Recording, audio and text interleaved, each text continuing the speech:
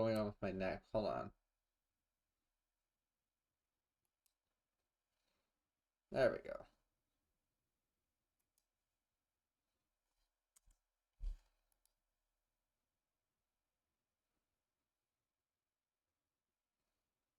Ugh.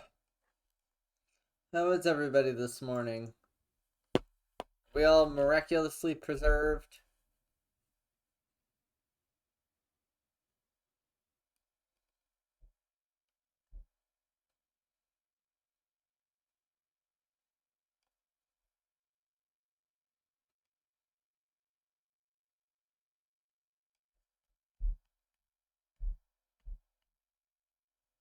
This is such a good song.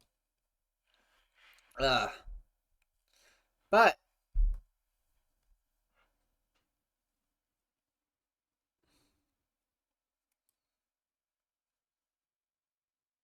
I'm just gonna wait for the chorus to finish and then we'll pop into the videos.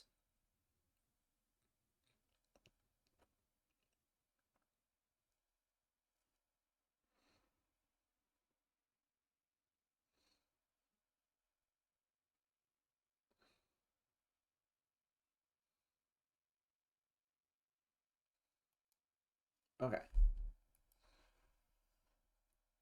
Ugh. Oh. Oh no, you can see my Twitch dashboard now. How awful.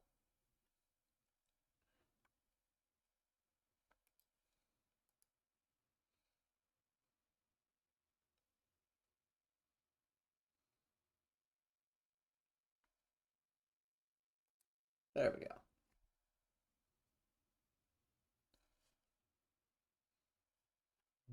Just make sure the audio is set to state of play. So we have state of play and future game show queued up. Let's go.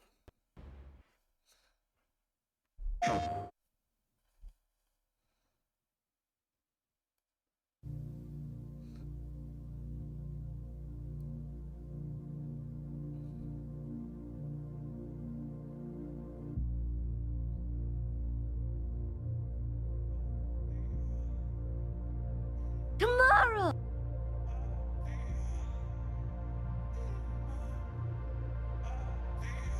This state of snack. Hi Yoko. Good morning.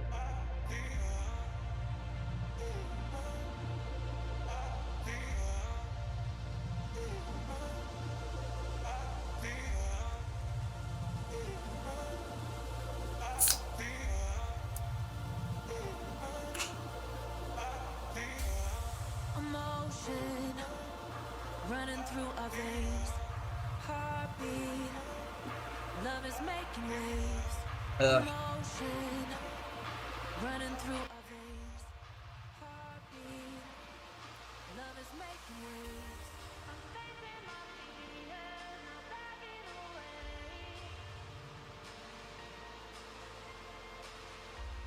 I'm facing my fears, not backing away.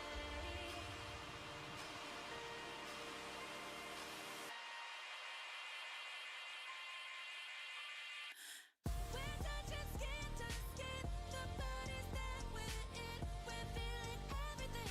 We're only human. No superheroes can save us all in the end. We'll break away with it. We're only human. Emotion running through our veins. Oh, luminous. Heartbeat. Love is making waves. Neat.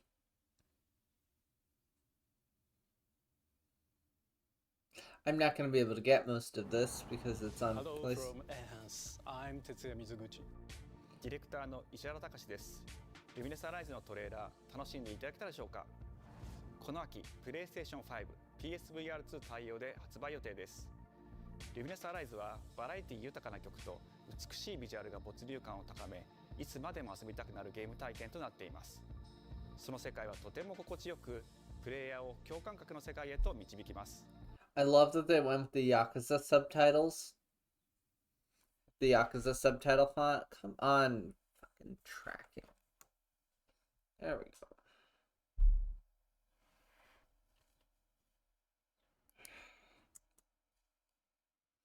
I really need to get just like a proper clip-on webcam that goes on like the top of my monitor.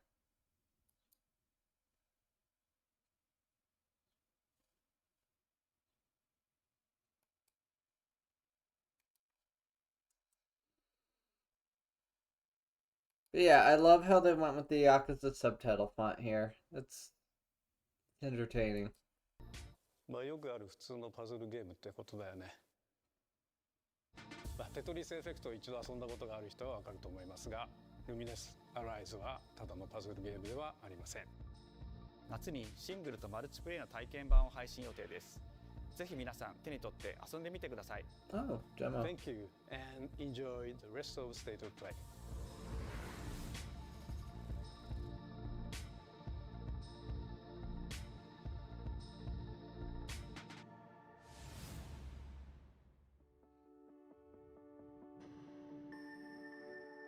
The future. It isn't just a dream. It's a promise. One we're turning into reality. With our third generation of Luna filament and advanced generative AI, we're reshaping the line between dreams and reality. We create life for our future. Delphi Corporation. Let's see about getting passed through to Earth. And why are these things trying to kill us?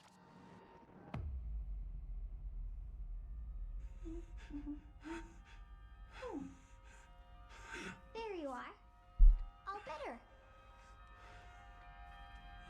You patched me up?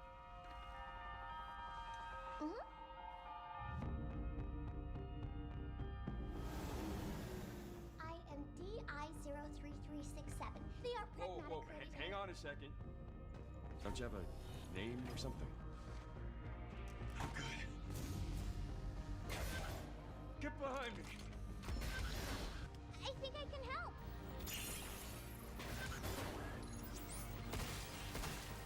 Targets identified. Neutralizing threats. Neutralize us? Looks like we're gonna have to fight our way through. What the? Bypassing first and second firewalls. Hooking control protocols. Initiating hack.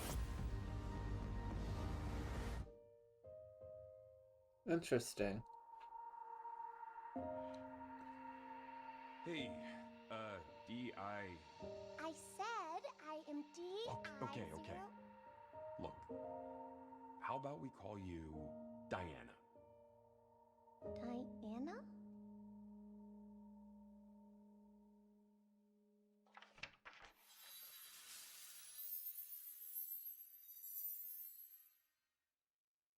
It's real XD. Alright.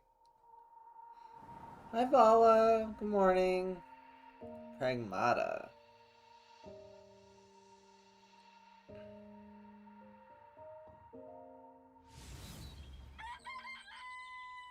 Oh, hey, today is Saturday, which means curry time. Awesome, I love curry. Speaking of curry, apparently the current president is actually a humane.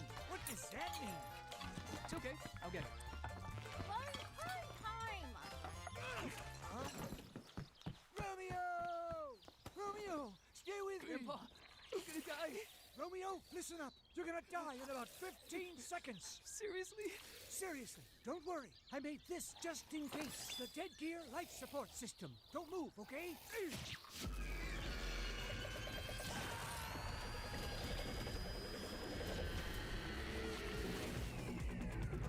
What the hell?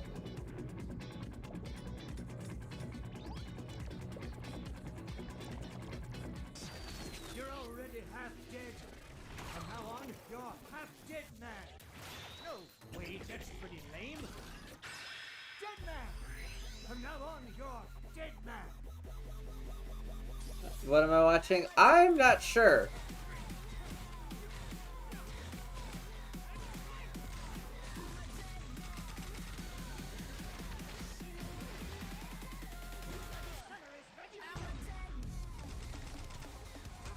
Hi, Frostby.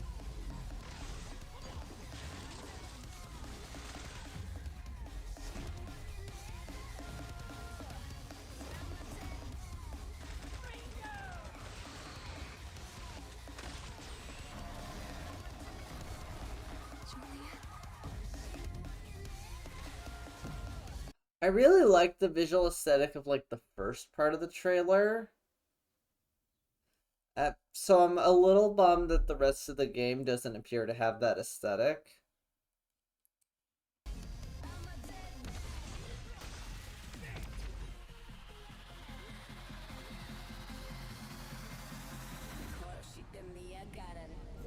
Romeo is a dead man. Coming 2026. Maybe. Maybe. That was Grandpa's voice. Are you like a spirit? I'm on your back. What?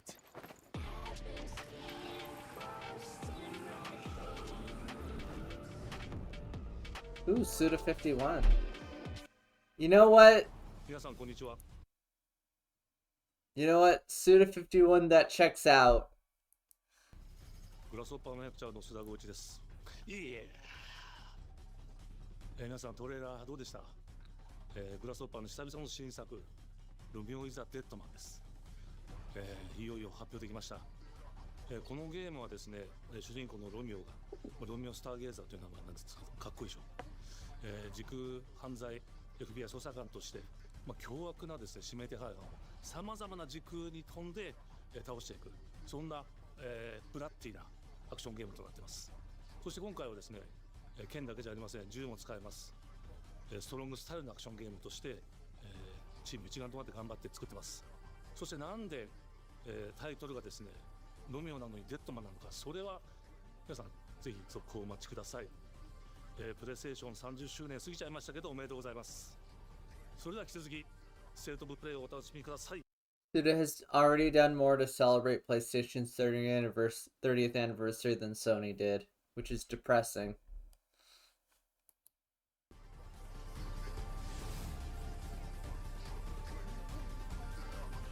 I love Suda51's games. I don't much care for most of the gameplay of them, but they're always bangers. They're always banger games. So I'll be kind of watching this to see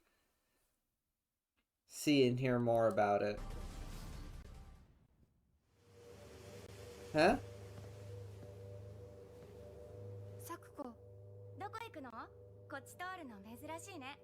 今は誰 Again with the Yakuza subtitle font. かと喋りたくて。私も後から行くね。うん。じゃあね。裏切り者。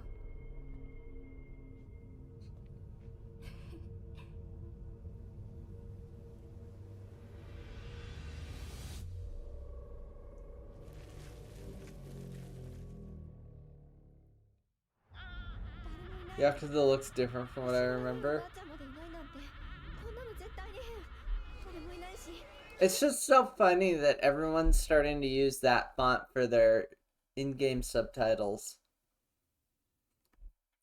And that, like, at OSC, which is the Yakuza font for, like, character titles and stuff like that, is starting to see more widespread use.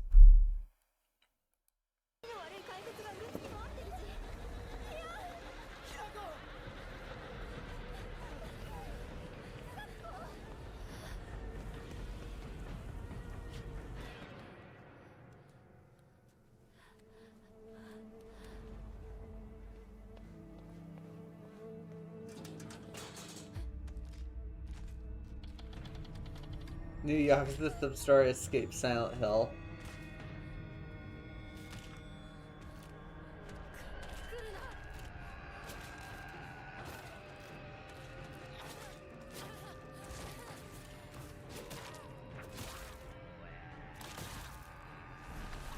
I still think the best version of Silent Hill 1 is, I think it was Shattered Memories. Hold on. This is gonna bug me if I don't look it up. Silent Hill Shattered Memories. Yeah, it's to me Shattered Memories is the best version of Silent Hill 1 because you can't fight back.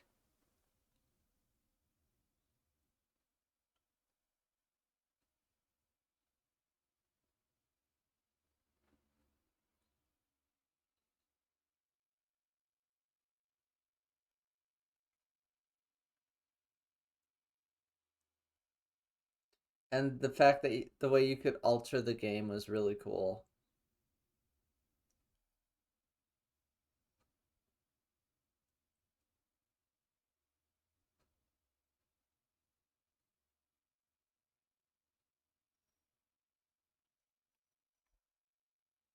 Unlike previous installments in the series, there's no combat element. Harry is weaponless for the entire duration of the game, can only run, hide, or slow down the monsters by knocking down objects to block their paths, throw off the creatures if they latch on him, and temporarily ward them off by picking up and using flares found lying on the ground. His running speed and health decrease every time the monsters grab him.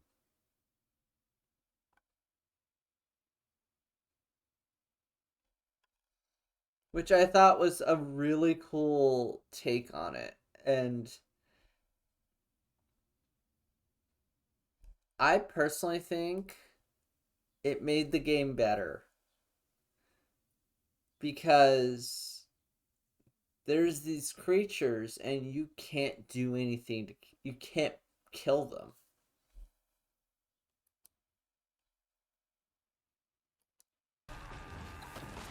Hey, thank you for the stream streak, Yoko.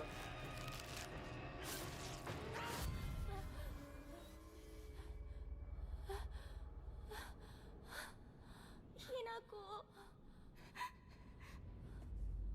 どこにいるの？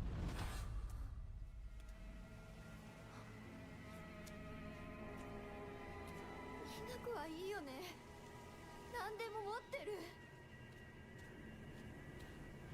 そんなあんたがいなくなってくれるんだからせいせいする。一人は嫌だよ。寂しいよ。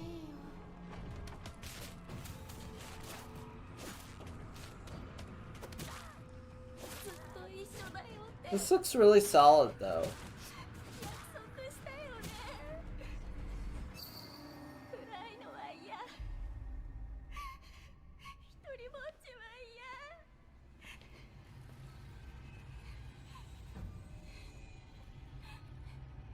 錯誤。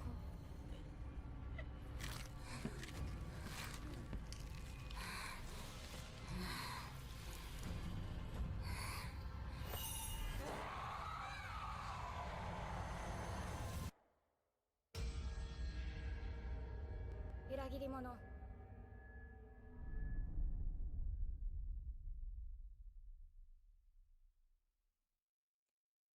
September 25th. Very interesting. Feels more like Fatal Frame. I mean, Silent Hill has always had monsters.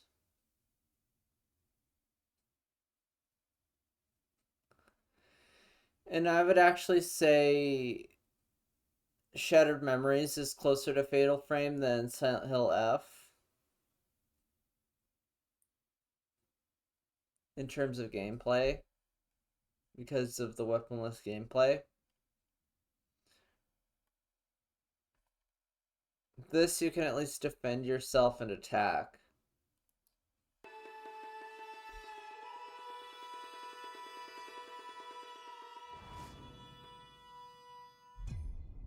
Around 16th century. The castle has been sighted again. The Church's orders are absolute. These human sacrifices must be stopped. We will track the ethereal castle Ooh. Break its gates. Metroidvania? And exterminate the creatures that dwell within. The Demon Lord himself will fall by our hand. This mission will test the limits of your courage.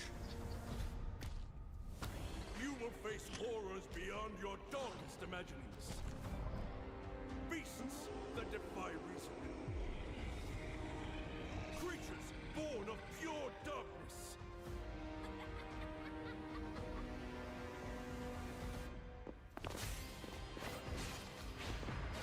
Mountain Blossom! Die on Jaw!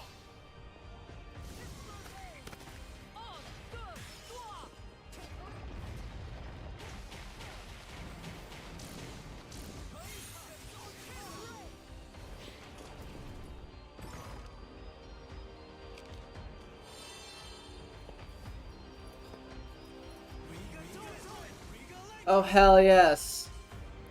Hell yes, you can dress up the character. Cross Reaper! Tonight, we start our mission. I love when you can dress up the main character. Bloodstain, the Scarlet Engagement. Interesting.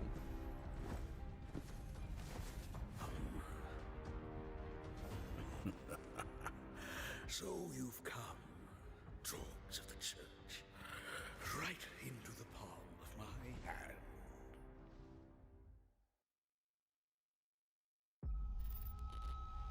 The visuals of Shinjuku that I'm seeing are a Bandai hellscape I Namco. can't quite put into words. You've somehow been sent back in time 8 years. But the situation here is critical. I'm counting on you, Agent. Ooh. Our ultimate mission is to uncover the causality between these anomalies. It's probably a phase electron life form. Is that Ooh, a new Digimon game. I'll always be right here with you.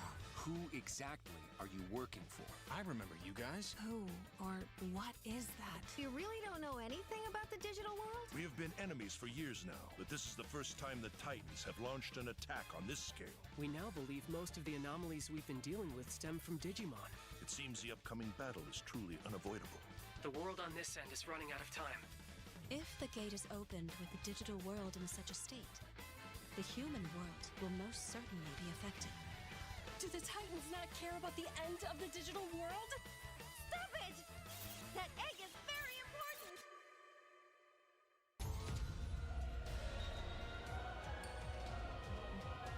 The World Tree has been attacked. It is just as the Great One, Plutomon, said. They can't protect anyone. We must protect the world from them. For this purpose and this purpose alone were you born. If that thing opens, then we'll be swarmed by Digimon. Attack! Please, everyone, lend me your strength Everything's riding on to you. move forward into the We future. must fulfill our mission.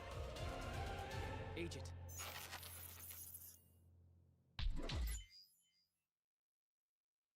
Ooh, October 3rd.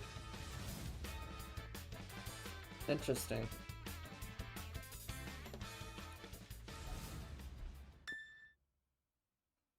Square Enix. Creative Studio 3. Oh, Father, abandon not your wayward children of Ivalice, but deliver us from our sins. Ivalice? We might know salvation. Is this an FF11 remake? Blame yourself or the father. Why do you fight?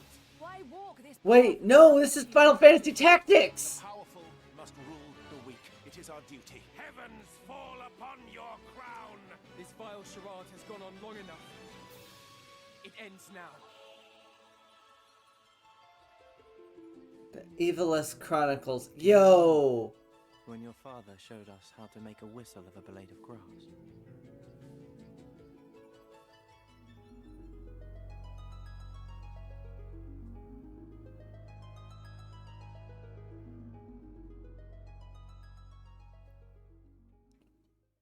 Nice. Hi everyone, I'm Sean Benson. And I'm Sid Schumann, here to deliver news and release dates for games coming to PS5 later this year. We hope you enjoyed that first look at Final Fantasy Tactics: The Evil East Chronicles.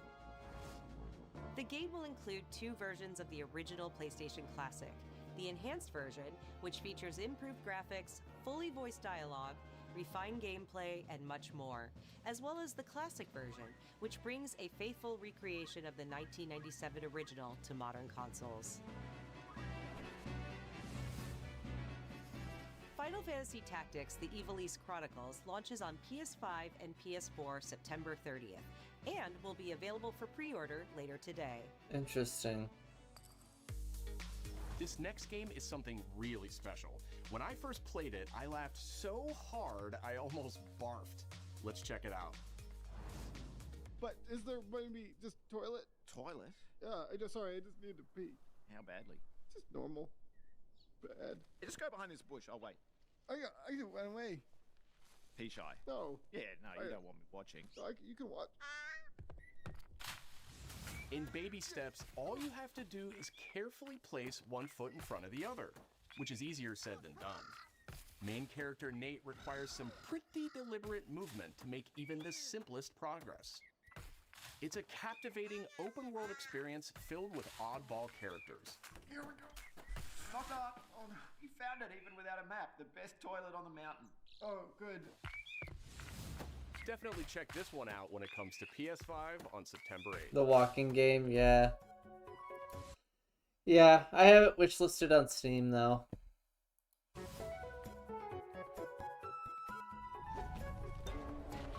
That's, I think, the first thing they've shown that was that's coming to PC as well. The walking game. It's Quap in 3D, which is going to be hilarious. Hirogami is a unique action-adventure title from Bandai Namco Studios Singapore. In this journey to save your origami home, you'll transform into paper shapes with distinct abilities, including a Oh, that's paper interesting. airplane, That's a neat. nimble frog, a hardy armadillo, and a powerful ape.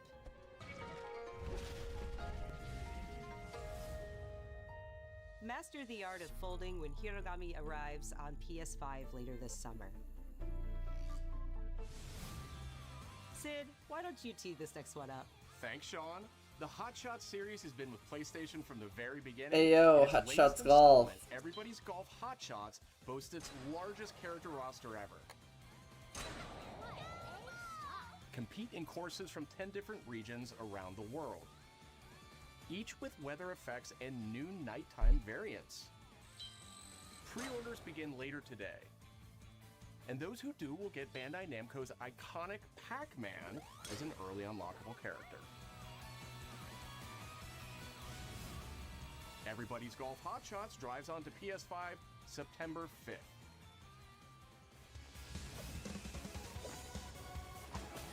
Ninja Gaiden Ragebound is a challenging new entry in the long-running action franchise.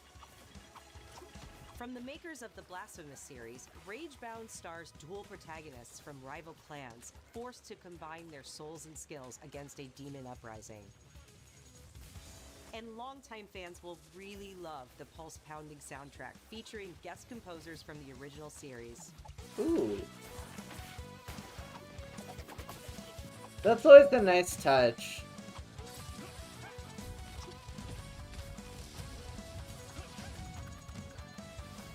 Ninja Gaiden Ragebound arrives July 31st on PS5 and PS4.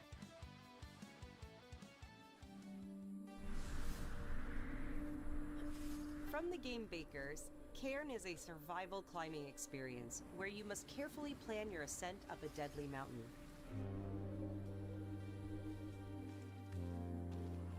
Manage balance and stamina to discover secrets. Hey! Hey, wait for me! Encounter other climbers. I'm Marco. Nice to meet you. And survive the harsh conditions of the climb.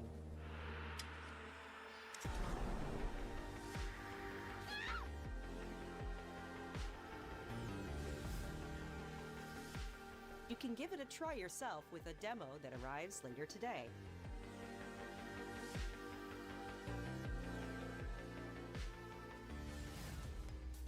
That's all from us, but there's still a lot of State of Play to come.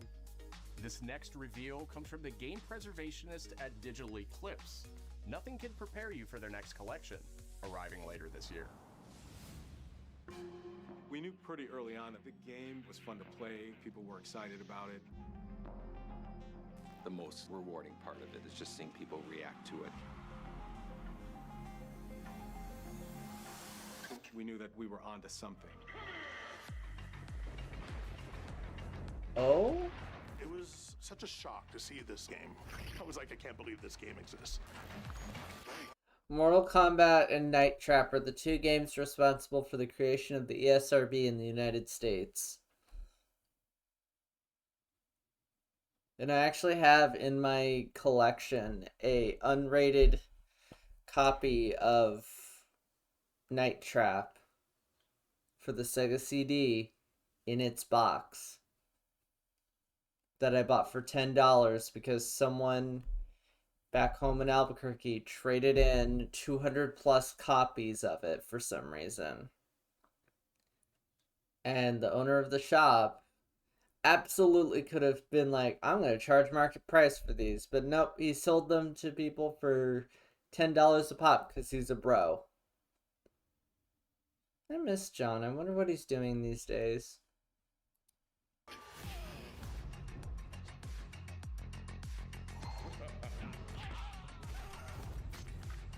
It became something that added to the mystique of Mortal Kombat. We're showing you a part of a world that is much larger.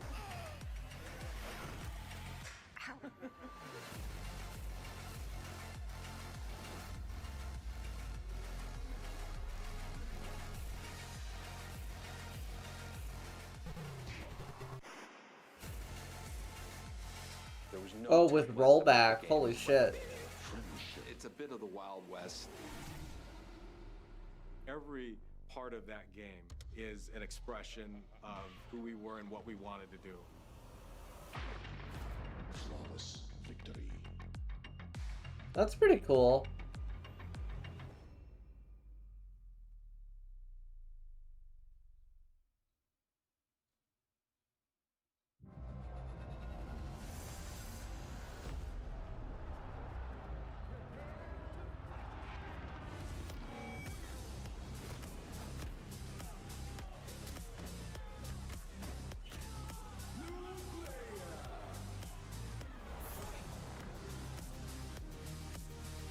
First fight stick made by PlayStation?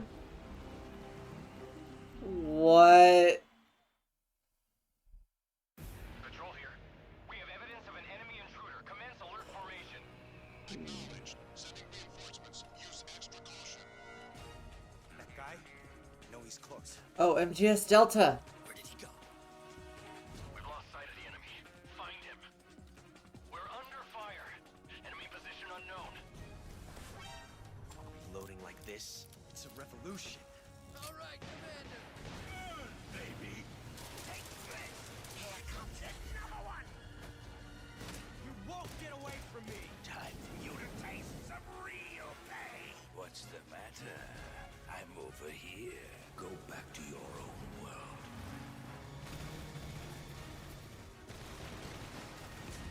See you in hell. I'll find you again. Oh, this looks so good.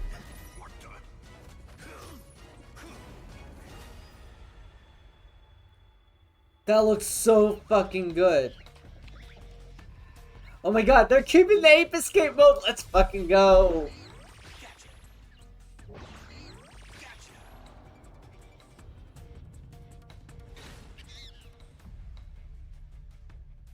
$8.28. Okay.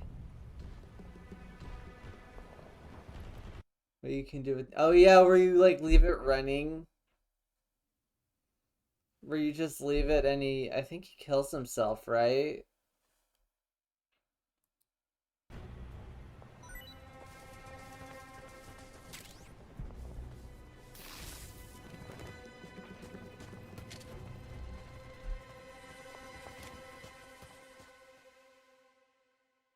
And more.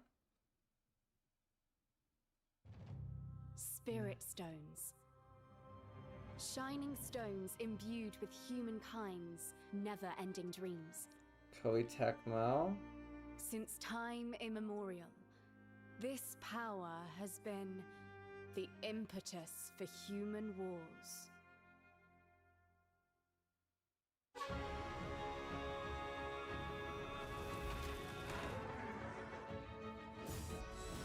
Such an ominous atmosphere, and one thick with the presence of Aratama.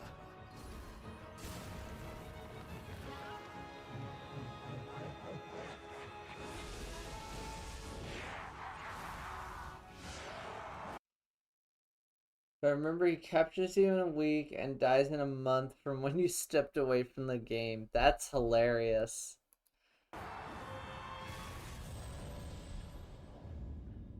What makes a shogun? Here is my answer.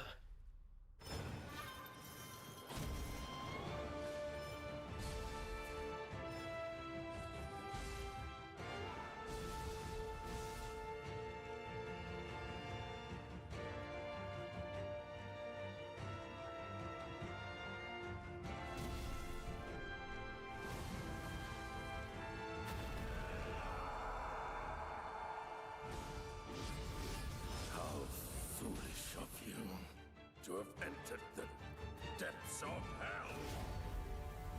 Neo. Neo 3. Huh. Who might you be, warrior? Tokugawa Takechiyo. Ooh, Tokugawa. 皆さんこんにちは、チーム忍者の安田です。戦国死にゲーシリーズの最新作ニオ3をついに発表させていただきました。今作のアクションはシリーズおなじみのサムライスタイルに加え、新たに忍者スタイルを追加、より多彩な戦闘を楽しめます。ステージもオープンフィールドとなり、探索や攻略の自由度や没入感が大幅にアップしています。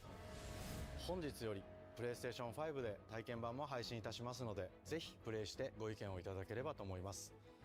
2026年の発売に向け、続報にもぜひご期待ください。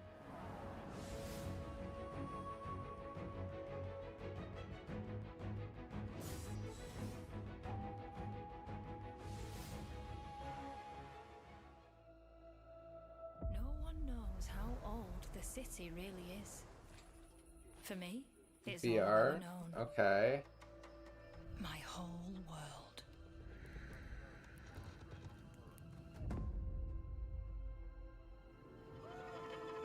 I was raised in this city's shadow, free to take whatever I need to survive.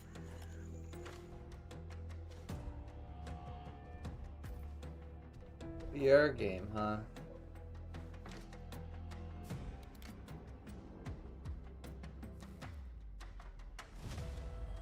This city hides many lost and legendary treasures. Locked away, waiting to be found, waiting to be taken. But some treasures come with more trouble than others.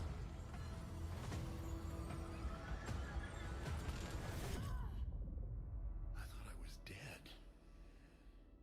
Yeah, Thief VR. Interesting.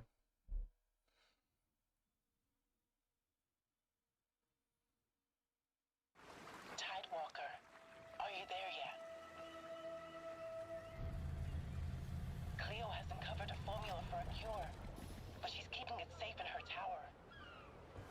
Hey, you got some hosen? Marketland seems a bit tense today. I heard something happen with another Tidewalker. Damn it. It's gone. Someone beat us to it. Ever since the Great Flood, Elend, my dear planet, has been dying. Plastemia has taken everything from us. But you Tidewalkers are all connected. Hey, you! Stop right there! And it's up to you now to use that power.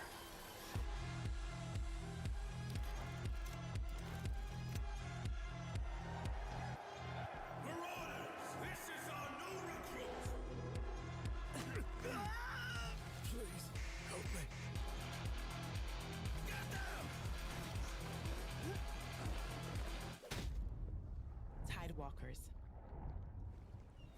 Will you help us? So this is kind of continuing a trend that I noticed in the PC gaming show, in particular, but also in the Xbox games showcase. And that's that there's a lot of multiplayer focused games this year. Just in general. Now we've got another multiplayer focused story game with no indication that you can just play the single player with bots or something. That you can just play the story with bots.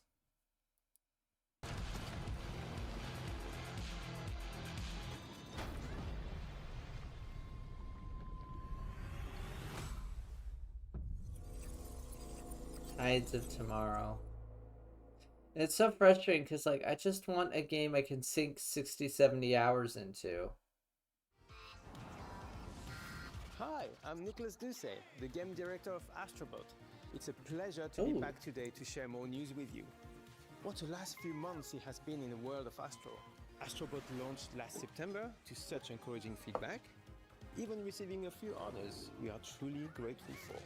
In October, we added 5 speedrun levels, followed by a Christmas special packed with festive surprises.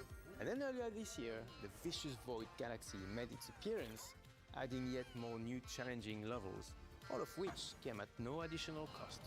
And today, I am pleased to announce that later this month, you will be able to enjoy 5 brand new challenge levels in Astrobot, bringing the total to a whopping 90 planets. And new special bots will be there too, including Atsu from Ghost of Yotei, alongside other fans' favorites, but these ones are a surprise. And finally, the Astrobot DualSense wireless controller will return later this year, with a slight twist, so be on the lookout for more news coming soon. From all of us at Team Asobi, thank you all for the amazing reception you gave our game, and enjoy the rest of the show. I think it's great that Astrobot is getting all this post-launch support, because it's a title that will move consoles, and especially getting this kind of post-launch support will make a huge difference. I do still think PS5 needs like another like big, not a timed exclusive, like an exclusive title. Persona and Yakuza used to be this for PlayStation. Those used to be like console movers. Well, not so much Yakuza, but Persona definitely was. It was a system mover because people like JRPGs.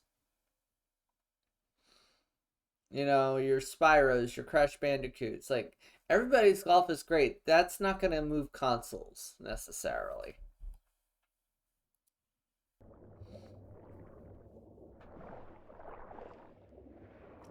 So I think PS5 still needs like 1 or 2 like solid exclusive titles.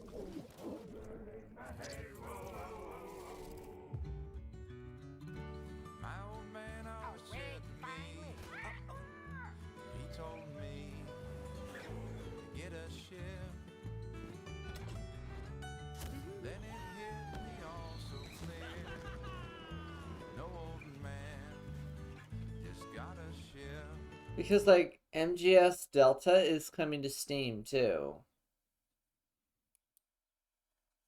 You know, like...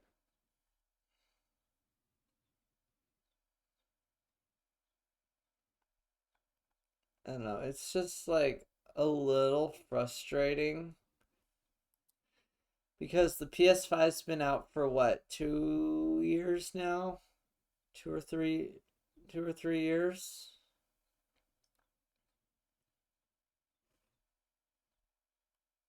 And it's got, what, Astrobot to show for it?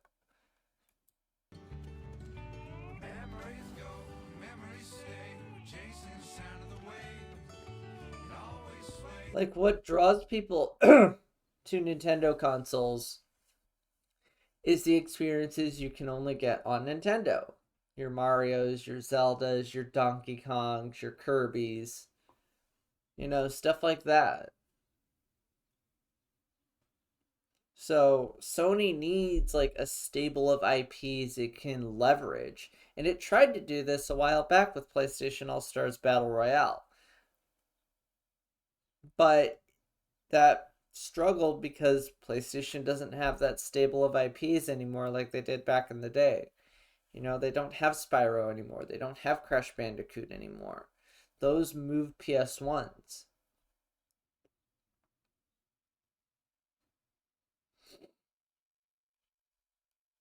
So, and they kind of coasted on the PS4 era. They kind of coasted through the PS4 era, just kind of on third party support mostly.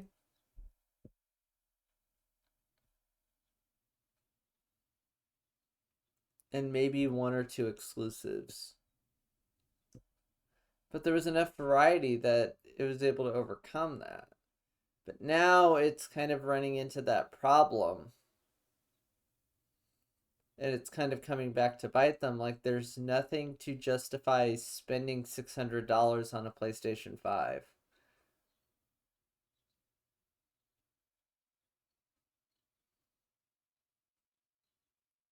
And the fact that they made this mistake a second time, because they did it with the PS3 too. Like, there was the issue of PlayStation 3 has no games. There was no reason to justify dropping $599 US on a PlayStation 3.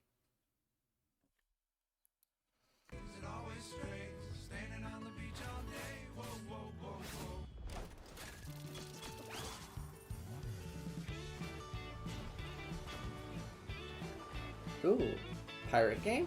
Sailing game?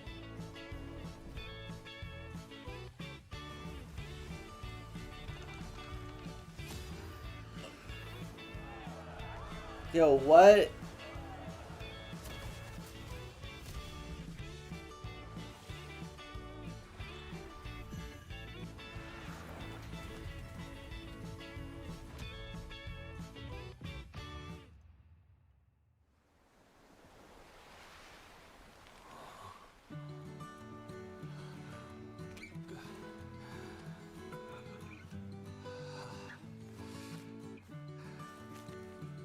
I love that they're marionettes. That's really neat.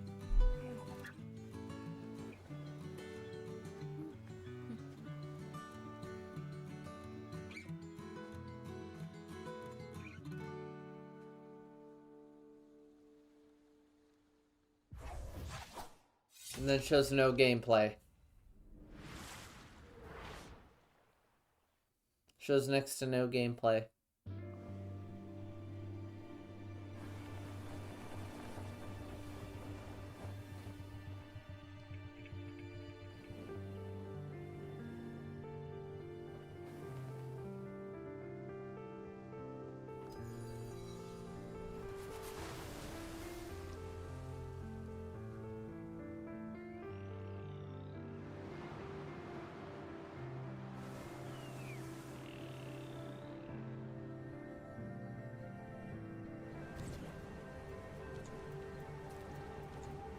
This looks interesting.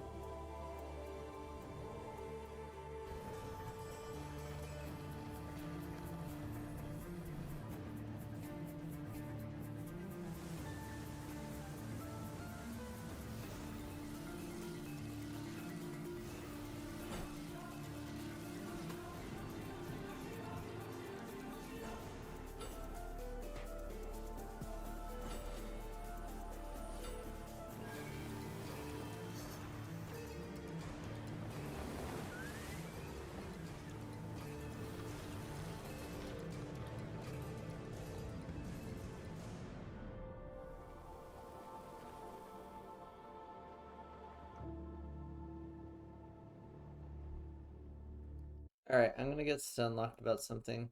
I'm so tired of this thing in game trailers where it just shows them doing stuff and then it comes out to like a cliff edge or something showing like a mountain and shit. Like, I don't care how vibrant and cool the world looks. Show me actual gameplay.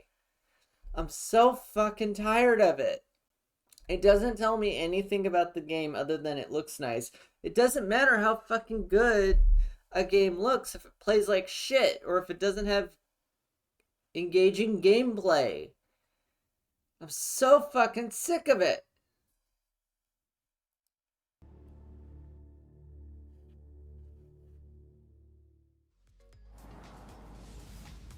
Hi everyone, I'm Kristen Zatani. That was a new look at Sword of the Sea, a visually striking adventure from the team behind Abzu and Pathless. We're excited to announce that Sword of the Sea will launch this summer into the PlayStation Plus game catalog. Oh, and it's on PlayStation Plus. On June 17th, Remedy brings otherworldly action to game catalog with FBC Firebreak. But that's also In coming this to cooperative PC. FPS set in the paranatural world of Control, you and two fellow agents must confront and contain the reality-warping chaos found within the oldest house. Fun in short bursts or deep dives, FBC Firebreak launches day one into game catalog on June 17th.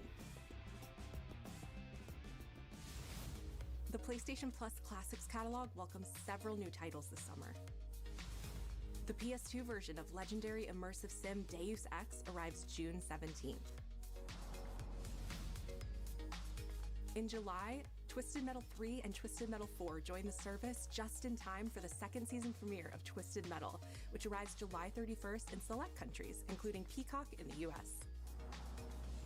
Additionally, two of Capcom's most beloved games from the original PlayStation are set to join the Classics lineup. Resident Evil 2 and Resident Evil 3 will arrive later this summer in the Classics catalog. Oh, interesting. Additionally, Myst and Riven will arrive later this month as part of the Days of Play celebration, running now through June 11th. Days of Play is a 2-week event that includes bonus PlayStation Plus content drops, great deals on software and hardware, and more. Visit PlayStation Blog and PlayStation.com for full details. His parents cut their own rope to save him. He watched them fall, then found his way off that mountain. He was 11 years old. Oh, this is more Started a 007. grand tour of every major boarding school in Britain. Always at the top of his class. Always at odds with authority. Same thing in the Navy. His superiors all praise his instincts. And they're all in need of early retirement. Nobody knows what to do with him, Mom. No, and I suspect he feels the same way. But what he did in Iceland... What he did in Iceland was insubordination. It was ill-disciplined, utterly reckless. He only survived thanks to blind luck. Give me one good reason to put him in the program, Mom. I think you just covered them all, Greenway. It's really quite simple. Bond is a bullet without a target. Let's give him one.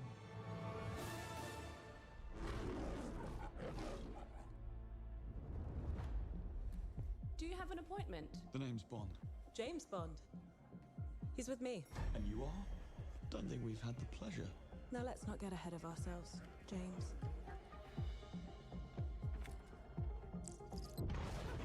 So you shouldn't have.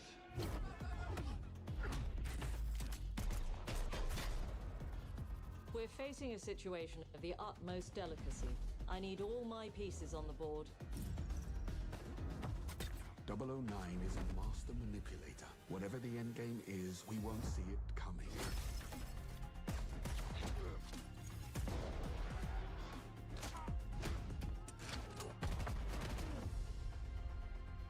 Jet lag. Gets me every time. She's not your friend, Bond. She's an asset. With respect, Mom. To hell with that.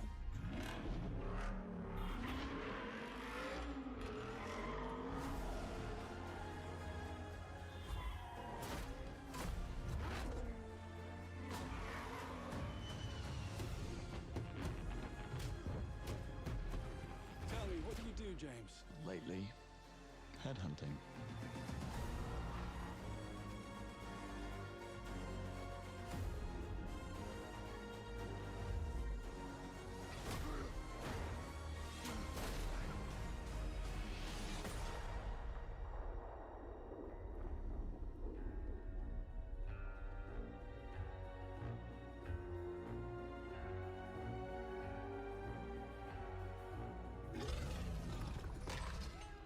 I suppose this is another Teachable moment.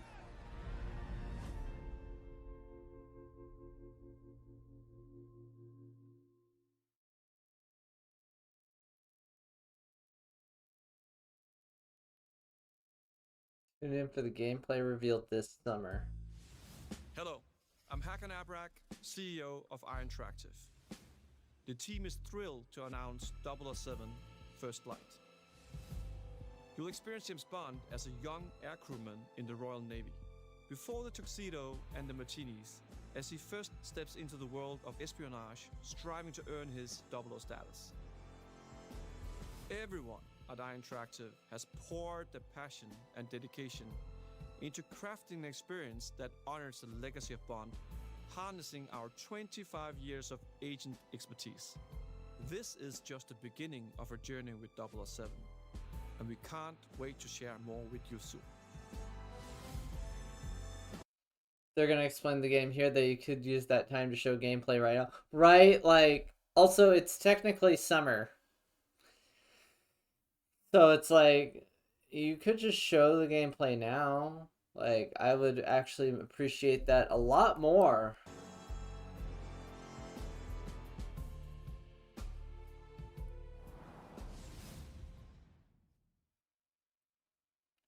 PlayStation Studios.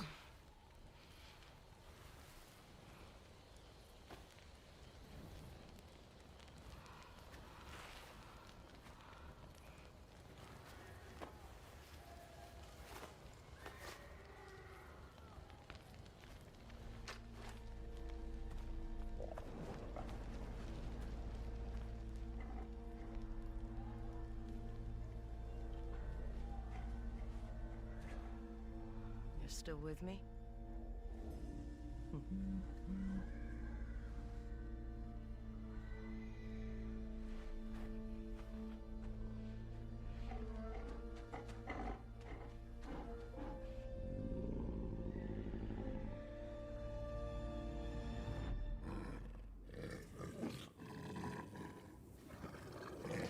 Nani?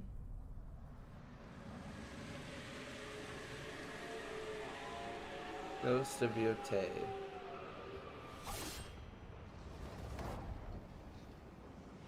Again, like, you could just show it now.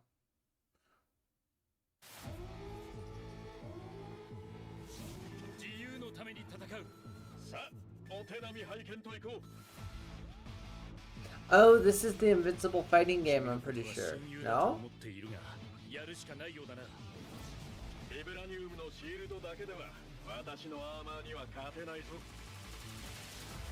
Marvel games.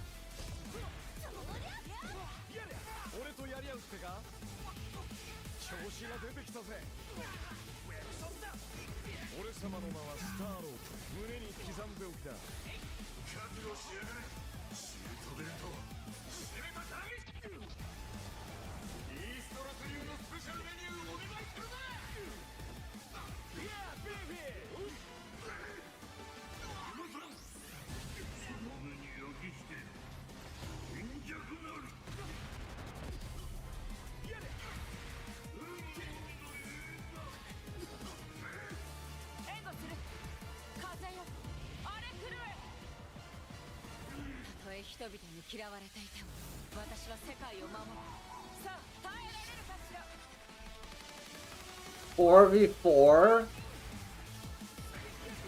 All right.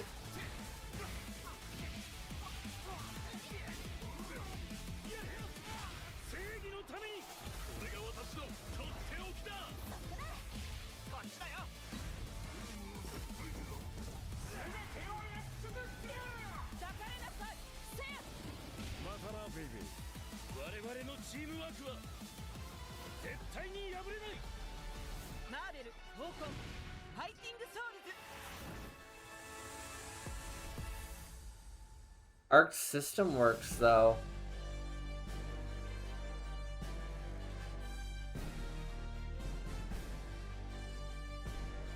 I mean, if Arc Sys is working on it, I have little doubt that it's going to be very solid.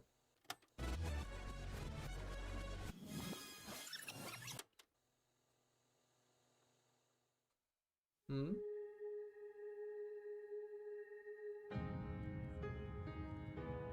Yokohama, Japan.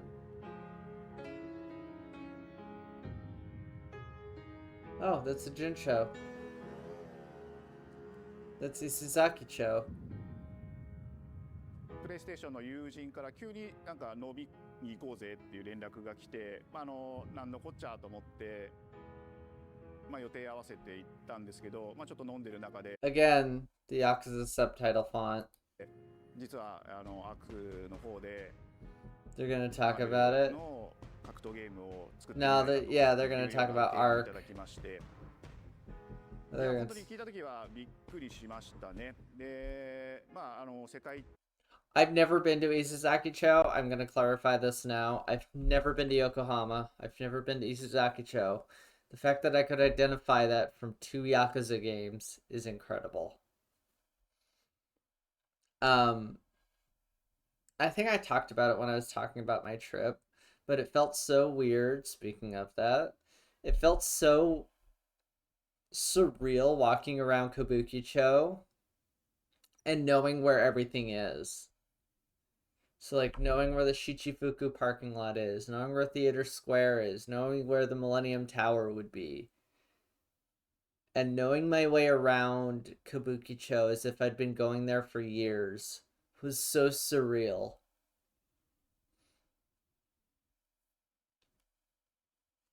And there's a term for that. It's called virtual tourism. And that's why, like, RGG puts so much love into painstakingly recreating parts of cities when they go to when they're making a game. Like that's an actual part of Isizaki-cho that you can go to in Yakuza. That back part with the bars, that's the bar district. You can go to Sotenbori. It's just a 180-degree flipped Dotonbori. You know, you can go to Kabuki-cho, and it's pretty much 1-to-1.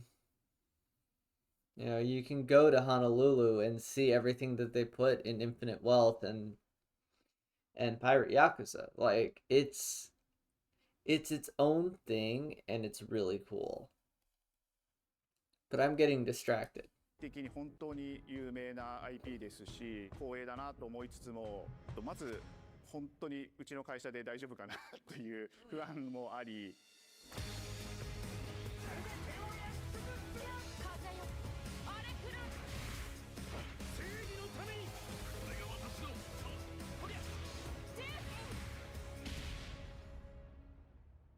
The inspiration for working on this project really came from a place of pure fandom and wanting to say, why isn't PlayStation in this space? So PlayStation approached us with this vision to bring Marvel back to the forefront of the tag fighting genre. And that got us really excited because we had worked with them before on successful stuff like the Marvel Spider-Man franchise with Insomniac. When it came to approaching Marvel, you have to kind of first float the idea and let them know, hey, you know, we're thinking about approaching a company like Arc System Works to make a fighting game. We'd love to partner with you to do this really great collaboration. Would you be interested? When they named the developer, that really perked up our ears. It's always refreshing to work I mean, with a yeah. team that will take on the challenge of... Like, Arc System Works is the fighting game guys.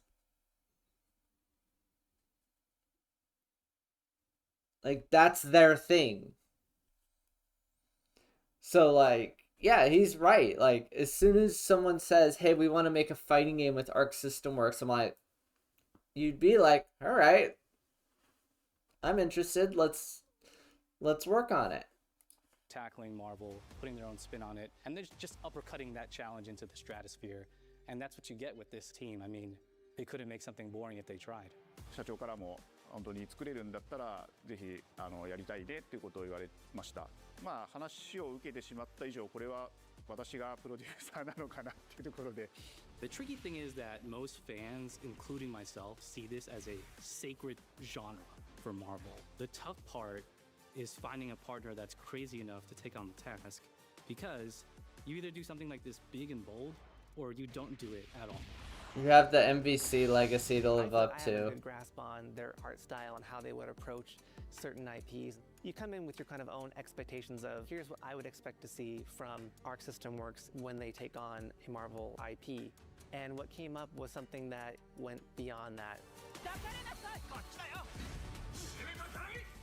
Said Capcom was coping over this. 一番最初にマーベルさんに提出 Yeah, した like 時はなんとなくマイケルさんの反応は like I don't know, you should be happy that like they wanted to work with Arc on this. Like I hate that everything is like in camps now.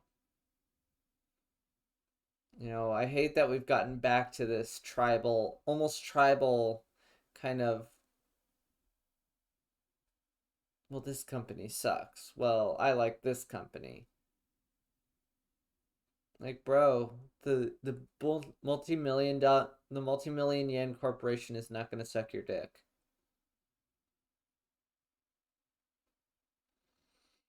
The last MVC was a decade ago. The last MVC they cared about was like 2010. Yeah, it's ridiculous. Like,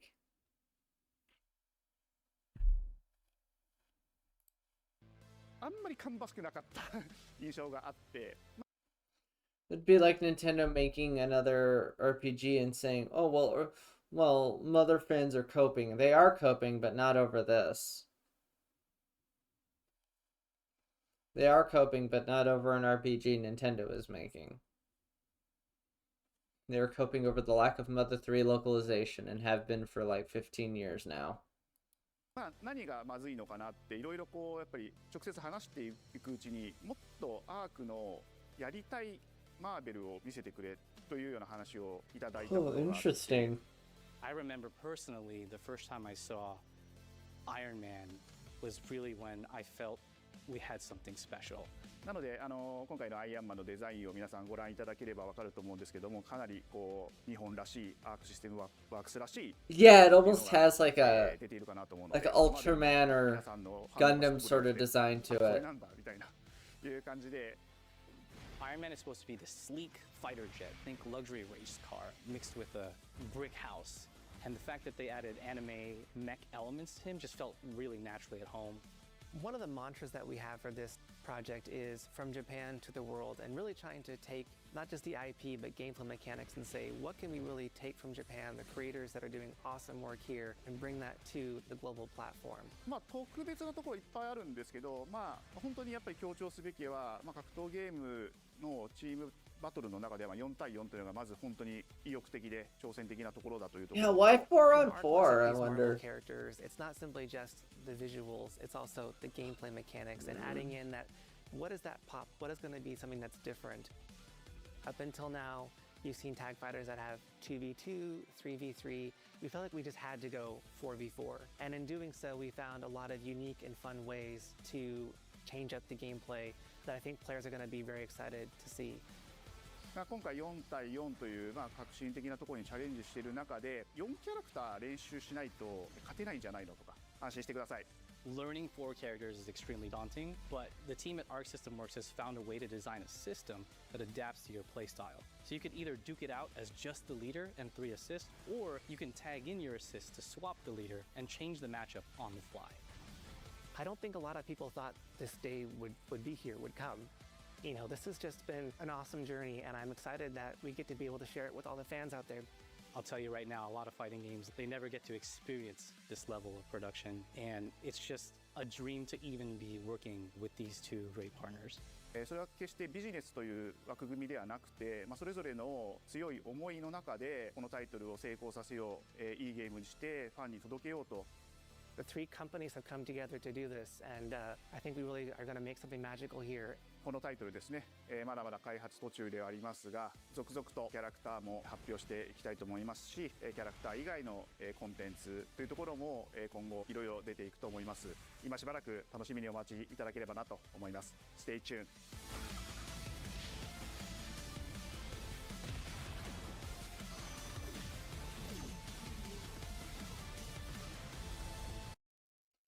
It's also just fucking weird because up until this week, the entire blame on MVC Infinite was on Marvel because of the MCU. The MCU didn't make the graphics ugly. It's like if Capcom is wiping tears here, it's with the $100 bills they made off of RE 1 through 4. Pretty much, yeah. Like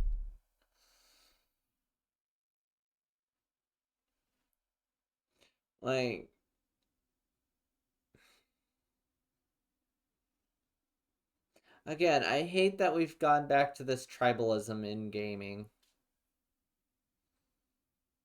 Like, we can't just enjoy good games anymore. We have to find something to criticize about them.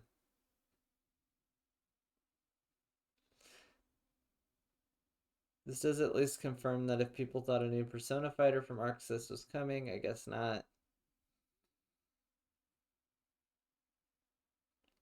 I would imagine,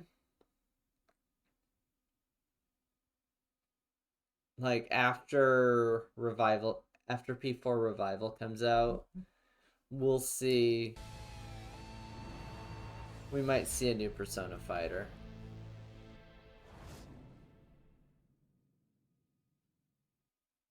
You're still with me?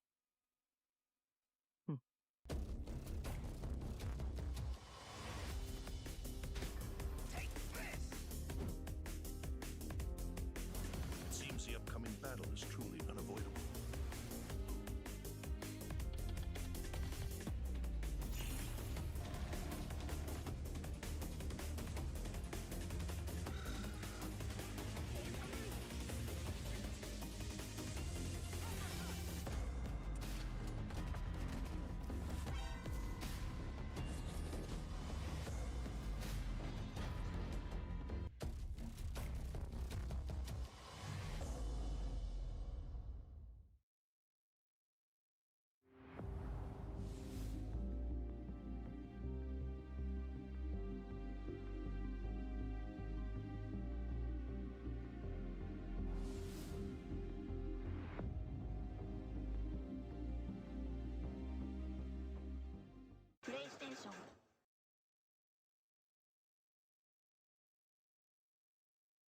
Let's make sure there's nothing else hiding at the end.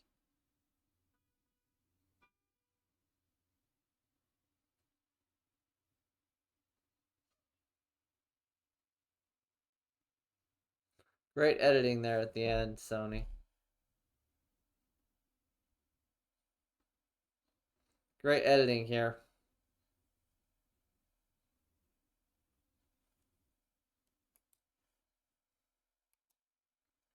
Alright. So, we're going to take a break. And then we're going to dive into the Future Game Showcase. So I will be right back.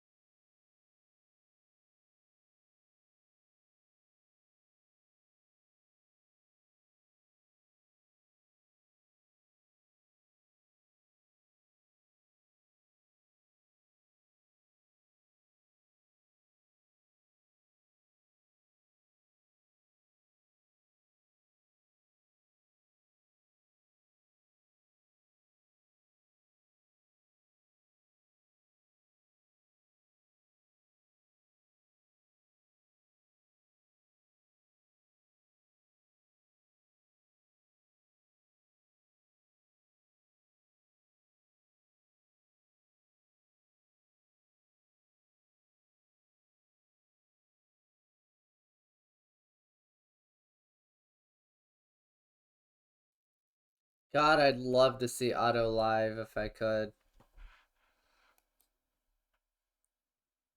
Unfortunately, she's not coming to Boston. Alright. This is probably going to be a long one, so we may take a break partway through. This is 2.5 hours. But it's Future Games Showcase. This is usually where the good shit is. So let's jump in.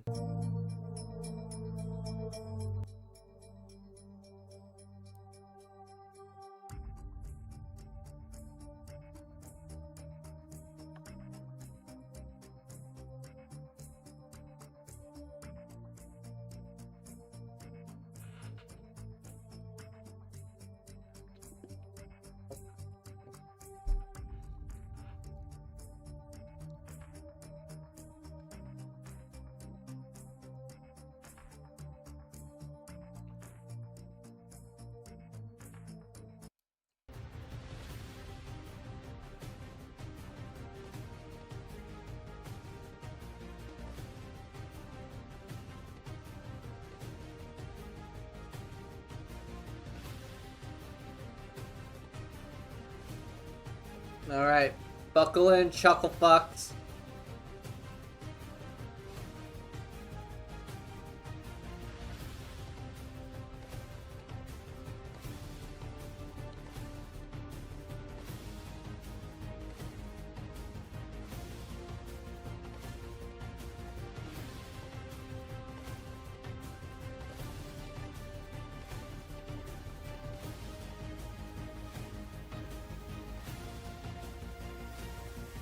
Here we go.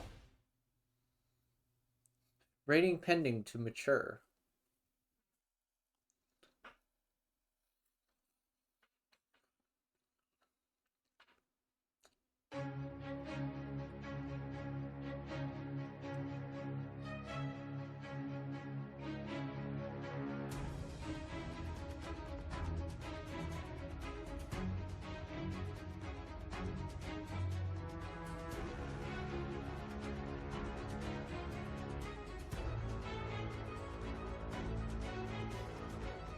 Please welcome your hosts, Laura Bailey and Matt Mercer. Oh shit! Hello everyone, and welcome to the Future Game Show Summer Showcase. My name is Laura Bailey, though you probably know me best as Abby Anderson in The Last of Us Part 2, or as one of the cast members from Critical Role. Indeed. And I'm Matt Mercer, the man behind many video game chaos merchants, such as Like a Dragon's Mad Dog Majima and... Yeah, he is Majima, that's right! And he's really kind of like grown into the role. It's so good. From Tears of the Kingdom. But if it's a Thursday night, I also moonlight as Critical Role's debonair dungeon master, where Laura tries her best to test the very limits of my abilities and sanity. And you love it. But we're here today joining forces for a very different reason. Exclusive video game trailers and lots Hell of yeah. Indeed, and like a whole bunch of world premieres, deep dives, and developer presentations. It's frankly an irresponsible amount of video game news that will be beamed directly into your brains for the next 90 minutes, so buckle up. Don't make it sound so scary. This is gonna be fun.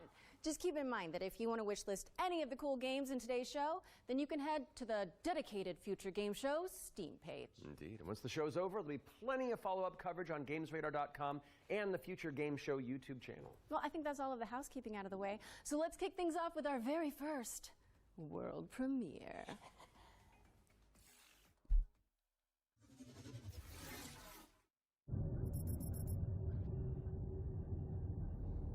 Zafar, pull up NavTech. Just a sec.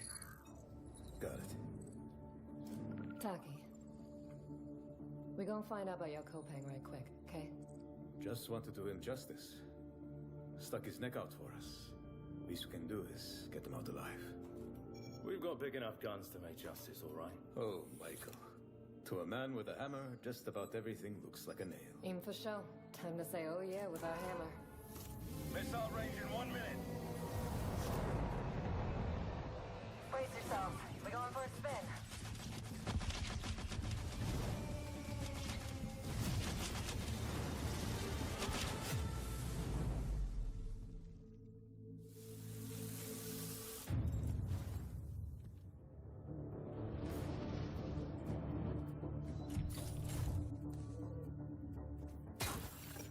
far? Did you get a signal? After the large haul down this corridor, they shut down this part of the facility. Long time before our arrival. Fine. Let's deal with those guys first.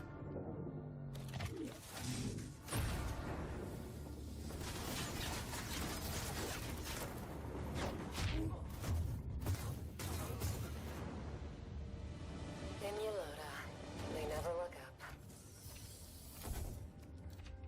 So far, you were right. They shut down this. Hold on, I'm coming! I'll cover you.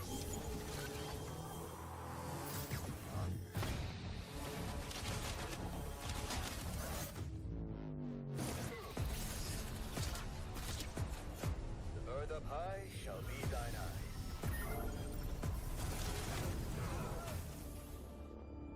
What the hell happened here?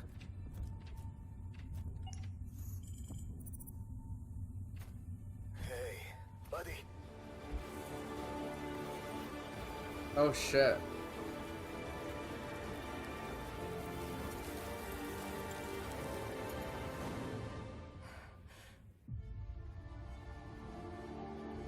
The Expanse.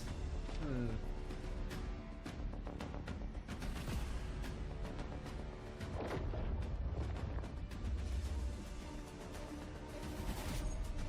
you're still breathing.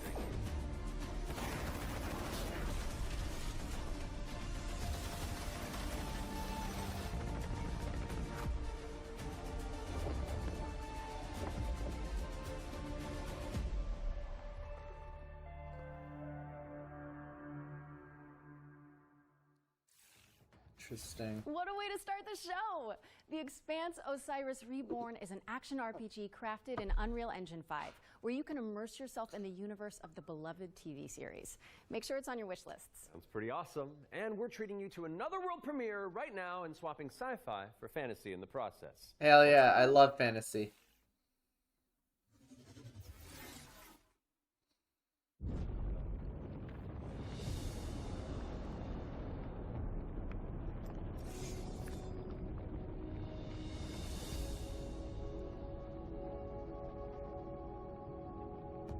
I used to swear by my father's oath.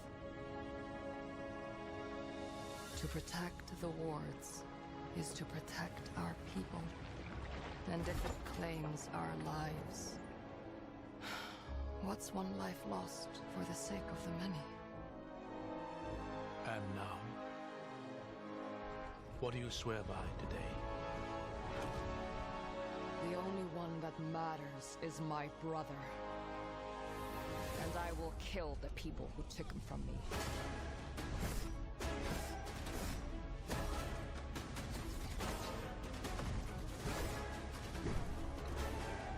Souls-like?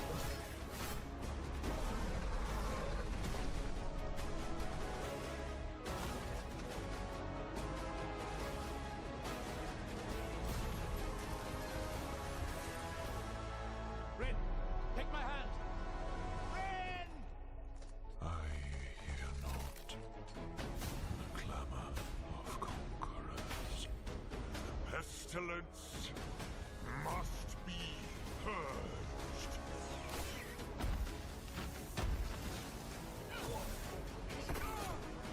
Your father was right about one thing. The wards are breaking.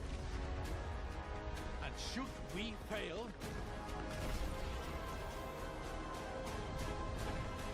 it may spell another end.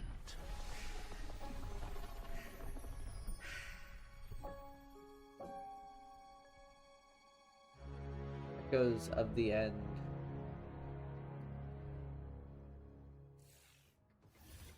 We're thrilled to reveal Echoes of the End, a narrative-driven fantasy adventure coming later this year. But the fun doesn't stop there. Here's another world premiere. It's important to note that this is your very first look at the game, but from what I can tell, there's evil residing in these woods.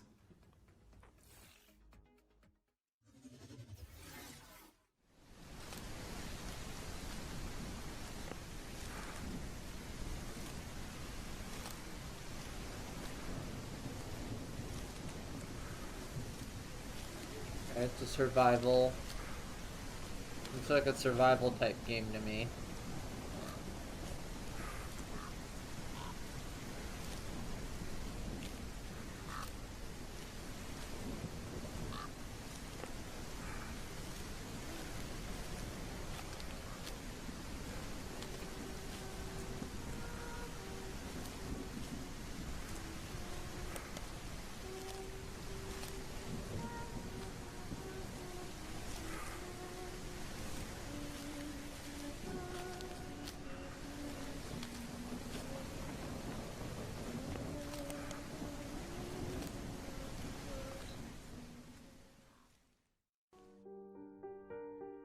You wake up in a forest with no memory.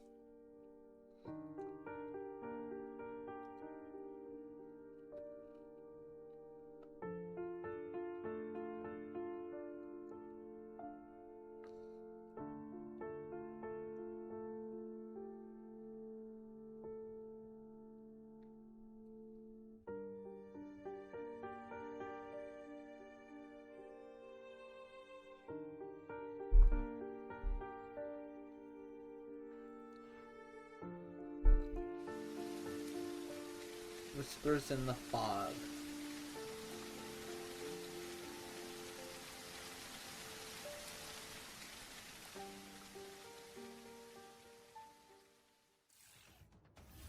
An isolated cabin in the woods. What could possibly go wrong? Yeah, I'm Here's your sure. first look at Whispers in the Fog. It's a psychological horror game from a supremely talented solo developer. Be sure to give it a wish list if you like what you see. And next up, we've got a trailer for an open-world action RPG. Psychological horror is such a fascinating genre to me. Because it's not so much horror as in being scared. It's horror as in being fearful and dreading.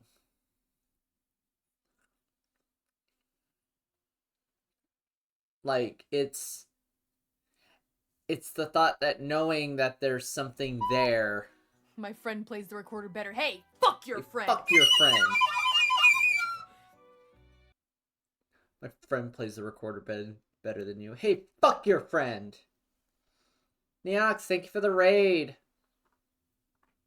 Welcome, raiders. I am in the middle of a rant about video games again.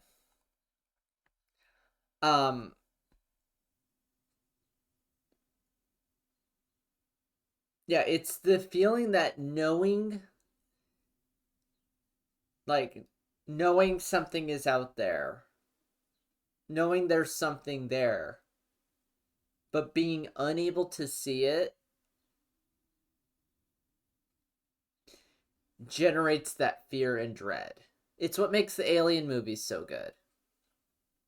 It's that knowing the xenomorph is on the ship somewhere, knowing it's out there, but almost never being able to see it until it's too late. It creates such an existential fear.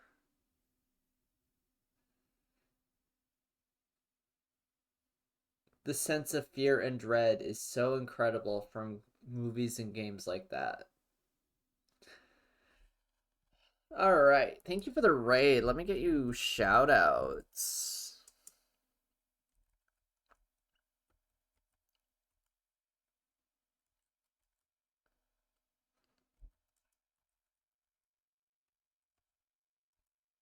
Ugh, there we go. Was Hearthstone better today? Remember you said it was kind of middle of the road last time. Based on the beloved anime, The Seven Deadly Sins. Ah. Let's check it out. Seven Deadly Sins game.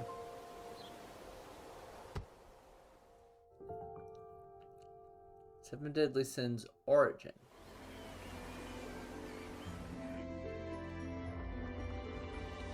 I have actually never seen Seven Deadly Sins.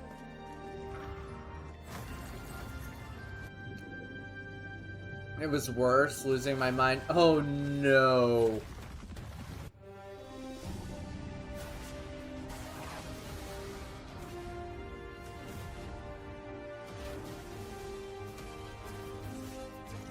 God, I'm going on vacation away from that game for a few days. Sometimes that's all you need, is something to just drag you away from it.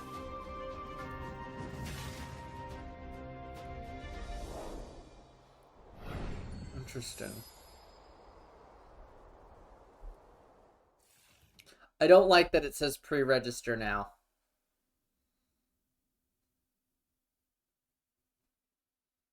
I really don't like that.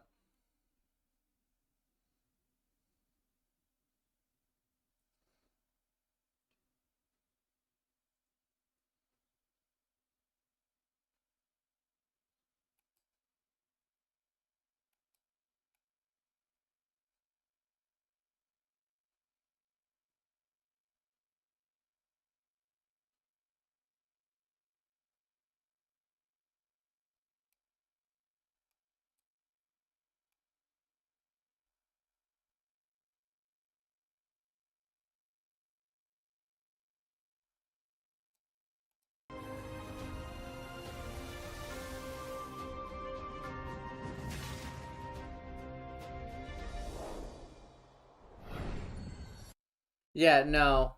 The fact that it said Netmarble, it almost certainly is. Yeah, like Netmarble and it says pre-register, which it only says for fucking mobile type games. Fucking goddamn it. The 7 Deadly Sins Origin is coming soon to PC and PS5, but you can pre-register now at 7origin.netmarble.com. Okay, it's time to learn about what's coming in Season 7 of free-to-play Destructo shooter, The Finals. Let's take a look.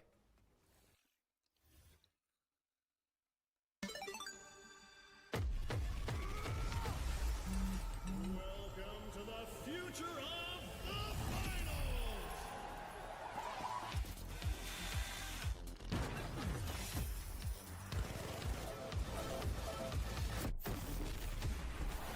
The pressure's peaking. Every second counts, and these plays are next level. This is what the finals is all about. Split-second decisions, teamwork under fire, and victory carved in chaos. Love it! But sometimes the best strategy is to just hit your opponent really, really hard.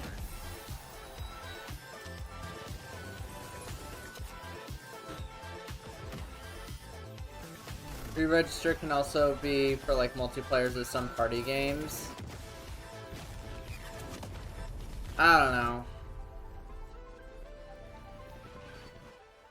Netmarble, and I didn't see anything indicating Season multiplayer. 7 of the finals launches on June 12th.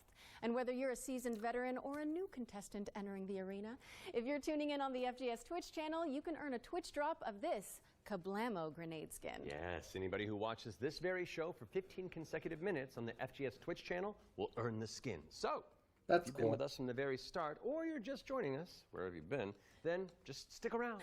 And not that you need any more reasons, but it's time to move on and talk about hurdling, a shepherd simulator with a whole lot of soul. Let's find out when you can get your hands on it.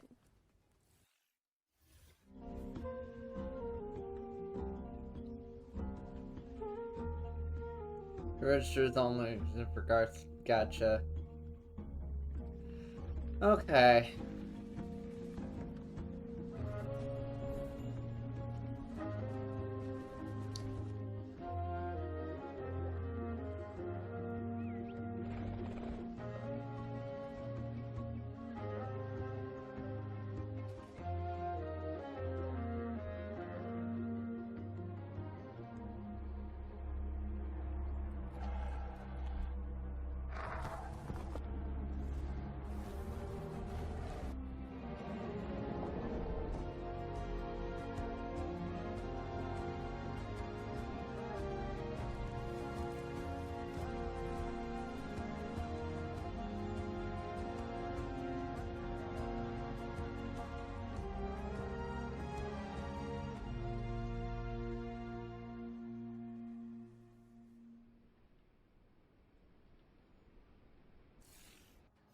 Hurdling demo launches out. later this year, but you can try guiding those adorable calicorns right now by downloading the demo, which is out now on Steam.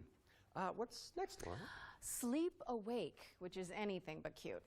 It's a first-person psychedelic thriller that explores the realm between slumber and death. This game is helmed by Corey Davis of Spec Ops, The Line, and Robin Fink of Nine Inch Nails. Oh, let's take a closer look then. Interesting. That's an interesting combination. I cannot sleep. I cannot sleep.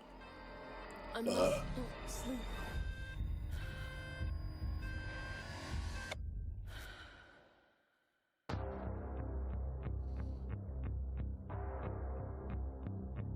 Oh, Blumhouse.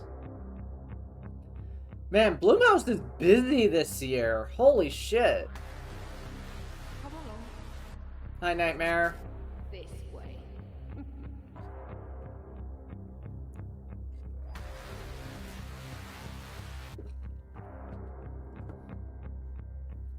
You're not ignoring me now, dear, are you?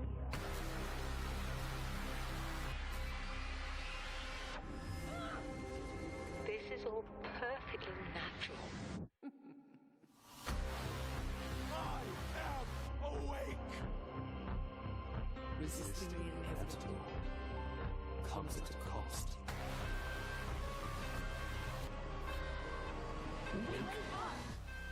Give me your idea.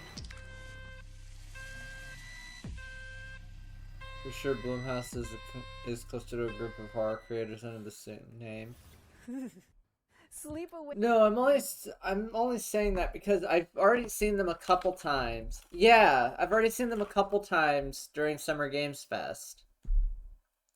Like, they're working on three different things now that I've seen.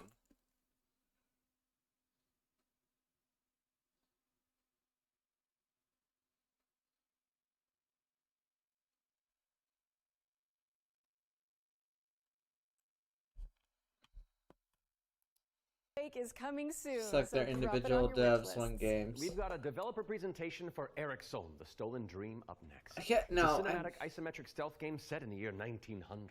Oh, isn't that the year? Like an editor company. I am a few months younger than you, Laura.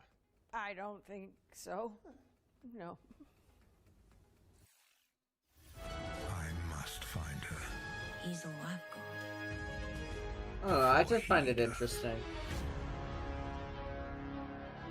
Eric Schoen, Eric's Home is a game set in kind of a fantasy version of the early 1900s, and it has a Scandinavian theme style to it. I would describe it as a stealth puzzle game with a very strong emphasis on story, where you play up to 3 playable characters that you switch between, and they have their own special abilities that you need to use together to kind of solve situations and puzzles in a kind of interlaced way where everyone's involved. It's in the setting of a Scandinavian nature, which not only resonates with me, but with the rest of the world because it's so unique. It's always nice to see something new that people can relate to.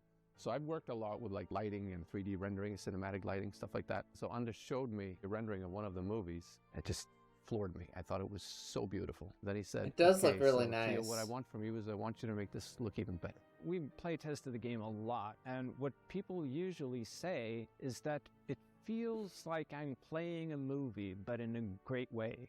River and Games was based on the idea that if you have the right mix of people, then perhaps a really small team can still make something that's actually pretty cool. How is this made by 16 people? Like, why is this quality so high? A little now and then I sit down in the couch and I just enjoy a fresh build. The story just gets to perform. You're just drawn right in. It's a magical feeling. I'm really excited for players to just discover this world. Eric's Home is coming to Xbox, PlayStation, Steam, and Epic Game Store. And we have an exclusive trailer that we're about to show you that will reveal the release date. I hope you enjoy.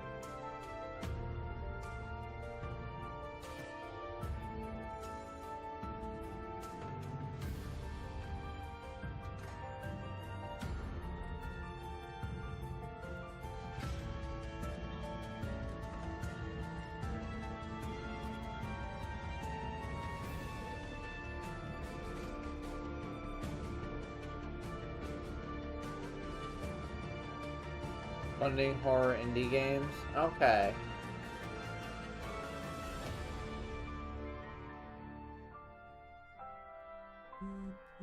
July 15th, 2025. I guess that's probably why, is because I just don't play horror games. It's just not my thing, so seeing them so much startled me a little bit. I also don't think I was able to do all the Summer Games Fest stuff last year either. Thank you so much to our friends at River End Games for that window into the world of Eric's-Holm. It's coming to PC, Xbox, and PS5 on July 15th. So go wishlist it on Steam or the Epic Games Store. All right, now we've got a new trailer for a cel-shaded shooter with gameplay inspired by the Stalker series. Here's the latest trailer for The Explorator.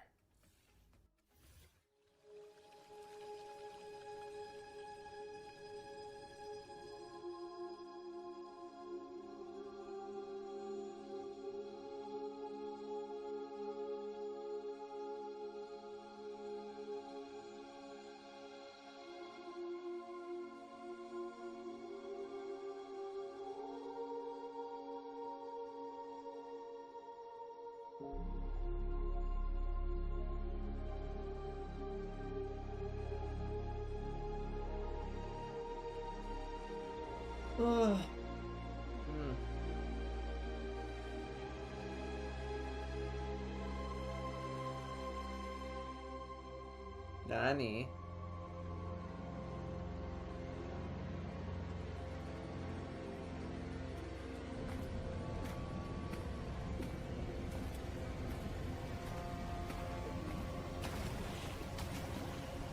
Ew!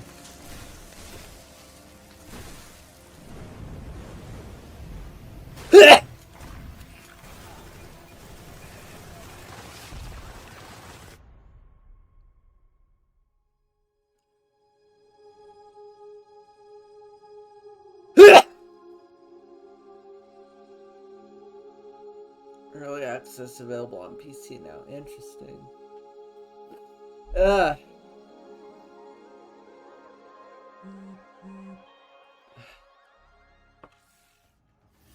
The Explorator is launching into early access today, so go check it out on Steam and support the developers on the road to launch. Every time y'all say next. bless you, I A sneeze Metroidvania again, where apparently. you wield the power of a paintbrush to escape a decaying inner world. Relevant to my interests.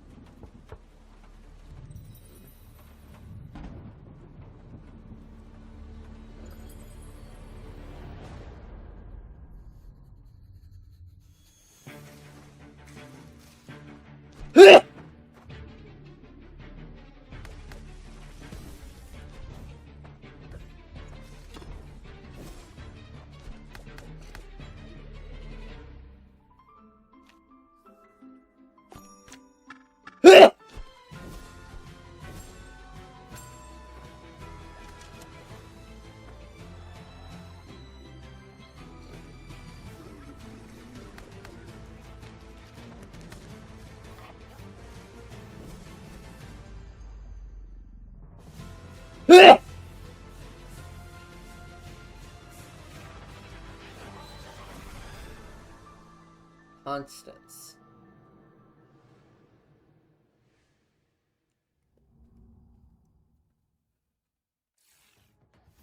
Constance is coming to PC on November 24th, but there's a demo available on Steam if you want to go give it a go after the show. Those of you who have tuned in before will know that during the Every Future Game Show, we create a trio of deep dives into some of the most exciting upcoming games. Our ones to watch, you could say. First game we're tackling for the Summer Showcase is Titan Quest II.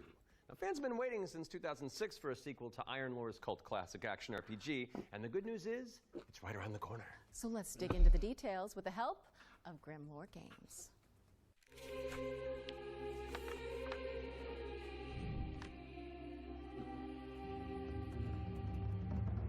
Tell us the whole story. Tell us about hope. Titan Quest II is kind of your Diablo-esque action RPG, but it's set in ancient Greek mythology. You really can immerse yourself in what you associate Greece with. You'll be fighting these mythological monsters, some of which we came up with ourselves, some of which are from Titan Quest 1. Greek mythology also has become very much part of pop culture in the last 2 decades. Some other games have had great success with this, and we thought that we have this great IP on our hands, why not use it? In Titan Quest... My dude, Fate has succeeded because it turns mythological figures into big titty anime girls. You are not the same.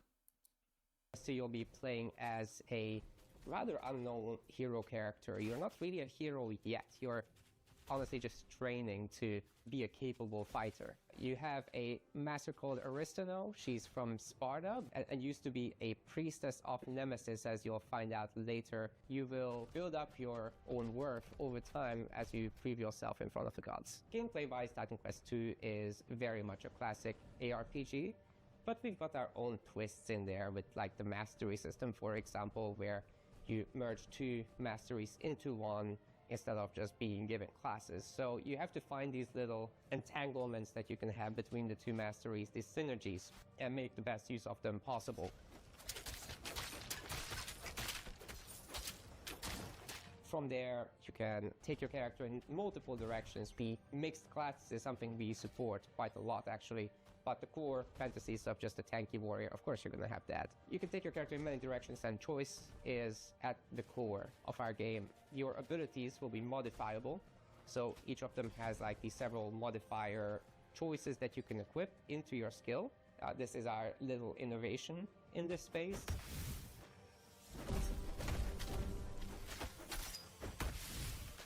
We are not going to be doing any microtransactions in this game because we don't believe in that form of monetization in general. We will be doing traditional DLCs, however. So after the 1.0 launch, we'll be putting out larger DLC packs, which will include additional chapters. As long as like the core story is entirely there at launch, as long as like the entire core main story is there at launch, I can deal with them doing like larger DLC packs. You know? Just played a bunch of Next Fest demos. I see you're continuing the SGF videos. Yep, we're on Future Game Show. It's the last one. Oh, and there's ads.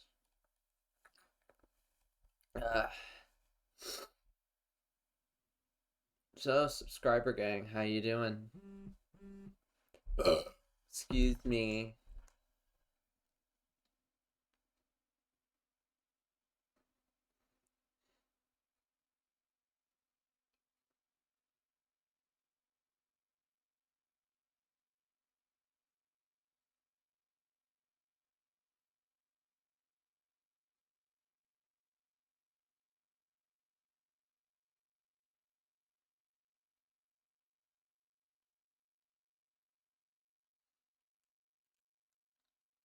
Damn, 2 burps in one stream. I'm doing good. I've been kind of slacking on the burps. I'm somehow under the ads radar. Interesting. I mean, I do have it set to not do pre-rolls.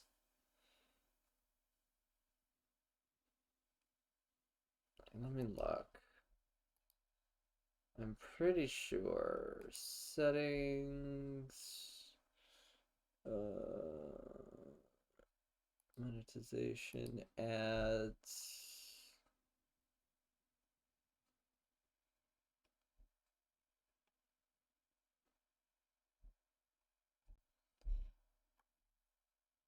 Thank you for not showing me like how many minutes of ads do you want? Yeah, here we go. Pre-roll ads for incoming viewers fully disabled. That's probably why. And it might just be showing like an ad in the corner or on the side. I don't know.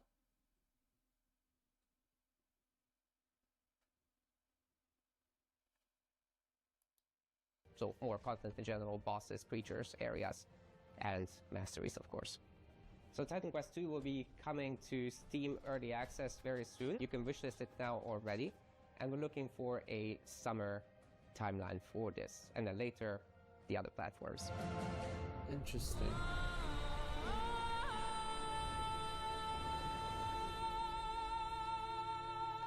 Not gonna complain, yeah. HQ Nordic, interesting. Titan Quest 2 is coming soon, and you can wishlist it on Steam or the Epic Games Store. Wait, legendary actor Yuri Lowenthal? The Spider-Man? Yuri Lowenthal! What are you doing here? Hey guys. Hey man. I was just, wandering the sound stages, taking in the sights and smells, and then I heard you guys making noise about video games out here, and I thought I'd join in. Okay, well, I mean, since you're already here, why don't you take the next trailer? Well, right? I mean, if that's okay with you guys, I don't No, wanna... no, it's great. Work your magic. We'll just be over here. All right. Well, get ready, folks, because it's time for another world premiere. The joke was This one's a bad and you follow-up should to a feel beloved bad. puzzle adventure that launched back in 2020. But I don't. I have seen things that should be forgotten. Oh, Lowenthal's. To escape my past.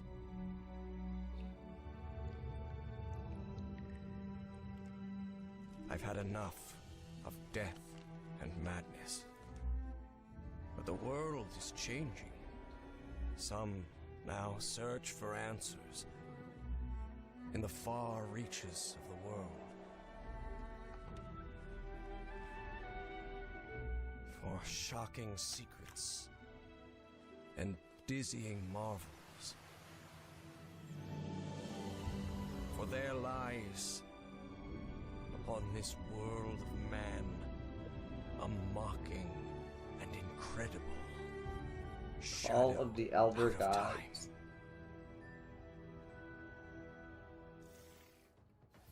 Call of the Elder Gods, starring yours truly, is a Lovecraftian narrative puzzle adventure coming soon to PC and consoles. So get it on your wish lists ASAP. So you weren't just wandering the lot then? I mean, I was, but then, it's called marketing, Matt. Yeah, Matt. Classic marketing. Classic. Anyway. All right, catch you later. Bye, I gotta Yuri. wander. Hell yeah, thanks for coming, man. Bye. See you, bye. Okay, so while I go make sure there's no other voice actors hiding on set, we'll throw it out to some back-to-back trailers. I'll stay here. Free bio course. How hard could it be?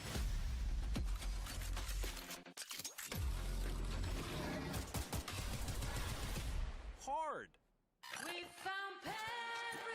Capture the flag on crack.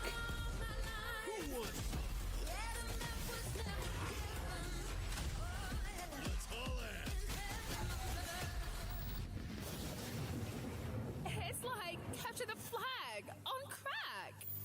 That's such a good tagline. Welcome to Veil of the Witch, a turn-based tactical RPG with a roguelite twist. You play as Ash, a shipwrecked castaway with no memories and a big-ass sword. Let's see if I remember how to use it. 5 years after a bloody civil war, you wake up trapped on a mysterious island filled with monsters, cultists, and a whole lot of zombies. Suffice to say, this whole island is madhouse. Combat in Veil of the Witch is built for hardcore tactics fans, with an emphasis on speed and brutality. That means a small party, tight battle maps, and enemies that can drop you in just a few hits. To stand a chance, you'll have to master each ally's unique kit, whether that's frontliner Marco, glass cannon caster Laurent, or backstabbing cutthroat Emile. All your abilities work on a cooldown, so you'll have to think smart and learn to juggle. You can also level up and unlock new skills right in the middle of battle. Surrounding this rock-solid core is a branching roguelike structure focused on skill in the face of unpredictable Interesting. challenges. Face off against cool bosses. Burn! Beacon of the dead! Get your shit wrecked. Then head back to town, where you can unlock upgrades, chat with allies, craft equipment, and more. And if you're real nasty, take on trial mode. This is maybe a hot take. Not everything needs a roguelike element. It's okay to just follow genre conventions normally. It's okay to just make a tactical RPG. You don't need to add roguelike elements.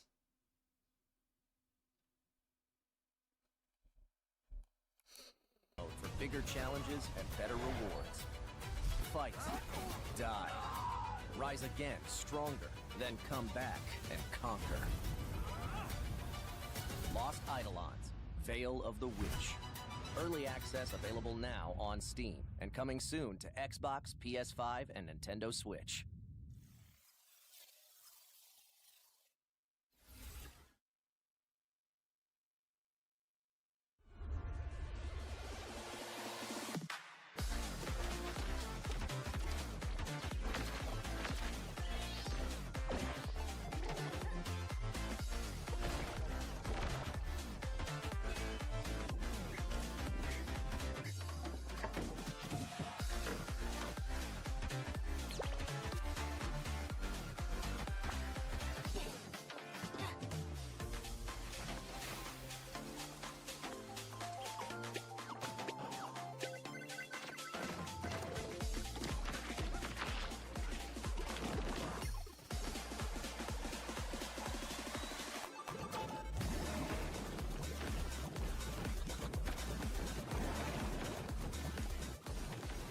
Oh boy, another multiplayer focused game.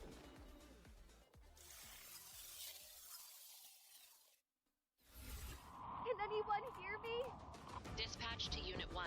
There is an ongoing fire. Unit 1 to dispatch. Copy. Supply line ready. Break that door open! Let me get that sturdy Halligan first. My clothes are about to catch fire. Get an attack line in there. Gotta go scout the area. That was close. Cat, you're good? Found one of the victims. Please, get me out of here. We can't let the fire escalate like that.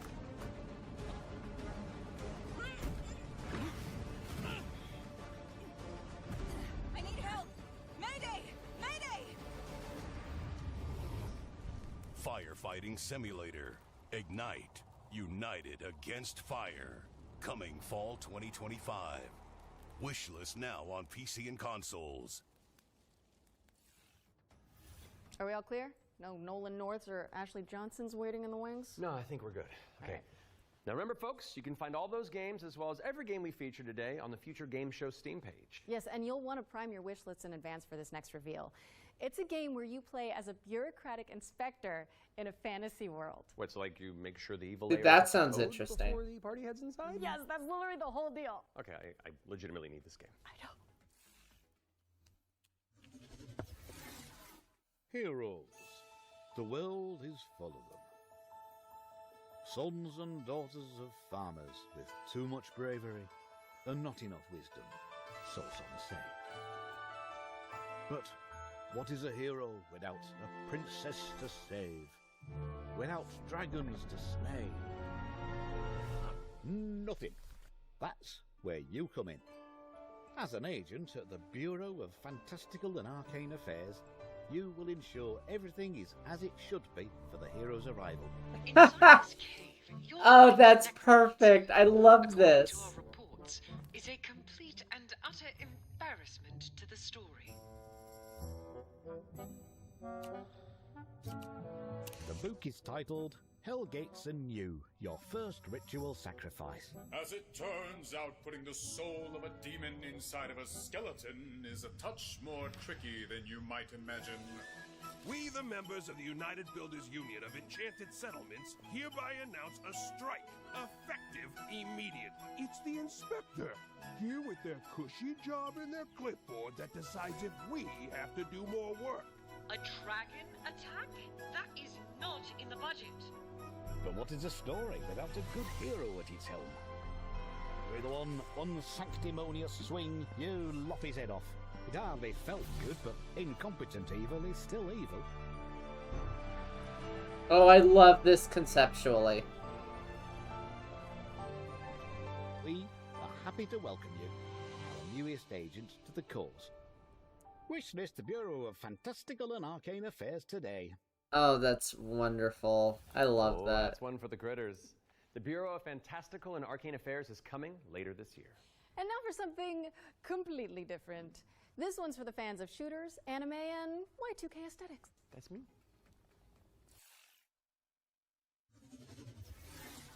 弾が尽きるまでが愛よ。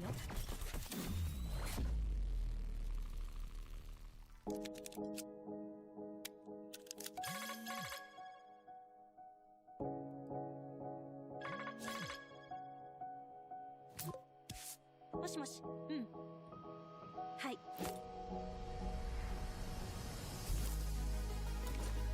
ラムネ。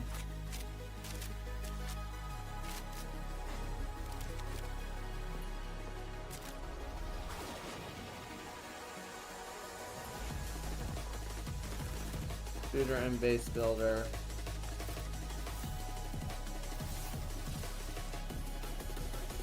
Mirai Katsumi.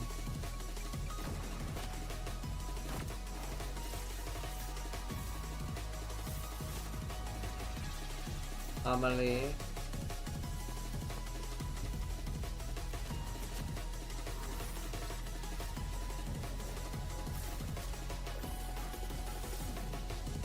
Yuna.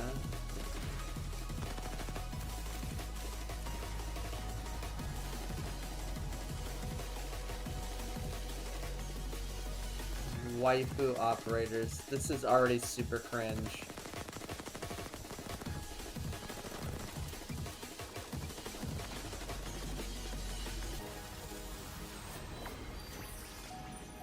Waifu tactical force.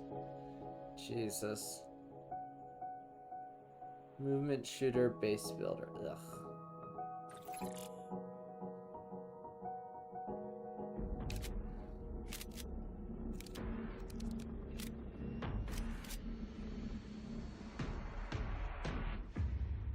Yeah, they really named it WTF. Waifu Tactical Force is a 3v3 anime shooter coming soon to PC, but you can jump into the open playtest on Steam after the show. Now we've got a trailer for an action platformer inspired by the ancient art of paper folding. Let's take a look at Hirogami. Oh, Hirogami. This is in the state of play.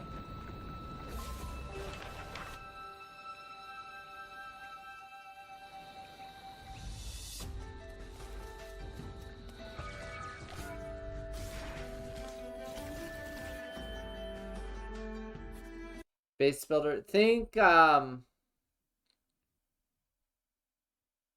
build mode in Fortnite.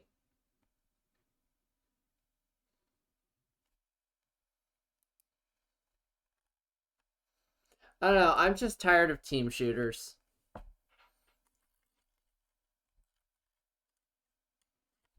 it is on PC. Okay. Add the library.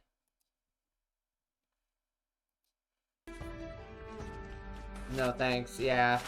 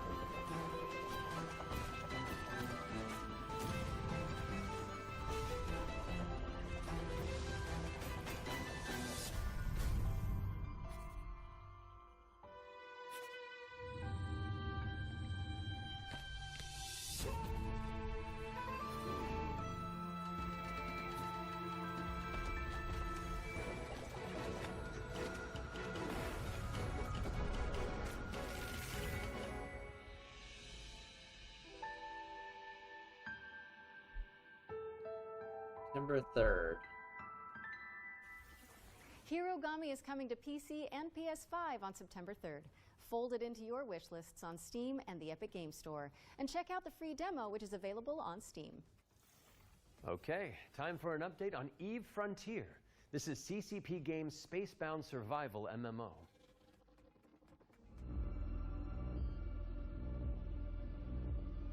I'm sure people will be very normal about a eFrontier company is an named invitation CCP for Games. everyone that have had the idea in their brain to make a game. And often the best way to make a game is to start and modify an existing game. We have now created an MMO server-side modding platform, and we offer an invitation to you to come and build with us. You can build tools, you can build worlds, you can do so many things. And this is a great way to start your game development adventure by sort of playing around in the amazing survival space horror sandbox we have created. What?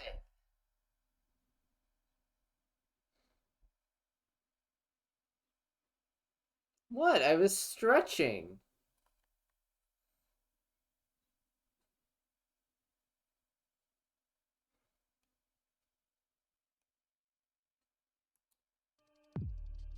The moan? When we made Eve Online, we very much wanted to What make about a it? sandbox experience where most I was of the stretching. things and the infrastructure in the game would actually be built by players. But we did build quite a bit of it ourselves. Seeing what emerged from Eve, especially when it comes to the third-party development ecosystem, we could actually give a lot more agency to players to literally build the world. Unless you're telling me it wasn't sensual enough. Which I can definitely do better.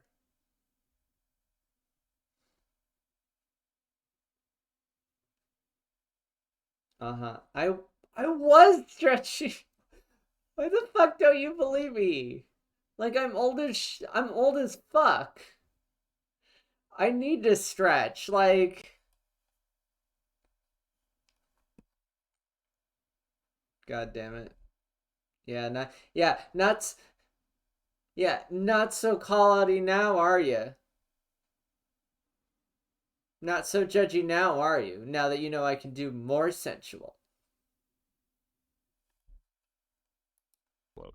So as we go through this process of stripping down to a survival game, we are on the other hand building up an amazing modding platform. Basically what Eve Frontier enables third-party developers is to mod the actual server, creating additional software that both read and writes the world state. And that, I think, will enable something truly astounding that has never been seen before. But this is very much inspired by the third-party ecosystem that is developed around EVE Online. We are basically supercharging that with the smart assemblies and the modding platform we're built into Frontier. And what we have seen so far in our various hackathons and events, and what we've just seen in the sort of builder community overall, absolutely delivers on that vision in spades.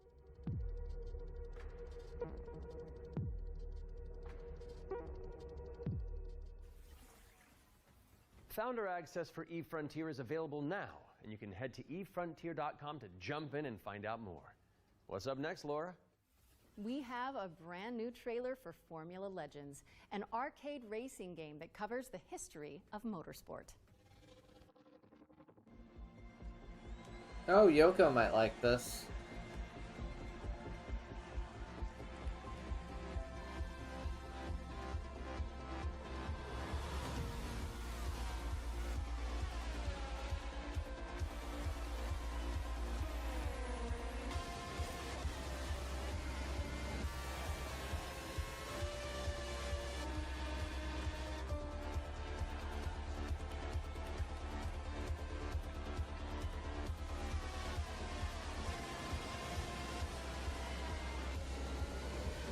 Exactly. Listen, I know my community well.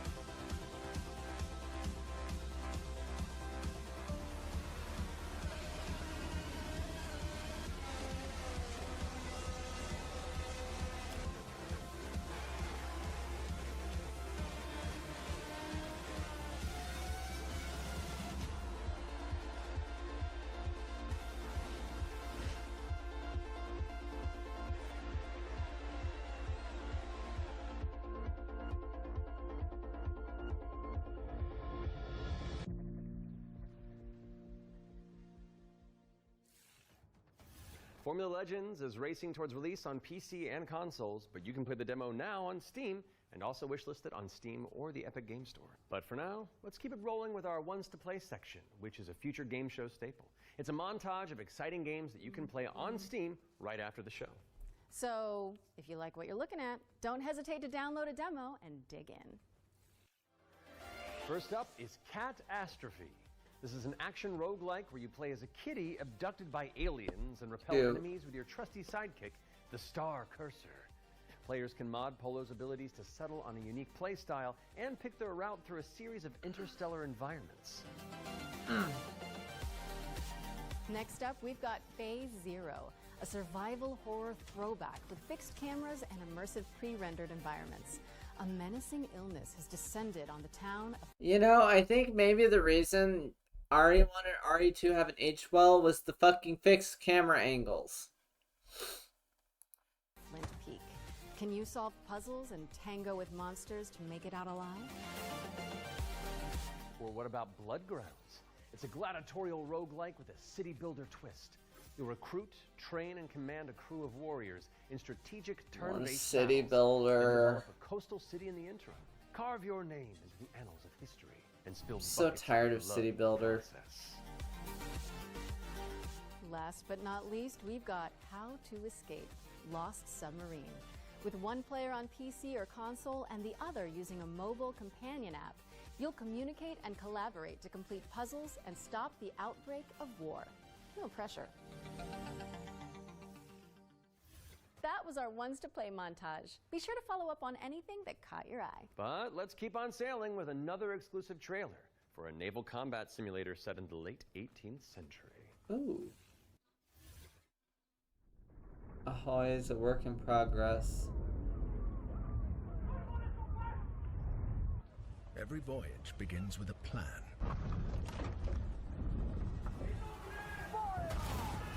Ahoy!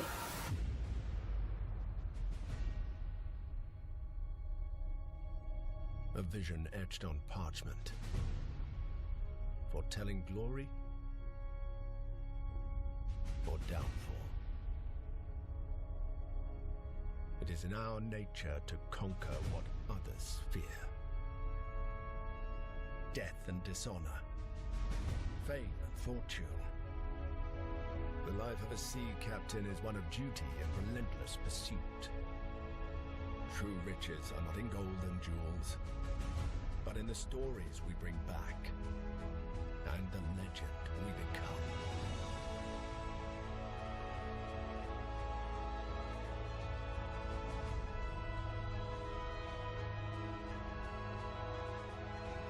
We arrive, but never at our final destination.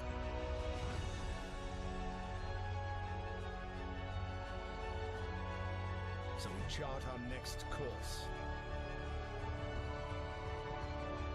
We sail. We fight. We endure. For the voyage is life. And life is the voyage.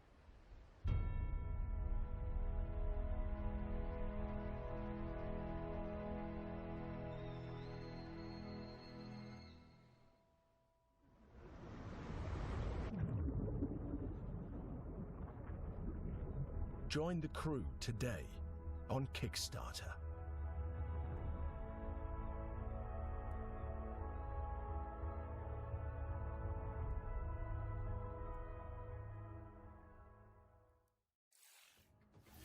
Check out the funding drive for Ahoy at ahoy.gg/Kickstarter. And you can also wishlist the game on Steam or the Epic Game Store. The Spotlight montage is up next, so say goodbye to our corporeal bodies and hello to our disembodied voices. What Matt means to say with that gothic vocabulary is that we'll be back on stage once we've talked you through some super cool games. That's what I meant.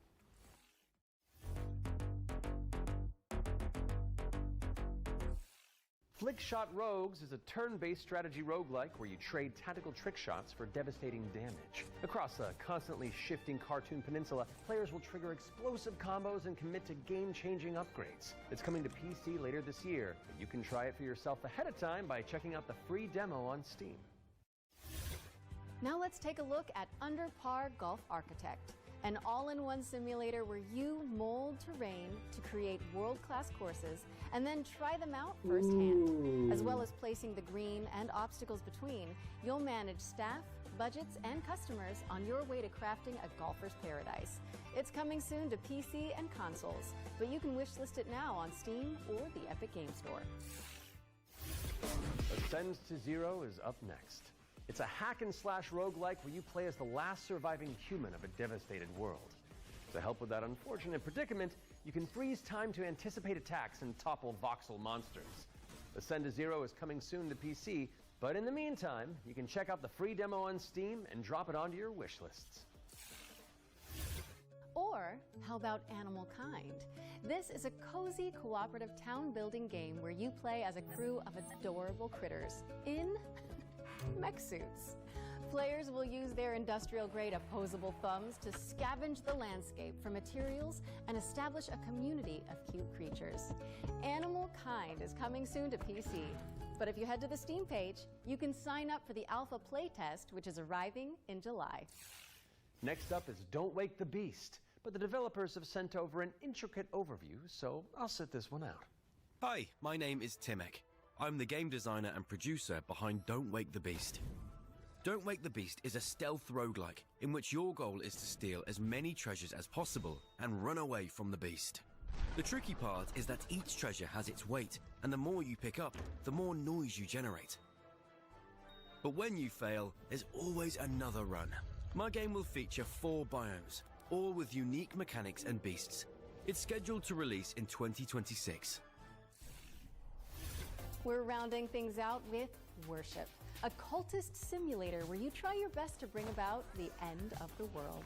Inspired by Pikmin, this cute and creepy multiplayer roguelite tasks you with performing blood rites and recruiting followers to please the old ones. It's coming soon to PC, and you can wishlist it on Steam. That was our Spotlight montage. We hope you enjoyed the Summer Showcase selection. Laura? Oh, it's time for an update on Scum, the survival shooter with poop mechanics. What? Not What? even like they're bad, no. Just like you have to manage your bowel movements to survive. What? I might actually learn something. I love video games. Peggy 18. Huh?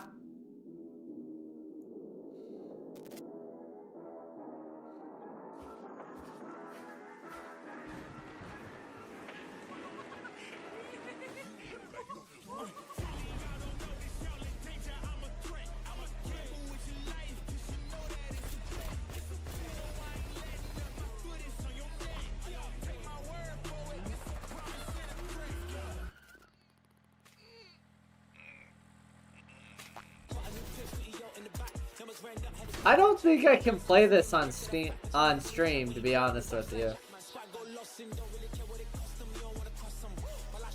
What?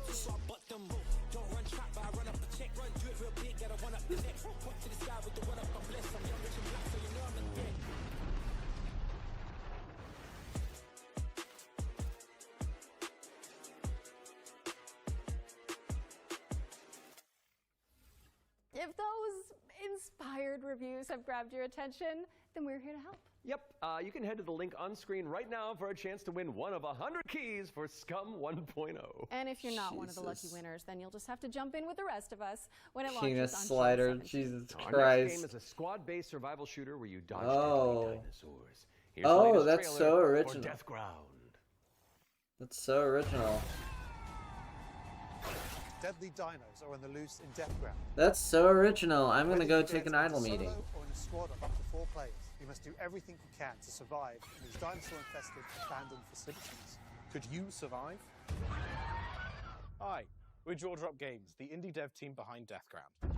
The main threat you'll need to avoid is the raptors, specifically Utah raptors. So unlike velociraptors, which are much smaller, they measure around 7 feet tall.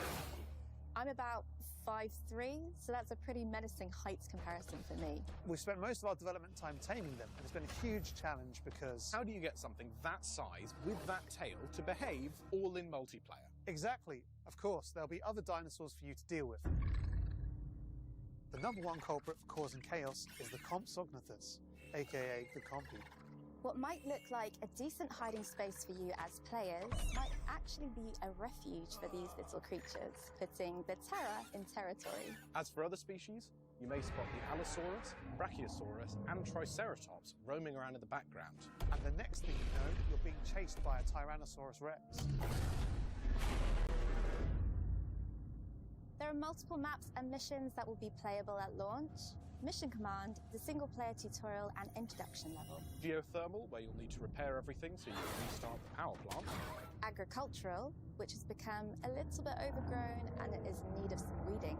And biomedical, which is my personal favourite, where you'll have to sneak in and steal raptor eggs. That wasn't a bid. I did actually need to go idle Each mission meeting. is replayable and is an important piece of the puzzle. Each detail or collectible that you come across will help you unlock the lore and discover the truth about the disastrous events of the past. Deathground is launching on Steam Early Access this year. Keep a lookout for our roadmap. So tired of team shooters, man. Like, I'm just burnt out on him.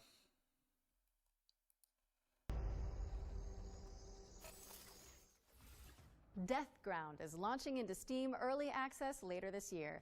Keep an eye out for roar news on that front. Oh my god, Refusing enough. to acknowledge that pun, so let's move on with our second Ones to Watch deep dive, shall we? Here's Rogue Factor to tell us more about the studio's new weird action-adventure game, Hell is Us. What happened here? Madness, hatred, and lots of it.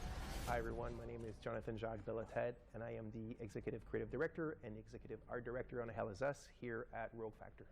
So the game that we've been developing for pretty much almost 5 years now is a game called Hell is Us. So the game is definitely like an action-adventure game. It is set in the world of Adia. It's a rogue state where there's a lot of really weird things happening. You play Remy. He was born there.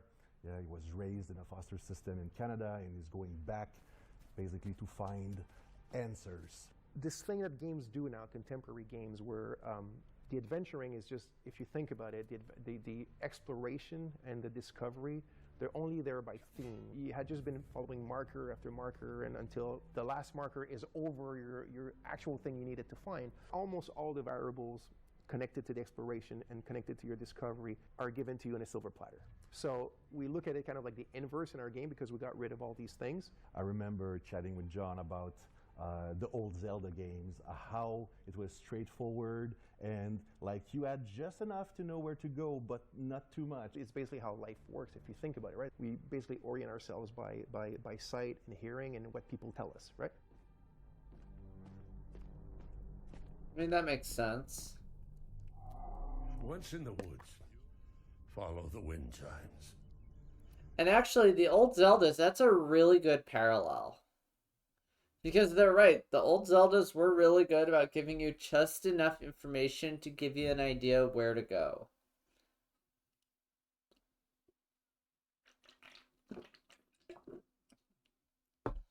Without holding your hand and walking you there. Like Ocarina of Time, for example. It would say...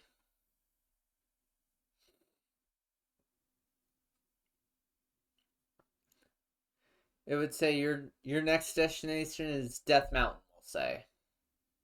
And it would just tell you the general direction of where Death Mountain is, but it wouldn't tell you that your destination was specifically the Goron village. They will lead the way through. You talk to NPCs and they're literally going to tell you a clue, right? So Rebecca and Jova, when she kind of hints you where the Owen convoy, the direction that it took, she says, I don't know where they went exactly, but I know they took the road that goes behind the weird monuments. And she says, you can see them from here. And as you're talking to her, behind her, quite far, you see some peculiar monument-looking thing. You're like, is that what she's talking about? Like, is that if I go there and you see the road that turns, and it's maybe the convoy did come here. I think that's kind of very unique, and it works really, really well. Like any game, especially a game of almost 40 hours, sometimes it works better than others. No game is absolutely perfect, but It's very much, it's the joy of exploration, the joy of discovery, yeah. The Abbey is closed. Official AAF business. Of course, we can't talk about Hell Is Us without talking about our monsters. And the enemies, the limbic entities, are physical manifestations of human emotions, of human negative emotions. What does an emotion look like? Who knows? So we had many iterations. We ended up with these kind of like fractally, geometrically thingies, you know. So we have grief, ecstasy, terror, and rage. So the Hollow Walker represents a bit, it's just a husk. That's why we call it the Hollow Walker. And it's a bit like a facsimile of a human being who's felt this very strong negative emotion. And then they look like that because we tried a lot of things and they ended up looking like this, you know. So you'll be able to play Hell Is Us on September 4th, 2025 on Xbox Series X and S, PlayStation 5, and obviously PC. Interesting. Wishlist it now because Hell Is Us is coming to PC and consoles on September 4th. All right, I think we're due another world premiere, don't you? This one's an action-adventure set in a drop-dead gorgeous cartoon world. And it stars some very familiar faces. Wait, is it us? Maybe. Let's throw to someone who knows while I take this totally real phone call. Hello? Hi. Hey Laura, hey Matt. I'm super excited to be back on the Future Game Show where I belong. Carlax and voice you're doing a actors. Fantastic job. Like I said to the producers when I was hosting, if you strike me down, this is live, isn't it? So yeah, New Tales reached out and I am officially in their game. Actually, seeing you just reminded me, they're looking for a killer writer who can also perform. Let me call Jasmine. Look, it's fine. You're doing great for time. Hey, Jazz. Hi, Sam. I've got a really cool gig. Want to join me in a game? If we're both in, I'm pretty sure Matt and Laura will be on board too. Yeah, sure. I'll be in a game with you. But only if you're coming to the D&D group next week, because our party could really use a barbarian. All right. I guess we're all doing this. That was easy. So let's check out exactly what we're getting ourselves into.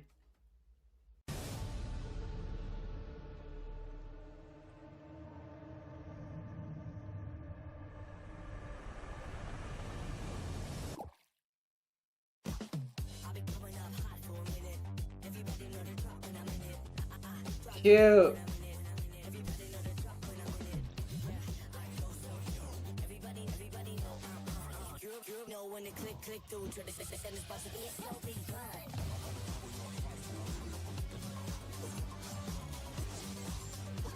Oh, this looks fun.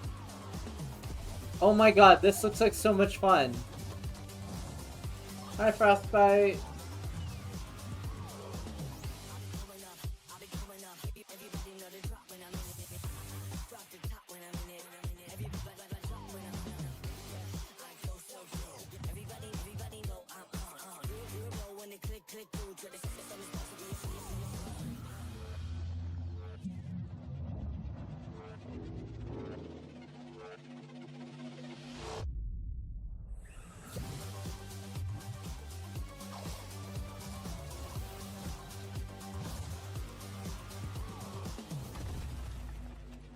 Fading Echo.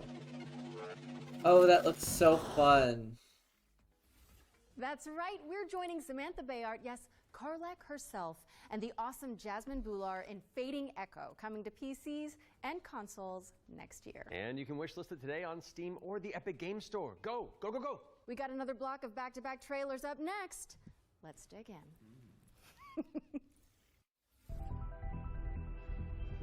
We have been blessed to live in times of peace, but our city is not without its enemies. JRPG inspired The demons above, pixel aesthetic. and the beasts below. All right, I'm pumped. Let's do this. You're going to be bishops too? Through Shale, all things are possible.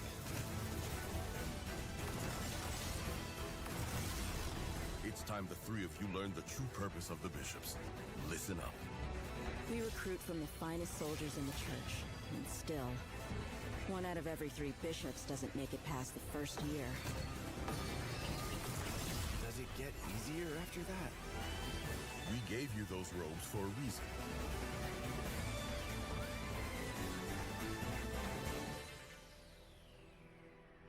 Damn, I love the church.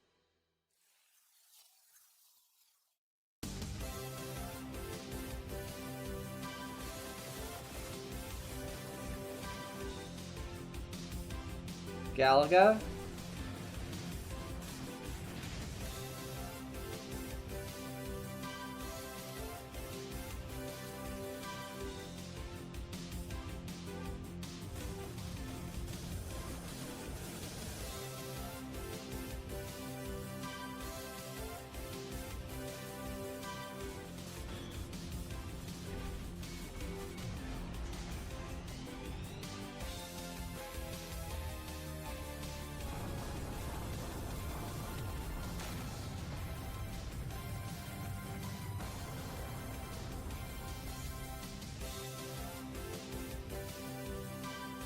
Buxton.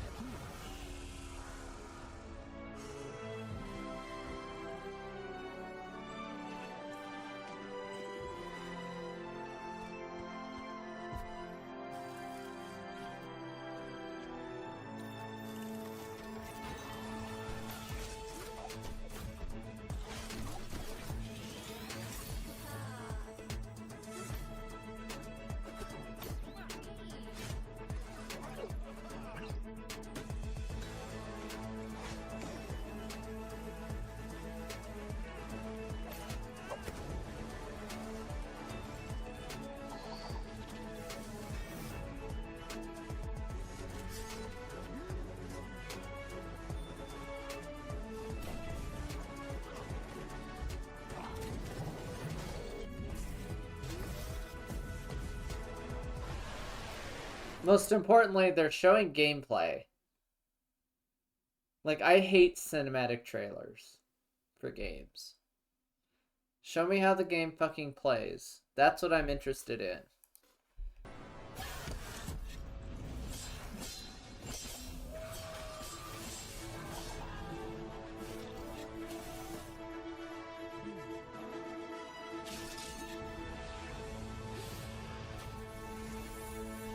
Linked. Huh. Interesting.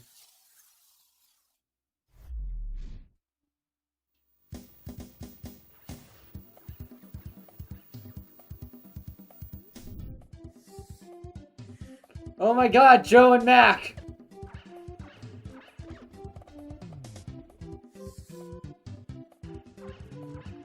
Yo, Joe and Mac! Let's go. Oh my god.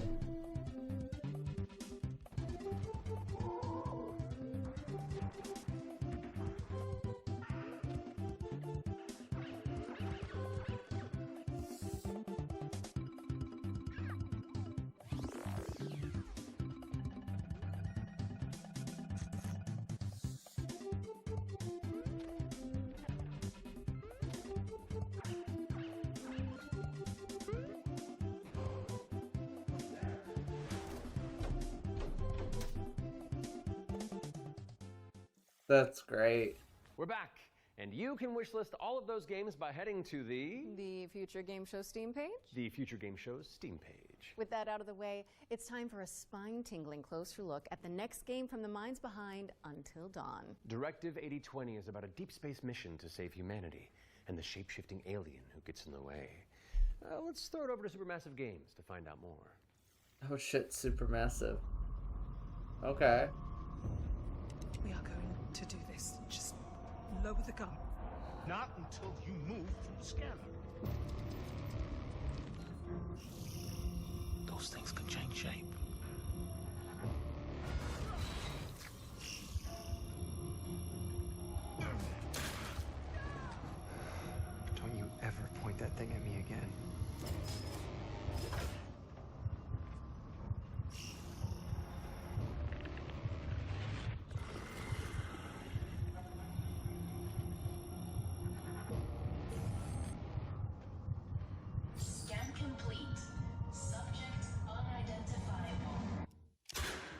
need urgent assistance. Please, help us. But what if that went differently? Hey, I'm Will Doyle, Creative Director on Directive 8020, and I'm here to share with you a new feature that we've added for the first time in a Dark Pictures game. Turning Points is a new narrative system which allows you to go back and change the outcome of your choices. As with all our games, Directive 8020 has a branching story with multiple endings.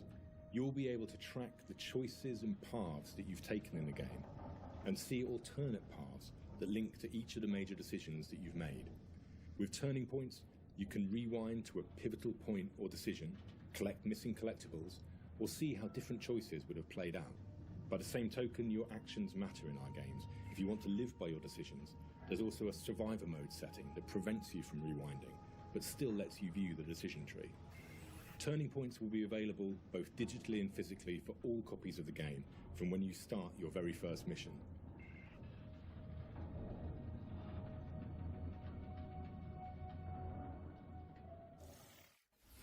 Directive 8020 introduces the ability to rewind and change your choices to see the consequences in each branching path. It's coming to PC, PlayStation, and Xbox in 2025, and if it's not on your wish list already, go fix that. Our next game is just as scary, but for entirely different reasons. Cairn is a death-defying climbing simulator with a meticulous control scheme. Here's the game bakers to tell you more. Cairn is what we call a survival climber. Oh yeah, this is in State of Play too. And reach a summit no one has ever conquered. You can climb almost anywhere, and the climbing mechanics are highly realistic. You'll need to carefully manage your balance and stamina. Make a mistake, and you'll fall and get hurt. For the first time, we are also showing what it's like to climb at high altitudes. When you get up there, you'll face ice walls that require you to use ice axes and spikes. But don't think you can just jam your tools into the ice. Ice climbing is precise.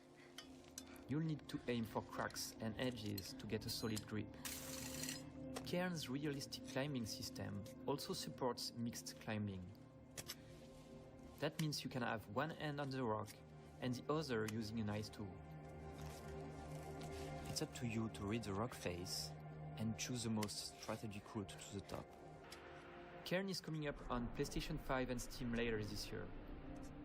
You can already give it a try in the demo available on PC and PS5. Interesting. Not my thing, is but coming to PlayStation and PC later this year. And you can also check out a free demo on both platforms after the show. What's next, Matt? We're mixing things up with a double bill of trailers.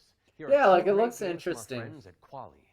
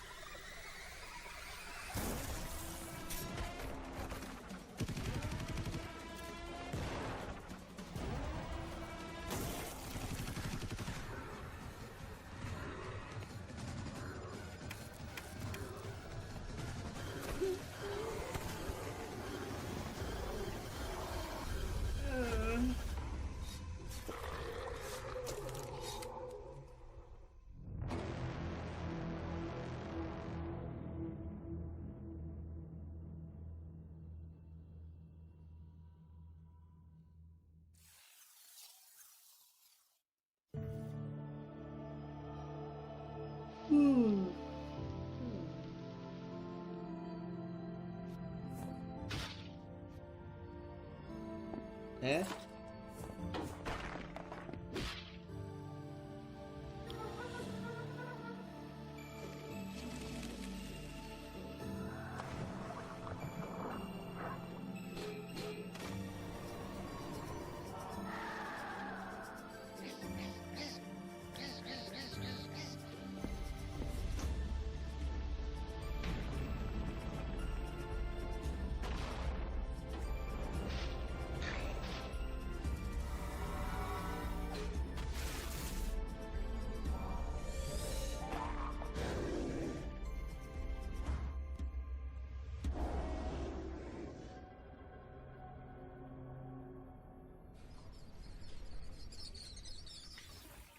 Hark the Ghoul and Ground Zero are both coming soon to PC. What's up next, Laura? We're taking a look at a game called Hella. It's a cooperative folklore adventure where you and your friends band together as brave little mice. It's a co-op.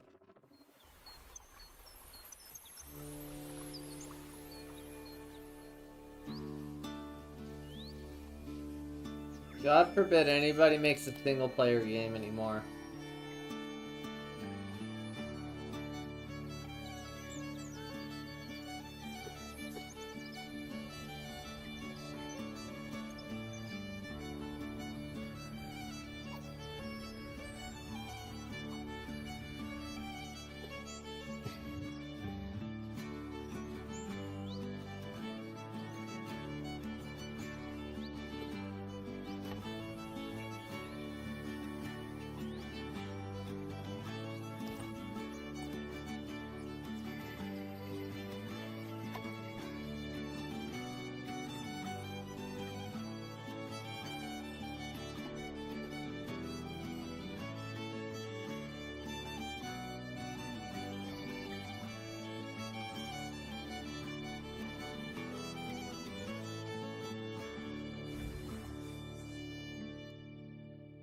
I've only added like 3 games to my wish list. Hella is coming soon to PC, PlayStation, and Xbox, so give it a wish list on Steam or the Epic Game Store. Moving swiftly on, it's time for a look at Ludo. This is a psychological thriller where the protagonist is trapped inside their own home, and we're about to find out when you can play it. See, I'm just so checked out of like horror games and co-op games and city builders. Peggy 18. How can you distinguish between what is real and what isn't? Do you trust what you see? What you hear? What happens when everything starts to feel wrong? To seem fake? Like a trick?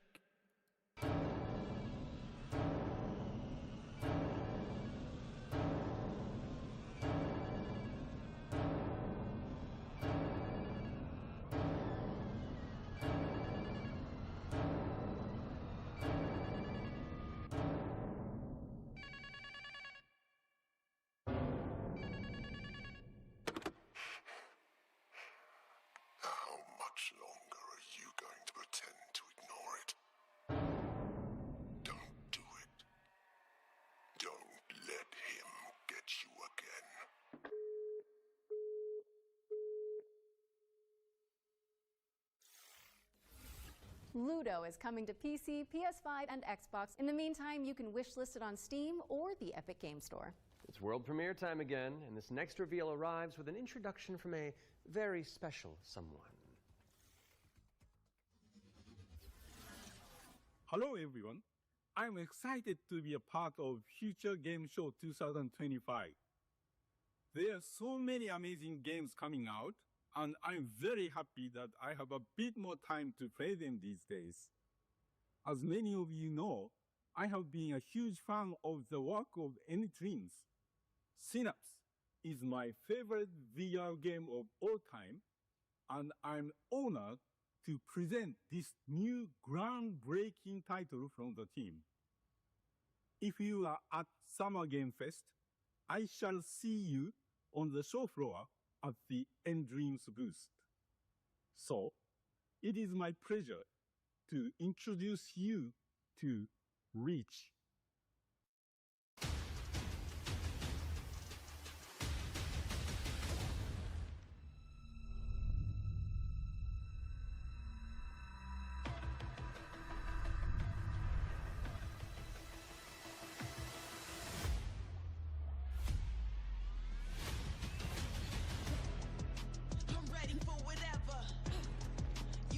Oh, Mirror's Edge kind of gameplay.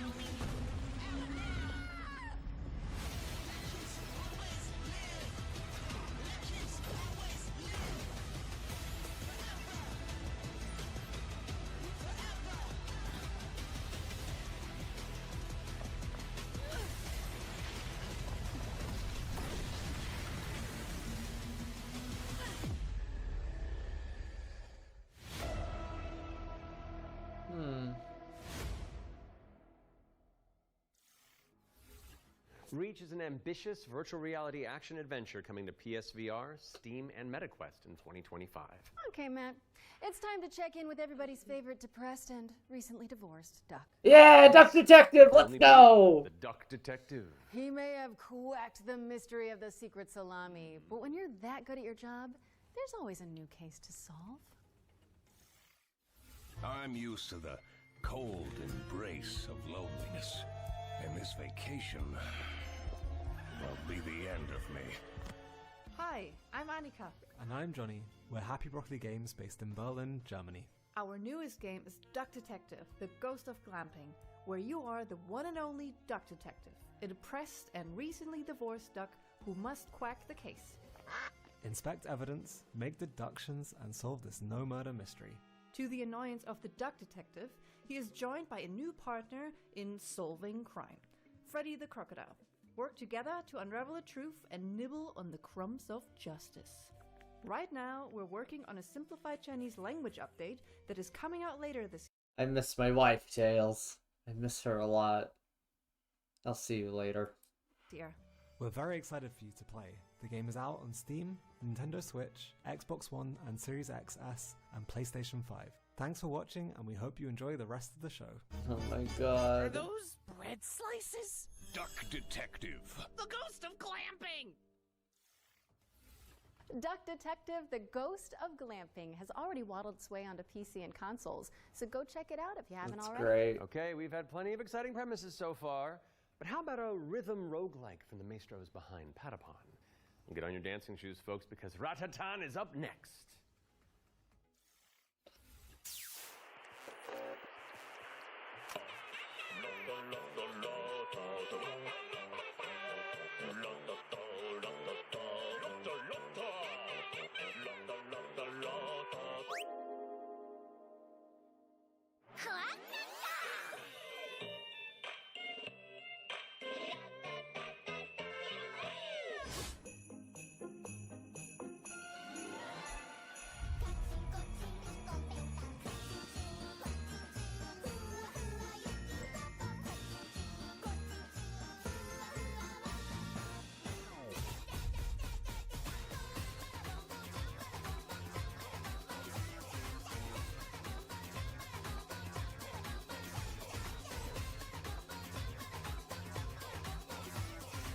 I don't know. Once again, not everything needs roguelike elements.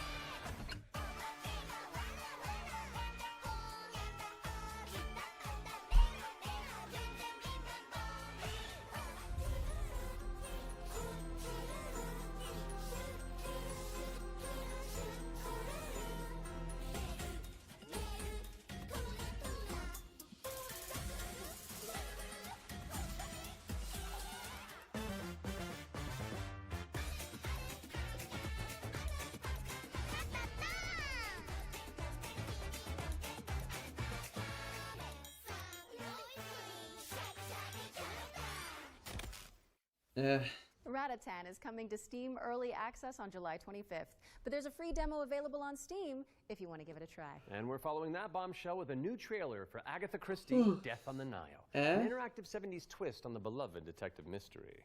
It's Poirot, don't you know? Oh. Ooh, Poirot. It can't be. It's Hercule Poirot. Hercule Poirot.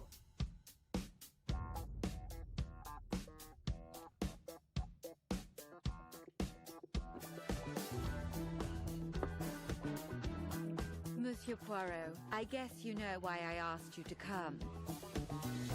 What do you suggest I do?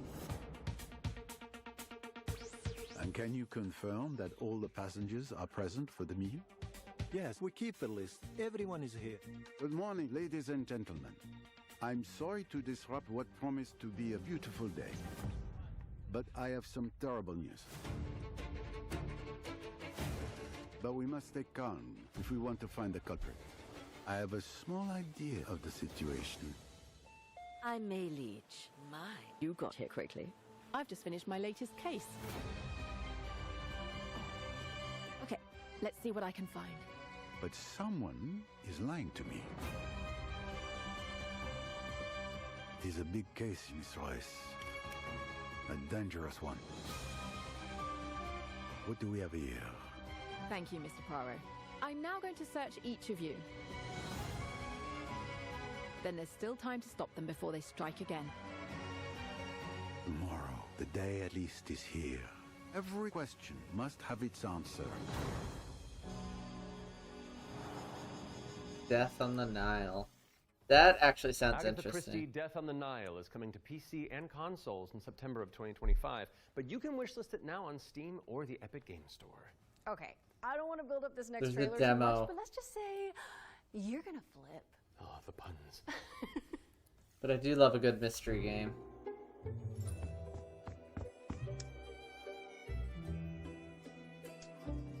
Scratch that Danganronpa itch.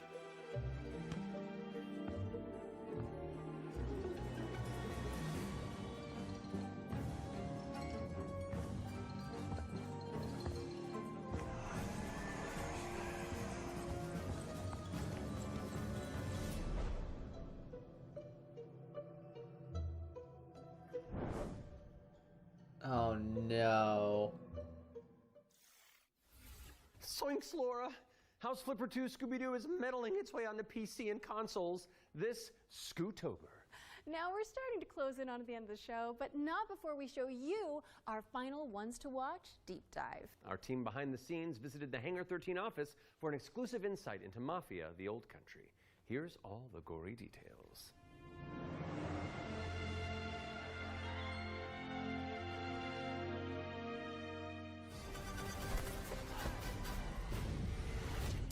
Mafia: The Old Country is both a prequel to the original Mafia trilogy, and it also sets things up for what might be to come in the future, going back to 1900 Sicily, so the birth of not just the Mafia game, but also the actual Mafia itself, back to where organised crime first really came from. In Mafia: The Old Country, you play as a character called Enzo Favara, who's an upcoming gangster trying to make his way in the Sicilian Mafia.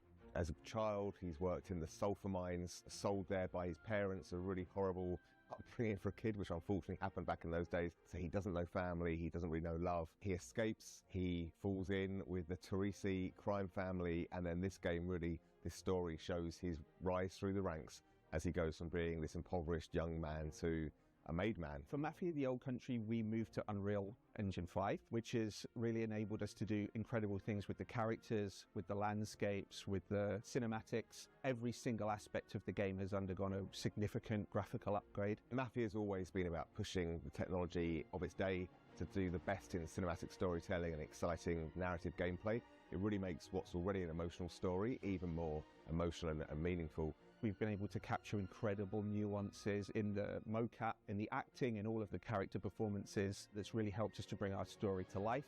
And as a little taste of what's in store, we've got a cinematic to show which shows a key moment in Enzo's story. Peggy 18.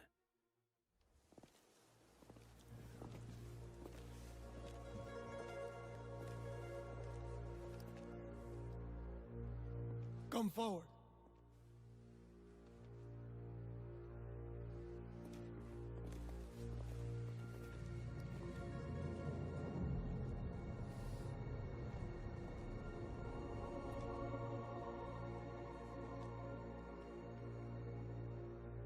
All of the men in this room are bound by blood. This is a family. And in this family, we follow a code of honor.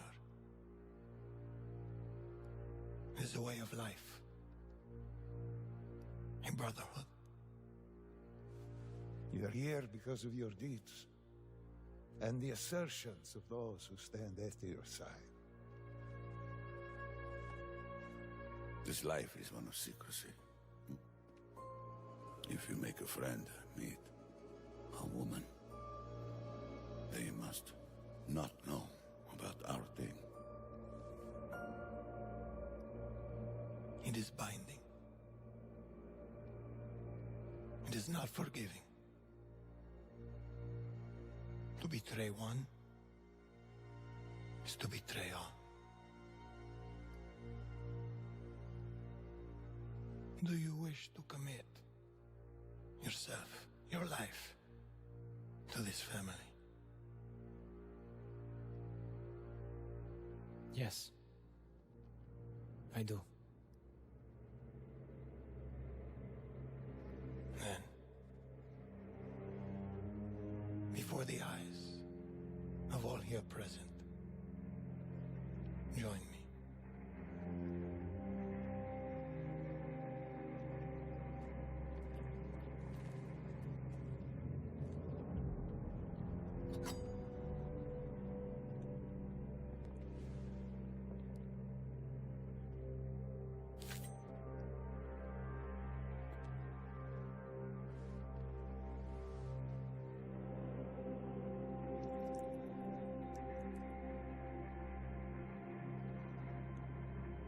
To become a man of honor, repeat these words.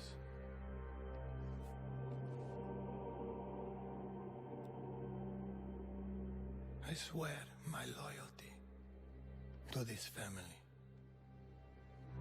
I swear my loyalty to this family.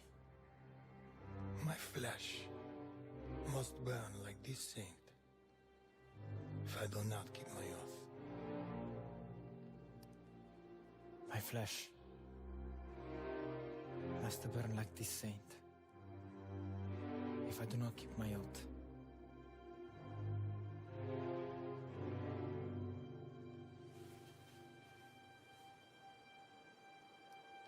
Welcome, Enzo. Benvenuto, Enzo. Benvenuto, Enzo. Benvenuto. Salute. Salute.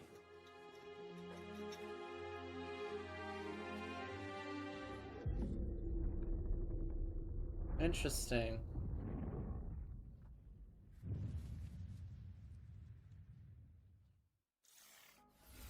Take a trip to Sicily when Mafia of the Old Country lands on August 8th for PC, PlayStation, and Xbox. Next on our docket is a developer presentation for Tenet of the Spark. If you haven't seen it all over social media, this is a time-hopping brawler where you solve puzzles and crush enemies across 3 distinct timelines.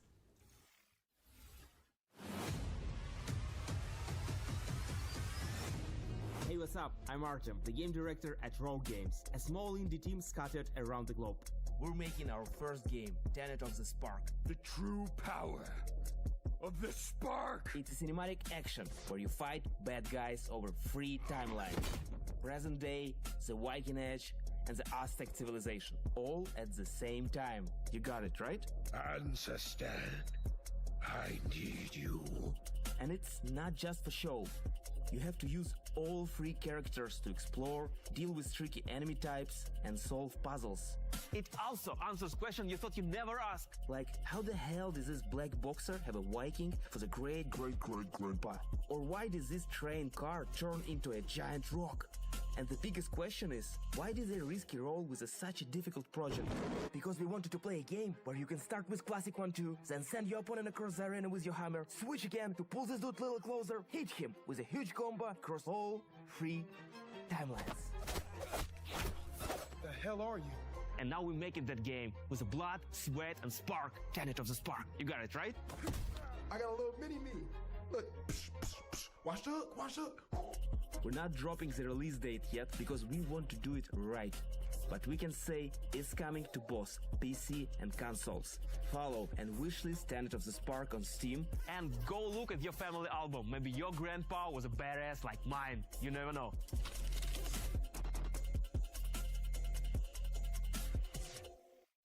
It looks interesting. Thank you to Roar Games for the inside scoop on Tenet of the Spark. It's coming soon to PC and consoles, so pop it on your wish lists. All right, what have you got for us, Laura? A first look at gameplay for Creasol, Feeder of Idols. This is a first-person horror shooter for fans of BioShock and Resident Evil. You fight creepy statues on a tormented island and use blood as your ammunition. I'm going to pre-order it right now. Almighty Son, guide my path in this hour of darkness.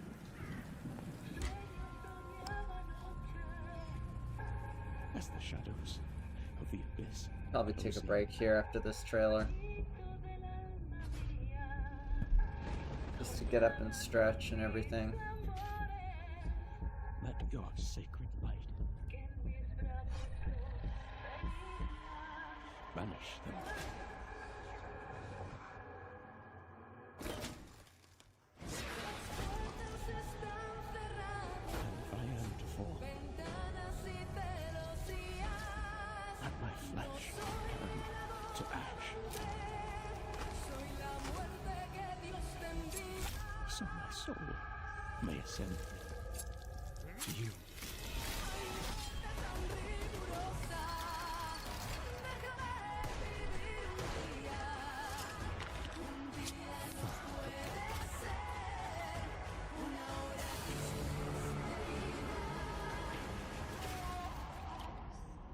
Consumed in your flames for all eternity, now and forever.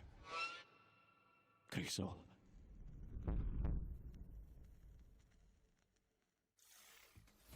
Holy moly, that looks good. You're telling me. Crisol Theater of Idols is coming to PC, Xbox, and PS5 later this year, and your Steam wish lists in just a few moments, probably. I hate to say it, Matt, but I think we've arrived at the final trailer. Okay, well, how do you want to do this? Okay, I'm thinking we both look into that camera right there, Okay. and we're both sad that the show's over. But it's okay, because that last trailer's really cool, and so the folks at home will be happy, and we've done a good job, I think. So, does that work? You know, sounds perfect to me. Please enjoy our final world premiere.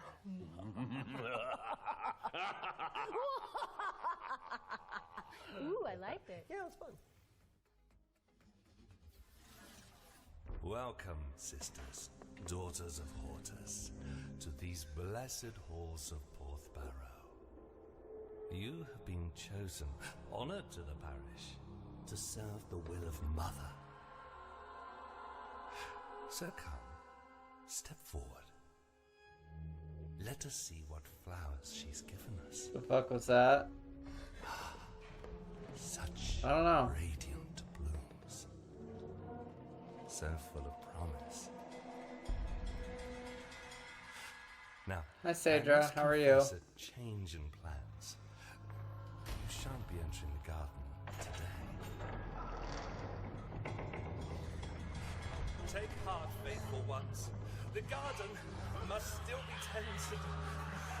And tonight, you will be sown!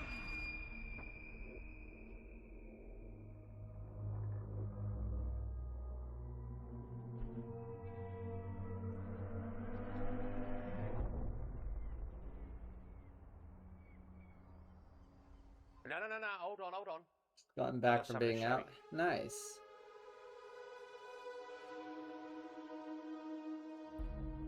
And console. I bet you didn't expect that, did you? That's nice. Or you could just show gameplay now. That was your first look at Ritual Tides, a terrifying odyssey where you tango with Lovecraftian terrors. Wishlist it now because it's coming soon to PC. We'll have the full gameplay reveal during the next Future Game show in August, so mark your calendars for that. However, that does mean we've reached the very end of this year's Summer Showcase. Don't go anywhere though, because FGS Live from Los Angeles airs right after this, with even more exclusive trailers, developer deep dives, and world premieres. We'd like to thank everybody who has tuned into the Summer Showcase, as well as the Dreamweaving developers who put their all into those amazing trailers we debuted today. And remember, you can head to the dedicated Future Game Show Steam page to wishlist your favorite games from today's show. We'll also have follow-up content on GamesRadar.com and the FGS YouTube channel. I'm Matt Mercer. And I'm Laura Bailey. And this has been the Future Game Show Summer Showcase 2025. I guess there's still Future Game Live. GS Live.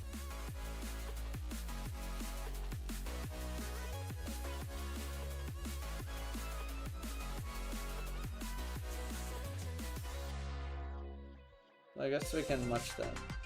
Yeah, let's do that. Alright, we'll take a break. Just a quick break so I can stretch. And then we'll watch FGS Live. So, BRB.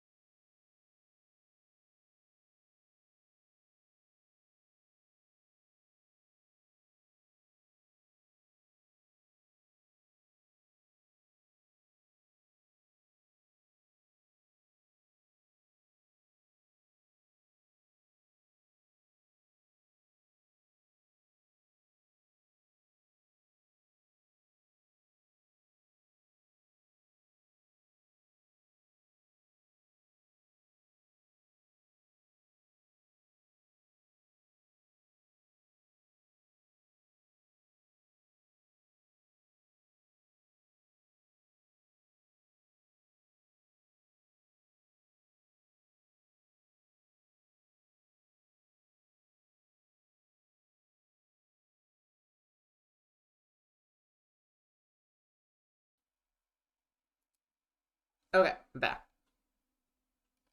I have gotten a snack while I was up.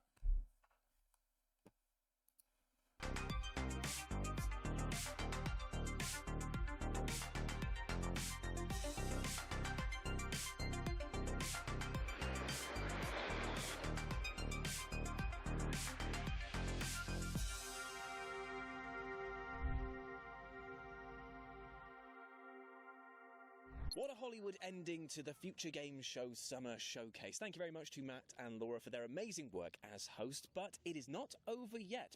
As you might be able to tell, there are some new stars in town, that being myself, Jules Gill. And myself, Amy Mallet, and welcome to FGS Live from Los Angeles. We are bringing you today some exclusive new trailers, demo drops, release date announcements, and of course, world premieres. In fact, let's start with our very first exclusive. It is our very first world premiere.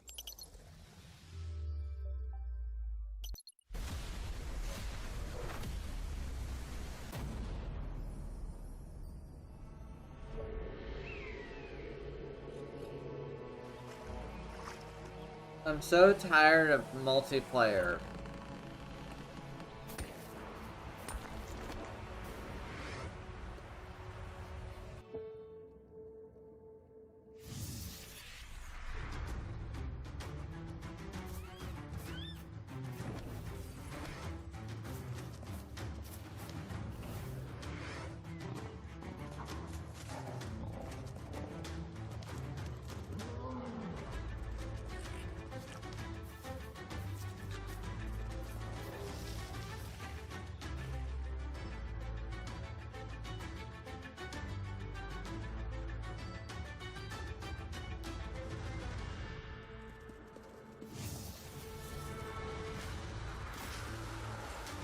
It's not even that, Nightmare. It's just, I don't play multiplayer games.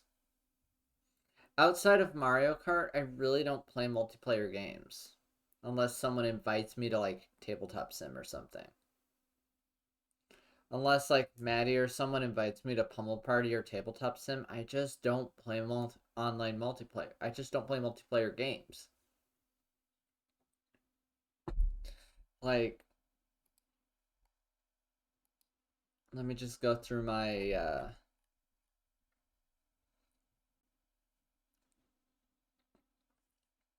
my library real quick. Balatro, single player game.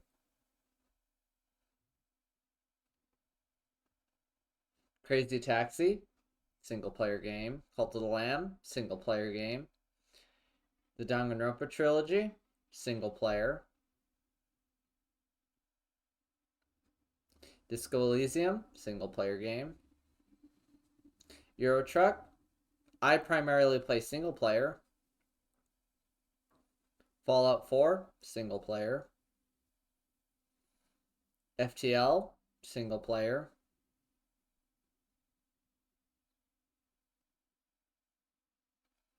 Half-Life 2, single player. Hollow 8, single player. Hollow Cure, single player. Hololive Treasure Mountain, I primarily play single player. Honey Pop, single player. Idle Showdown, I mostly play the single player modes. Judgment, single player. Like a Dragon, single player. Nekopara, single player. Persona, single player. Civ, single player. I mostly play the single player. In fact, I almost exclusively play single player. Sonic, single player. Like, I think you get my point here. Like, I just don't play multiplayer.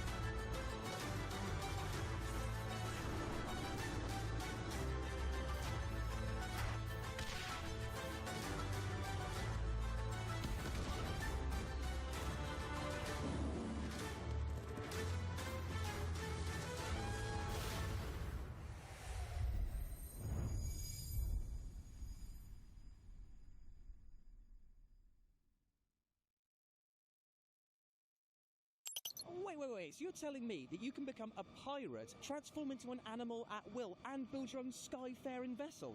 And do it all with your mates. All of that footage came from the in-game online multiplayer. Oh, there's still my beating heart. I can finally live out my dream. Of being a pirate? No, just having hair at will. Ah, fair. Well, anyway, Guardians of the Wild Sky is coming to PlayStation, Xbox, and PC. You can wishlist it now and sign up for the playtest. Amazing. Now, Jules, I don't want to shock you. Good, because I do have a weak heart. But our next game is a terrifying twist on an old-school classic. Ooh. Let's have a look at the multiplayer mode for System Shock 2's remaster. Whoa!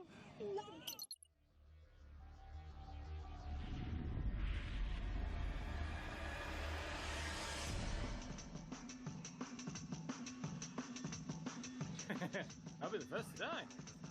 Did you kill him? I shot him. He's still alive though.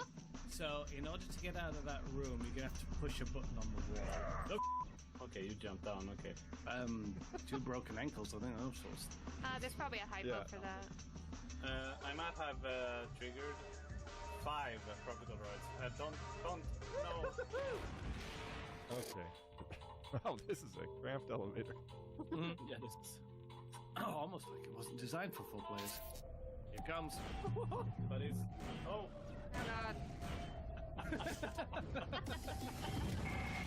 Back to fail me again, insect.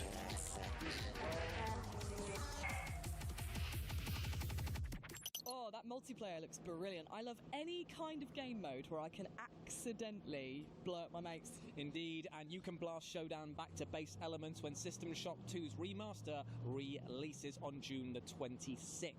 Now, Jules, do you know what else is fun? Ripping off somebody's skin, wearing it to fool their mates, and then pretending to worship an eldritch god?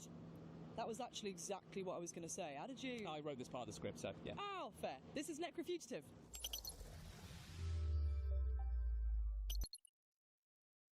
In Necrofugitive, you are the monster. The nation of Avencia is at war.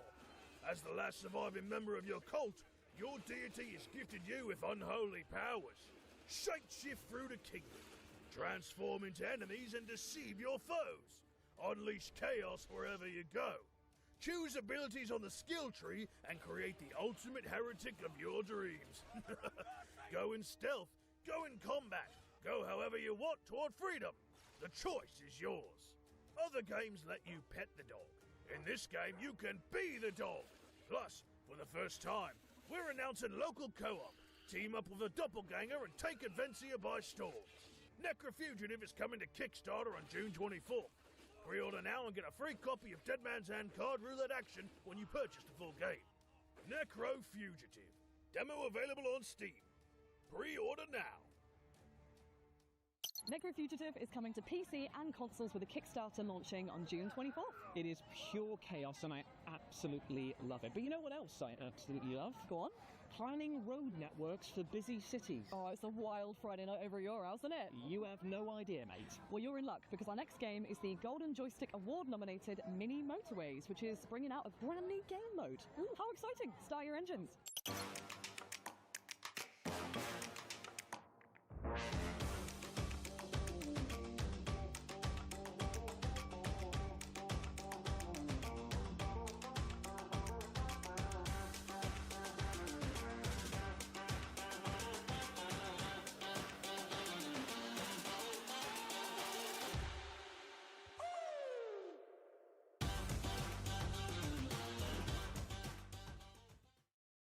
How does a game look both charming and tense at the same time? Oh, it's the look that I go for. It's called being socially anxious and a people pleaser. Ah, right, okay. And fans of Mini Motorways will sure be pleased with that announcement, and you too can check out the new creative mode when it drops on the 26th of August for Apple Arcade, Switch and PC. Up next is a game that's making waves due to its breathtaking art style and high-octane action.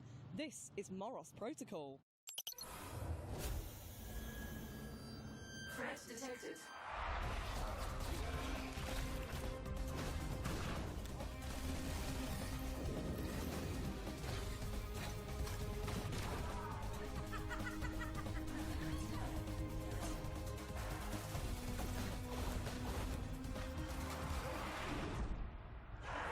I'm just so checked out right now. Because none of this looks really all that Can you interesting. escape the confines of a decaying and deadly warship? Well, find out for yourself when the Morose Protocol drops on PCs later this year. And of course, you can wishlist it right now. So, Jules, what's your deepest fear? Well, that is a tough one, actually. It could either be my cats finally becoming sentient and telling me that I'm too needy, or that my beard hair falls out and you find out that I've got no chin whatsoever. I mean, hold on to those harrowing thoughts, because we're about to have an interview with developers Variable State for upcoming sci-fi horror Deepest Fear. Have you really got no chin? Like a turtle. Hi, I'm Jonathan Burrows, Creative Director of Variable State. Right now, our team is working on Deepest Fear, a claustrophobic horror shooter in a retro-futuristic setting. You play Danny Carroll, survivor of a catastrophic disaster aboard an underwater habitat. Far beneath the ocean, a secret has been unearthed which throws mankind's future into jeopardy. You must fight your way to the heart of a sinister project and uncover a mystery both deeply personal and profound in its implications. The game is an immersive sim with Metroidvania level design. It's a spiritual successor to games like System Shock 2 and Prey 2017. What distinguishes Deepest Fear from similar titles is its unique focus on real-time fluid simulation. Water in Deepest Fear looks and behaves in physically accurate ways. It flows over surfaces and floods environments, it conducts electricity, it transfers heat, it knocks you off your feet with surging currents and deadly vortexes. And it can be manipulated by creating dams, locking down compartments, and using tools and equipment unique to our sci-fi setting. And more than that, a deadly pathogen has infected the ocean itself, creating a primordial soup for violent entities to spontaneously manifest from. Every puddle, leak, or water source is a potential spawn point for an entity to strike. Some of the greatest stories ever told in games have come from the horror genre. Our ambition is for Deepest Fear to sit alongside these great works. Success is not guaranteed, but we know our commitment to quality and creativity are second to none. We would accept nothing less than to make the best game possible with the resources we have available. So expect AAA quality weapon feel, expect creative, strategic enemy AI behaviors, expect intuitive customizable controls, and expect high, stable frame rates across a range of hardware specs. And we have a game For now, called Deepest Fear is coming Hydrophobia. exclusively to Steam. If you'd like to see With the game the- run oh, on the water platforms, physics. please let those platform Yeah. builders know. We want it too. As for Deepest Fear's development, we'll have more to share about the game in the coming months. Please, please wishlist the game on Steam if you like what you see. We want Deepest Fear to be the next great immersive sim, and your enthusiasm energizes our creativity. So please spread the word, tell your friends, talk about the game on social media. It really helps more than you can imagine. Enjoy the rest of the show. Bye.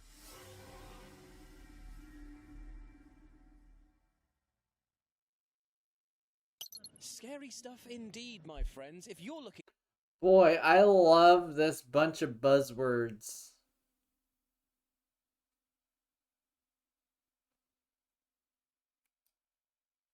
I love this bunch of buzzwords that just don't tell you anything about the game. Scary stuff indeed, my friends. If you're looking for a horror show underwater, then Deepest Fear may be the game for you. It sounds chilling, Jules, which right now would be most welcome. I am getting crispy in the LA sun. Yeah, tell me about it. Even though I've got Factor 1000 liberally applied all over my body, I am burning up. In fact, I'm going to need to take a breather for a bit, if that's okay. That's absolutely fine. In fact, our next game is both an action-packed RPG and an idle game, which for those of you who don't know, is a game where you can literally play it half asleep with your hand on the mouse, clicking away. Amazing stuff. Well, Brilliant. This is Berserk Bits.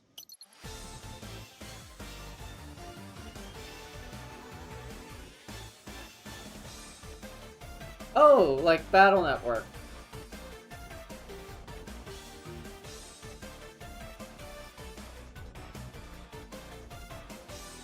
Like Mega Man Battle Network. Neat.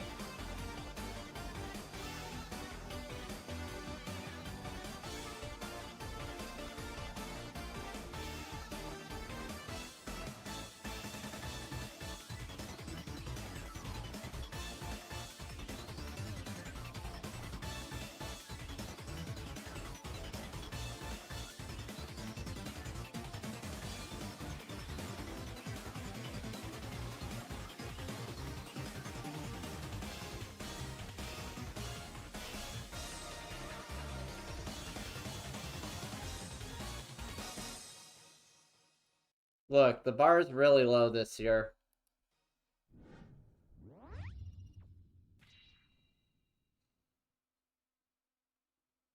And you can wishlist Berserk Bits over on Steam right now and check out an updated demo ahead of its launch later this year. Hydrate. Now, Okay. prepare thy ears, Julian, because next we have a glorious coming-of-age adventure that doesn't just feature a bopping soundtrack. Okay. The bopping soundtrack is woven into the gameplay. Here's Okay. Mixtape. Okay. What are we doing? Hanging out, getting buzzed.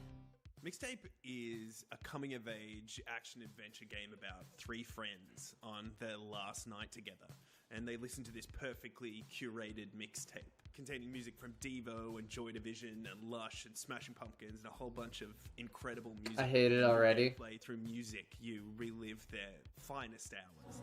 It felt important at the time. The music is a mixtape, and so is the gameplay. There's everything from skateboarding to pulling slushies. There's an amazing level where you toilet paper a house. And let me just say, I just want to say, our toilet paper tech is second to none. The way you can toilet paper that house, I'm extremely proud of. And, you know, a Grand Theft Auto, nothing on our toilet paper tech. Mom, who is it? One moment. It's the pigs, darling. I'd say one of the things I enjoyed most about making the game was... Okay, but it does say ACAB. And then... It does say ACAB, so it's got that going for it. Getting the wheels in motion of how to get that music. I'm not saying it was The Cure, but I remember we were trying to get one song, and one of the people who owned the copyright was up a mountain, and we had to like send a Sherpa to go and find this guy so we could get the rights to Plain Song by The Cure. So that was definitely one of the most exciting things, was like tracking down these artists. I think if you really love hangout movies like Dazed and Confused or Ferris Bueller's Day Off, or you're really into Wayne's World, I think that a lot of those references that you will get into Mixtape.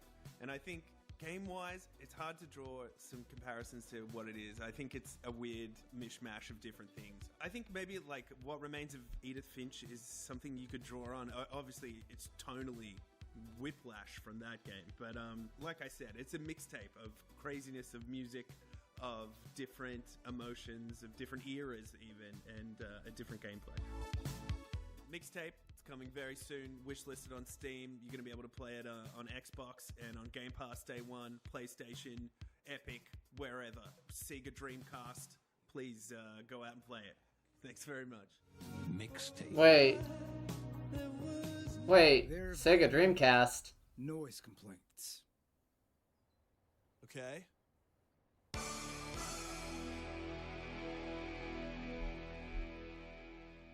So are they like Featuring an ear-tickling soundtrack of Okay, they're not absolute actually bangers, releasing it for Mixtape Sega coming to PC, Dreamcast. PlayStation 5 and Xbox Series later this year. They had me at toilet roll TPing a house. Not enough games have that as a feature, in my opinion, over there. Now, Ames, I just want to say something right here, right now. I think that you would make a great queen. And you want to know why? I think it's because you're kind, you're very regal, and I think that once the battle is about to begin, Oh you God, give one date everything. hell of a rousing speech. Oh, thanks, man. I think you make a pretty good monarch, too. After all, jewels. The crown jewels. The puns. It writes itself. Well, luckily for us, the next game that we're going to be talking about, Thrive Heavy Lies the Crown, is a medieval monarch simulator that is multiplayer, so we can play together. Take a look.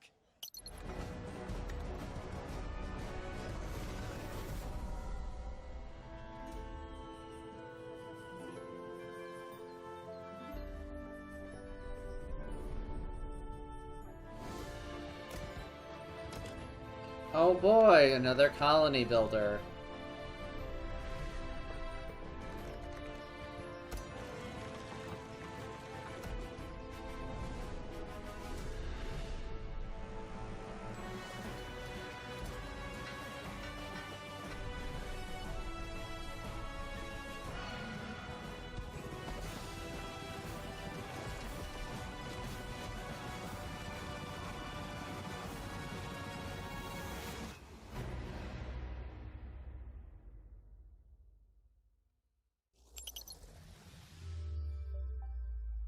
Thrive Heavy Lies the Crown is out now in early access, and if you play it, you too can build your own medieval legacy. Amy, what are you doing? I'm practicing my breach and clear maneuvers, Jules. Right, that seems like the obvious time to do that. It actually is, because in our next game, you and up to 3 friends can take part in police raids as a crack team of operatives. Fuck This that. Is Phantom Squad.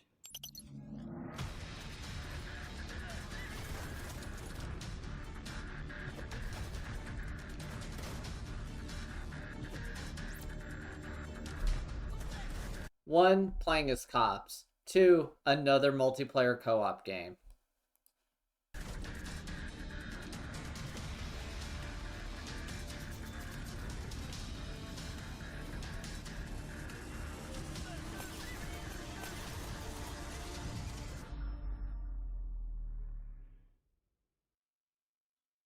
Jeez Louise, that game looks intense. It really does. And you can get ready to clear, breach, and detain sooner than you think because Phantom Squad has a demo out right now, Jules. Fuck Love this stuff. that. I'll tell you what, let's keep the action going because now we're going to chat to Rogue Factor and their upcoming game, Hell Is Us. They took us on a lovely studio tour and gave us a developer interview, which is coming up right now. So Hell Is Us, in terms of genre, for me, it's just an adventure game. And I truly mean this in the sense that you're going to go live an adventure with a very strong emphasis on exploration and discovery with absolutely no hand-holding. And it's kind of 50% exploration, 50% combat, so third-person melee combat with medieval weapons, even though it takes place in the modern era. There's a whole story behind that, of course. And yeah, I mean, you're by yourself and you need to... Souls-like. You can just say it's a Souls-like. Like, you don't need to, like, mince fucking words about this. You can just say it's similar to Dark Souls. Figure out what's going on and go on investigations and fight your way through at the same time. So today I'll talk about the dungeons in Hell Is Us and what they mean and why they're there. They're so linked to the story and the lore and the deep history of the country and why all that stuff is happening without spoiling anything. And they're tremendously at the center of your golden path and what you need to achieve. I don't want the dungeons to be in modern environments as well, like an abandoned warehouse or an abandoned metro station. I still wanted the dungeons to be like, you feel like you're Indiana Jones, you know what I mean? And you need to go through them, and there's puzzles and there's things to figure out. There's side stuff in them as well, and there are main challenges at the end, which are not always necessarily like a boss fight related, but there's always like a kind of like a bit of an eclectic thing happening at the end. Obviously, we're a very small team for a game this big. Like, we reach maybe 55 people. So the dungeons, they're not all of them as complex as some, like, all the time. And yeah, it's just this good old thing of, like, there's dungeons in this game. You know what I mean? Like, even though if it's not your main minute-to-minute thing, they're there.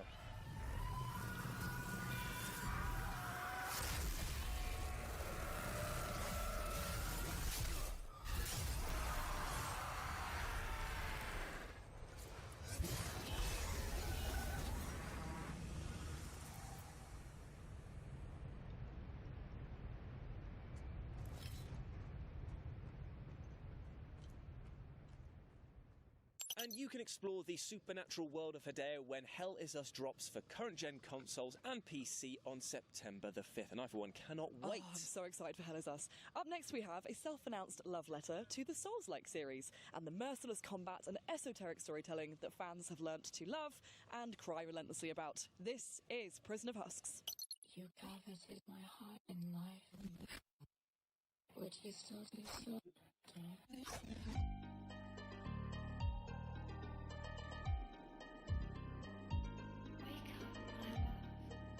I'm so close to just quitting this early.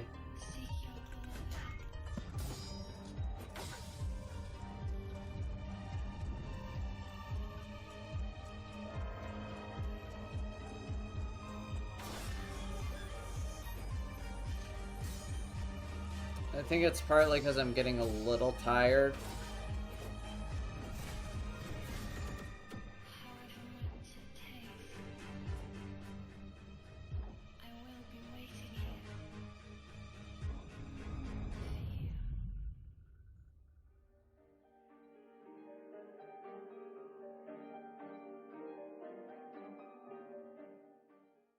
You can check out Prison of Husks right now on Steam. There's a free demo. Now, fresh off of its recent announcement, we're off to the strange world of Davy X. Jones, which, if you've not seen, is basically like if Doom was mixed with pirates. And yes, I love everything about that. Yarr!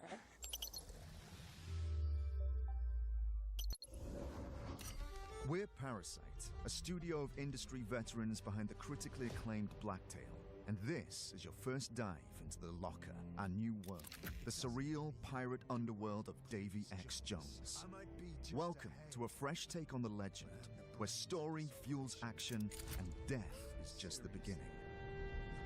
Betrayed, robbed, and beheaded, pirate captain Davy Jones sinks to the Locker, the seafarer's afterlife. Now, it's time for revenge, with your body and your talking skull fighting side by side. Two halves of a legend, one hell of a journey. In Davy X. Jones, you'll explore 9 islands floating in an infinite sea of clouds, each with its own unexpected challenges and unique secrets to uncover.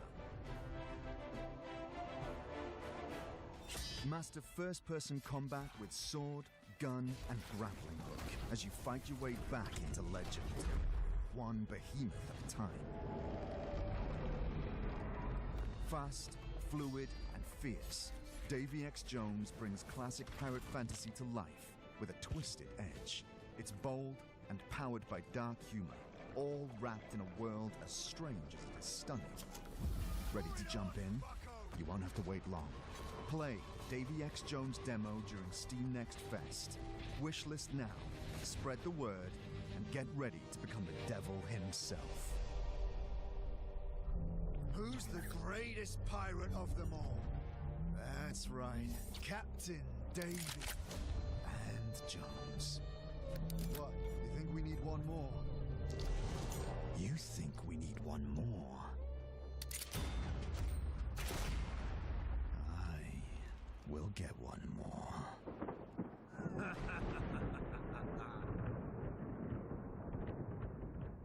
Amazing stuff indeed, and you can be sure that we'll be covering Davy X. Jones more here on the FGS socials, so stay tuned and check out that new demo as well. Now, if you thought life in general was pretty grim, try surviving on the hostile landscape of Mars. Here's Blind Descent. You're finally awake. I recommend initiating a scan of your surroundings. You are 10 miles below the Martian surface. No signals detected.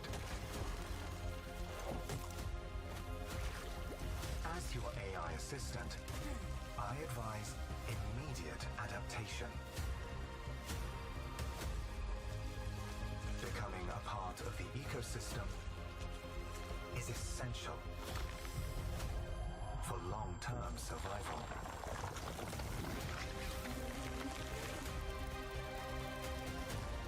Chance of escape non-zero. Chance of locating other crew members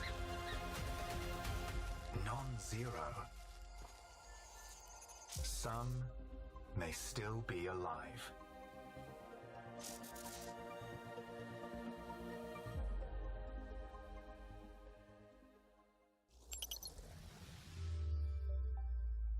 Blind Descent will be coming to early access for PC very shortly, and you can wishlist the game right now. But let's change pace as we talk about how rubbish dating is. Oh my god, mate, all the apps are rubbish. Sometimes I wish I could just date my PS5. Well, luckily for you, I've got just the game for you, because we're going to be talking about Date Everything, a dating simulator in which you can literally date everything. We're talking lusty lampshades and saucy sauce pots. It's quite something. And we're going to throw it back to Matthew and Laura, who starred in the game, to tell us what it was like turning inanimate objects into intimate objects with just their mouths. That sounded better in my head. No, it didn't. Roll the footage. Hello, you pathetic, worthless little wretch. What can you tell me about your next project? Date everything. Was that burp? Date everything. So sorry. You can date Matt's perp. Probably that's the DLC. Date everything. I play a laundry hamper. She's possessive. And it's an unhealthy relationship, but you should totally try it out. Maybe you can fix her. Yeah, maybe. What about you? I play Chance, the D20, to no one's surprise. Of course, Matt Mercer plays the D20. Chance, what a great name. He's great too. They put so many people in this game. And it's so well written. It really is. It was so much fun. It's rare that someone comes out with a game that ends a genre. Because I don't know what you date from this point forward in games. Date Where you everything. can date everything. You can date your existentialism, can't you? Oh yeah. Among other, I know a few things that you can unlock in that game, and it's so. Play it. It's coming out Please. soon. It's gonna be really fun. So good. The Really, writing is really fun. incredible. It's so well done, y'all. Sup, baby? That's a fantastic red shirt you've got. Glad it doesn't cover your sweet ass. Date everything. It is like nothing I have ever known before or since. Jesus Thank you very Christ. much to Matt and Laura for that wonderful take on this very strange game. And what you just saw was, in fact, only a humble snippet of a much bigger interview coming to the FGS YouTube channel soon with the lovely Matthew Mercer and Laura Bailey. So subscribe for that. And you too can date everything when the game drops on June the 17th for Xbox Series X and S, PS5, Nintendo Switch, and of course, PC. Now, sticking with the theme of looking at your home in a different way, we're going to have a little look at brain-tickling puzzler, The House of Tesla.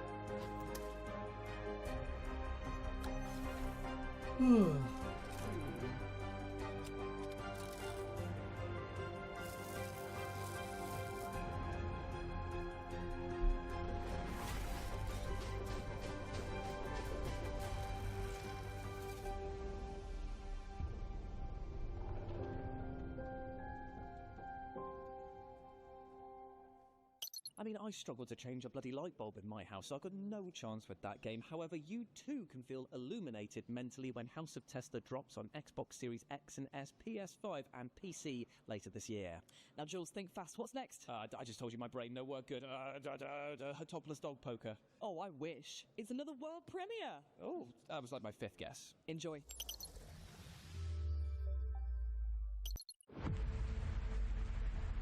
Hope. That's my name.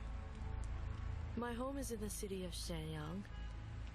It's beautiful, and I've always felt safe here. But that's all about to change.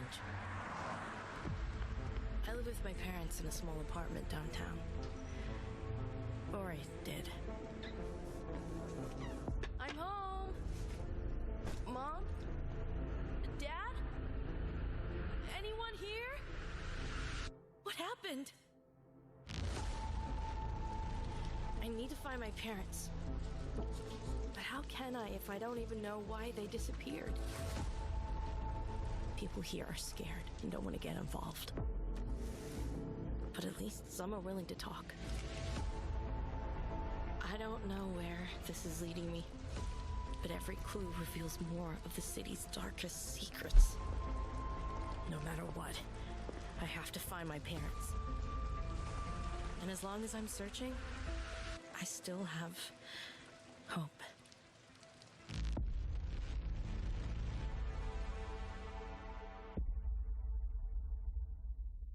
Again, or you could just show gameplay now. Since you clearly have it right there, you can just show it now. Like... And that was the world premiere cinematic trailer for Hope in the City, a neo-noir mystery coming soon to PC. If you like what you saw, wishlist now on Steam. Now, with our next game, we're travelling back in time to medieval legacies of sword fighting and, of course, bardcore music. Is it called Rhythm of the Night? No. A Hard Day's Night? No. All Night Long? Are you done? Never. Roll the clip. Night Fever? No.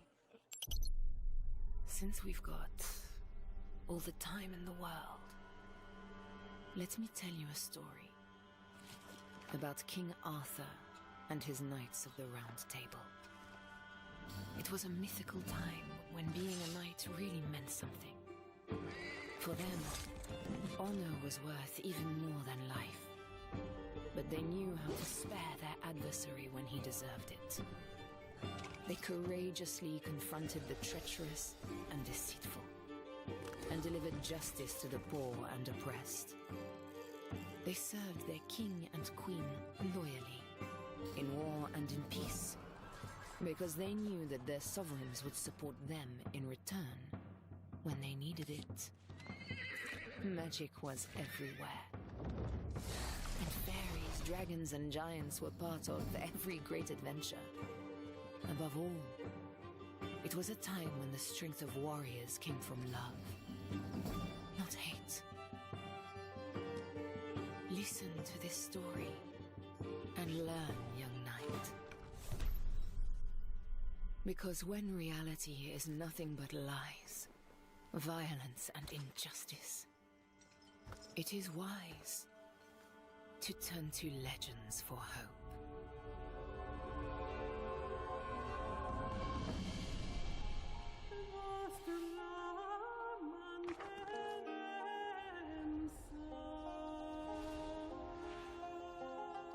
There's a demo? Interesting. Legends of the Round Table is a colourful medieval RPG in which you undertake perilous quests in order to defend your kingdom. Well met, my liege. Up next, we have the sequel to a beloved action RPG that I know loads of people are excited about, especially this guy. Yep. We spoke to the devs behind Moonlighter 2, The Endless Vault. Here's what you can expect from the upcoming game. We've been working a lot in Moonlighter 2, The Endless Vault, and we are so happy that it's coming outside soon. Moonlighter 2 is basically the direct sequel to the first one, and you are a little merchant that used to get into trouble, and you will experience classic fantasy adventures, so seen in many video games, but as the role of a merchant that has to take care of a shop and survive. Basically, what we tried with Moonlighter 2 is bring everything that made it special, the first one, and try to upgrade it, update it, make it more polished, more fitting, and we are trying to make new and old players come back and enjoy a lot the world and the game that we made for them. So yeah, I hope we made it. Already, a lot of people already love it, and this time we are going more rogue, we are going 3D, we are going into a whole new dimension of quality and ambition. Honestly, the thing I'm more excited to see people trying and to try it myself when the game is fully released is the new combat system, because I already love all the Zelda nods here and there in the first game, but this time you can feel that there's a new combat system, a more deeper system in there, like with the perks that we also have in the dungeons, that you can really create and experiment in a lot more ways than in the first game, and I'm really excited to try that. I think that if you love Hades and how it's played, and you grew up playing Wind Waker, you have the perfect tiling here. Moonlighter 2 is coming to PC, PlayStation, and Xbox Series this summer, and I can't wait for you to try it. Tell me, little merchant, how much can you take?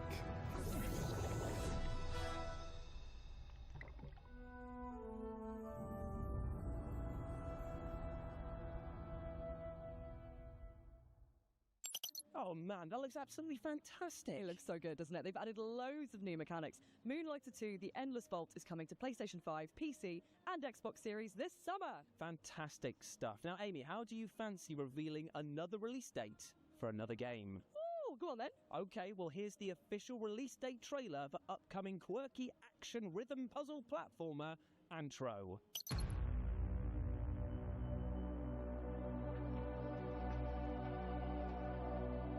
I am the guilt of the consequence of everything that was destroyed.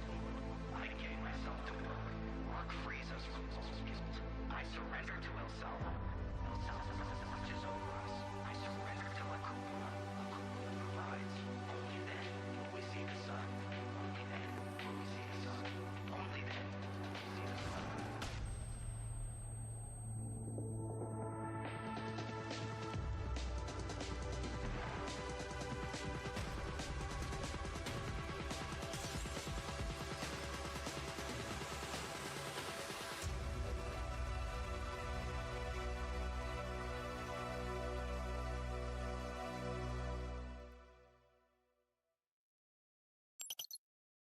You heard it here first, guys. Antro is coming to PS5, Xbox Series, and PC on the 27th of June. If you're keen, wishlist it now and have a bash at the free demo. Now, Amy, I've got a question for you. How do you feel about clowns? Absolutely not.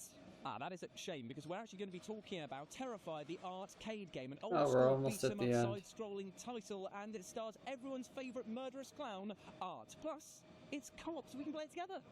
How about I watch you play from behind a pillow? Oh, I was hoping that you take charge. I'm terrified too.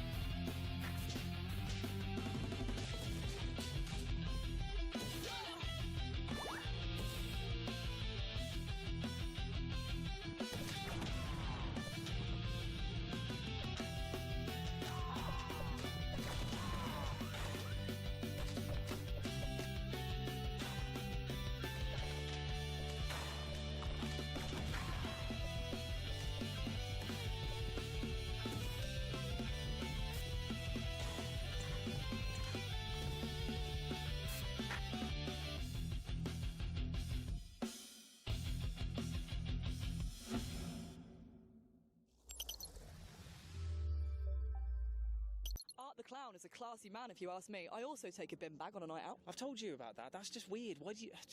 Anyway, Terrify, the arcade game, is coming to PC and consoles very soon. And of course, it's going to be invading your nightmares as well. Now, I reckon I can sell you, Jules, on our next game in 6 words. Absolutely impossible, but go on. Bears and giraffes in mech suits. Hell yeah. Hell yeah. Okay, that sounds Roll unhinged. that trailer. Listen up, rookie! You think you've got what it takes to survive? Craft, upgrade, unleash the ultimate machine. Rewrite the battlefield again, and again! So choose your pilot, build your mech, lock your loadout. This is... But it's multiplayer.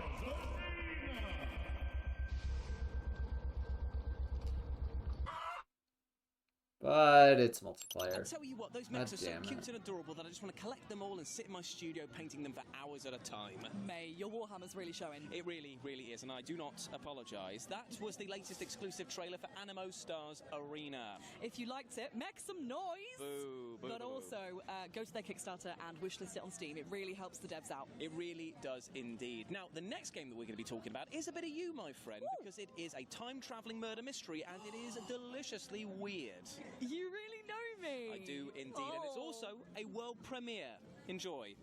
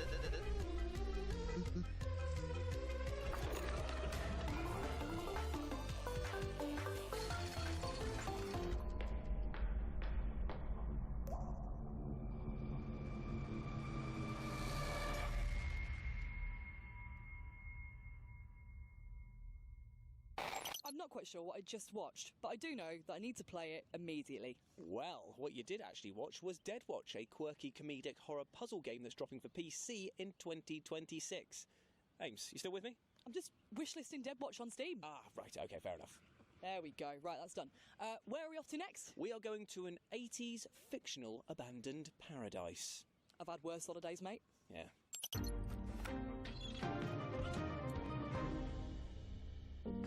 My uncle, he taught me how to see the world, how to listen when no one is speaking.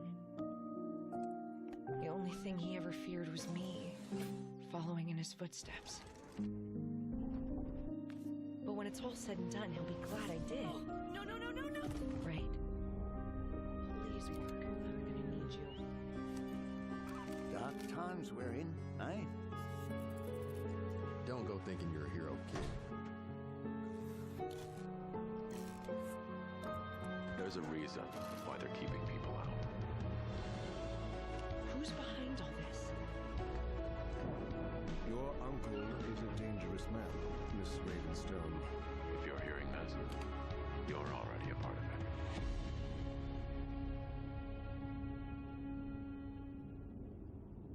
That was the latest trailer for Dimhaven The Lost Source, a narrative-driven puzzle adventure game. And Amy, what the hell are you doing, mate? What are you doing? Well, our Uber driver's cancelled again. And Right. we've got to get back to the hotel somehow, so I'm calling a sandworm. Okay, well, luckily we are talking about Dune Awakening, which this seems very reminiscent of, because we went to go speak to developers about their MMORPG game, and they had things to tell us. Big, small, and worm-like. My Uber was like working a couple of minutes ago. We don't need to do this, surely. We're fine, he said 3 minutes. This is your path to awakening. Hello, my name is Joel Bylos, and I'm the creative director in Funcom Oslo, and we're working on Dune Awakening. Dune Awakening is a survival game on a massive scale. It's first and foremost a great Dune game, and then we layer in the survival elements that make a lot of sense because Arrakis is the most dangerous planet in the universe, so you'll be dodging sandstorms, sandworms, hostile scavengers on the planet, avoiding Sardaukar dropships, and, playing through the game as you level up and try to uncover this great conspiracy that's happening in the Imperium. I like to refer back to the actual writing of Frank Herbert because there's a scene in the book where Paul is in an ornithopter and they ask Liet Kynes, what would you do if you were trapped in the desert? And he says very simple, check the integrity of my still suit, stick to rocky ground to avoid the sandworms, and if you're very careful and stay out of the storms, you can make your way out of the desert. And that's kind of how I would expect people to start our game. Get equipped, check the integrity of your gear and make sure that you're getting water, stick to rocky ground, and slowly make your way to civilization.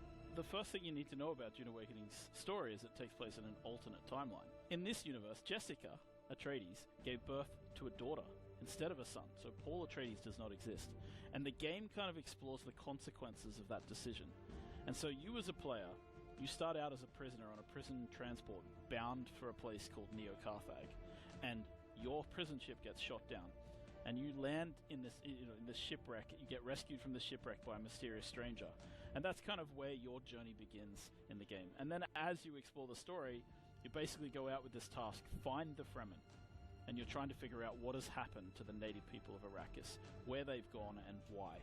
We aren't going into too much detail about post-launch, but there's one thing I've promised the fans that I can tell them is going to come down the road, and that is riding sandworms.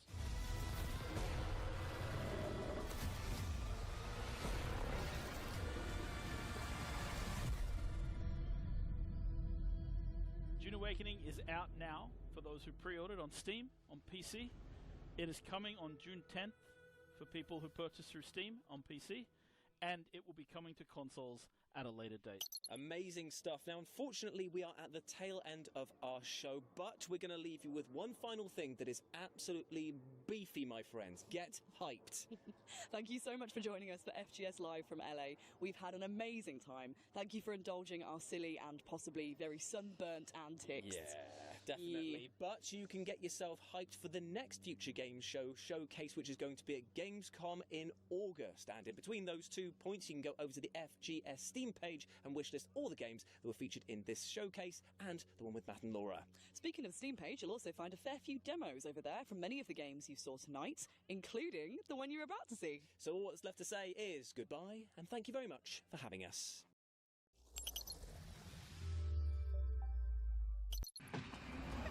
Masz. Wstrętna, wijąca się i oślizgła masz. Gdzie ja jestem, do cholery? No jak to gdzie? W jeziornych kolonii. No nie wygłupiaj się. Ostatnio jak ścieżką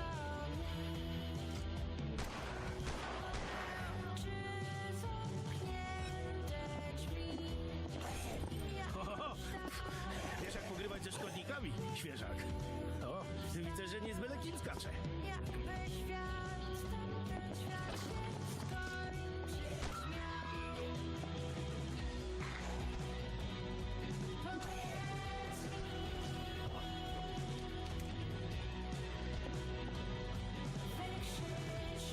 Pewka się zrobi jazdę próbną. Tam jest fajna trasa.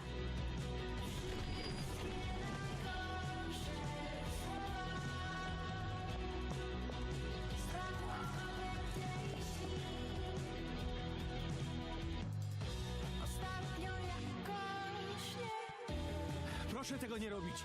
Już kurwa mać, daj kobiecie trochę prywatności. Cholera jasna, proszę pani! Przemyśl to.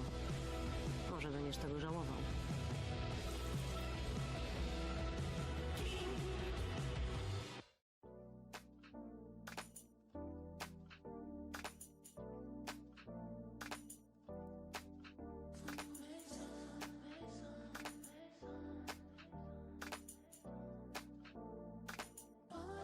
Ugh.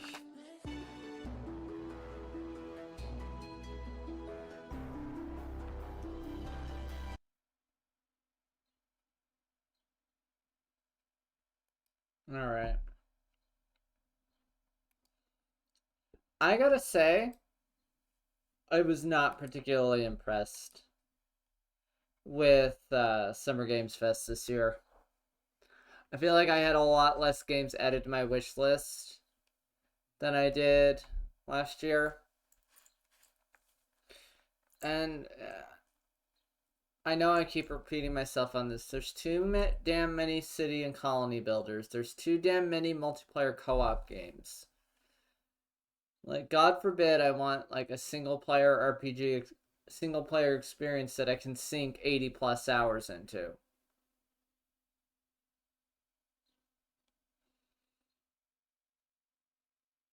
But we got through it all. We got through all 4 things that we wanted to watch.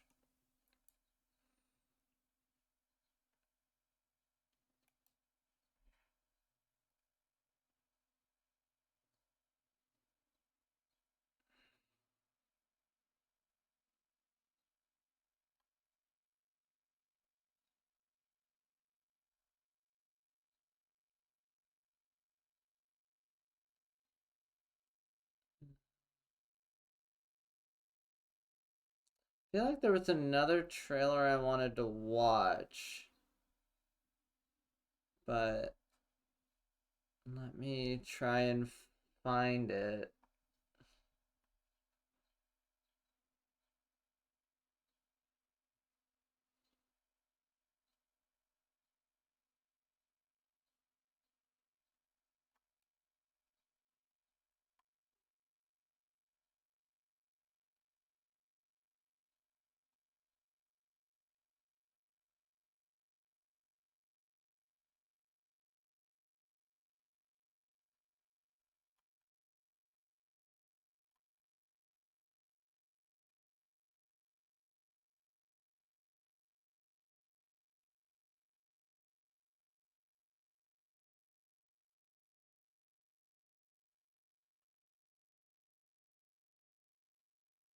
Maybe it wasn't a trailer. Maybe it was just someone. Maybe it's just like a presser.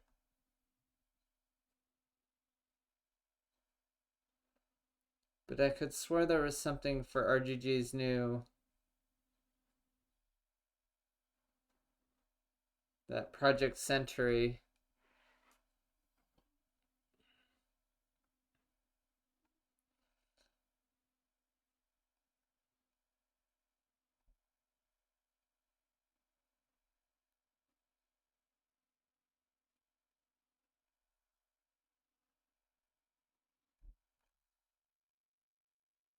Let's see.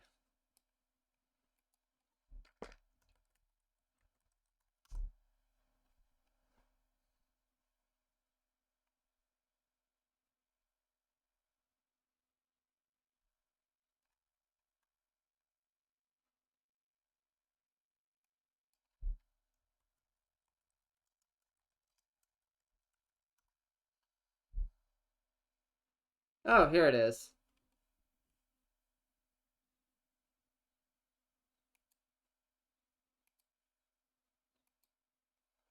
Peggy 18. I pray with a song in my heart. Ever since we've been alone, whenever I'm feeling blue, let us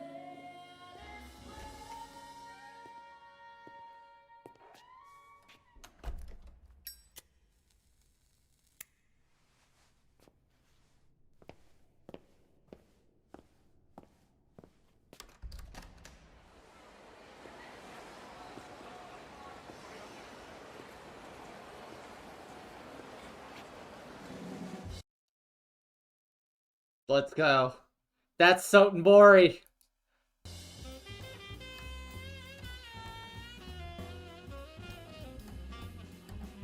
1943.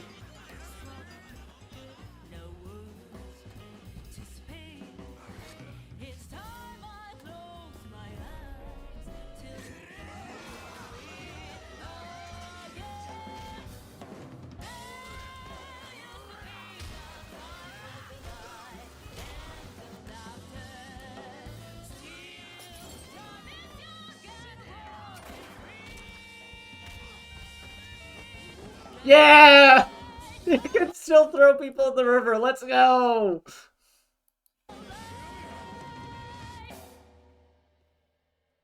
Got a name? Mako Daito. It's a Yakuza game. It's from the same devs. Don't I look like one? You're not? So, what are you then? Sana. 俺が知りてえや。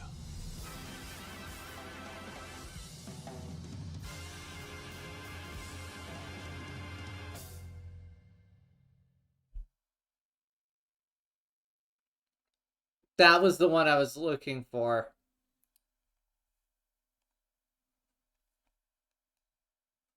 Project Century. Stranger Than Heaven is set in 1915 Japan. 1915/1943. And it's set in Sotenbori, looks like.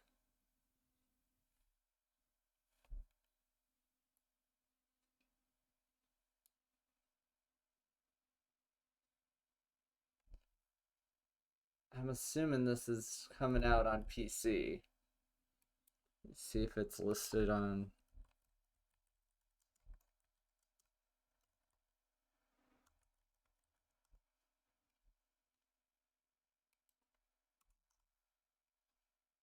Nope, it's not listed on Steam yet. It's okay. Or maybe it's under its old name.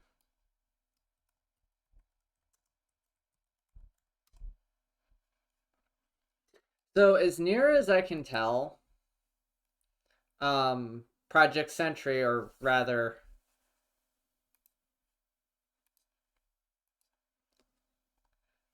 Stranger Than Heaven,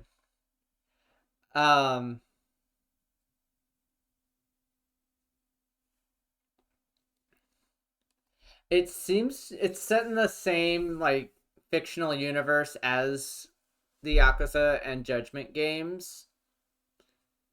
It looks like.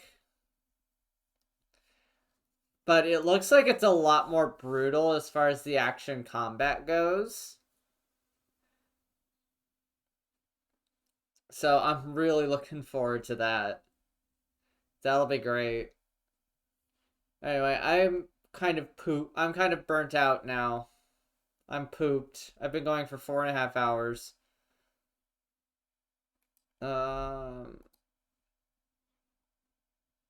I think no raid today because I'm just tired. I don't really have the energy for a raid. Thank you so much for hanging out. Thank you for bearing with my slow ass while I got caught up on these. I will be around in Discord later for anime night. Don't worry about that. I'm just gonna go lay down. Thank you so much. Bye bye.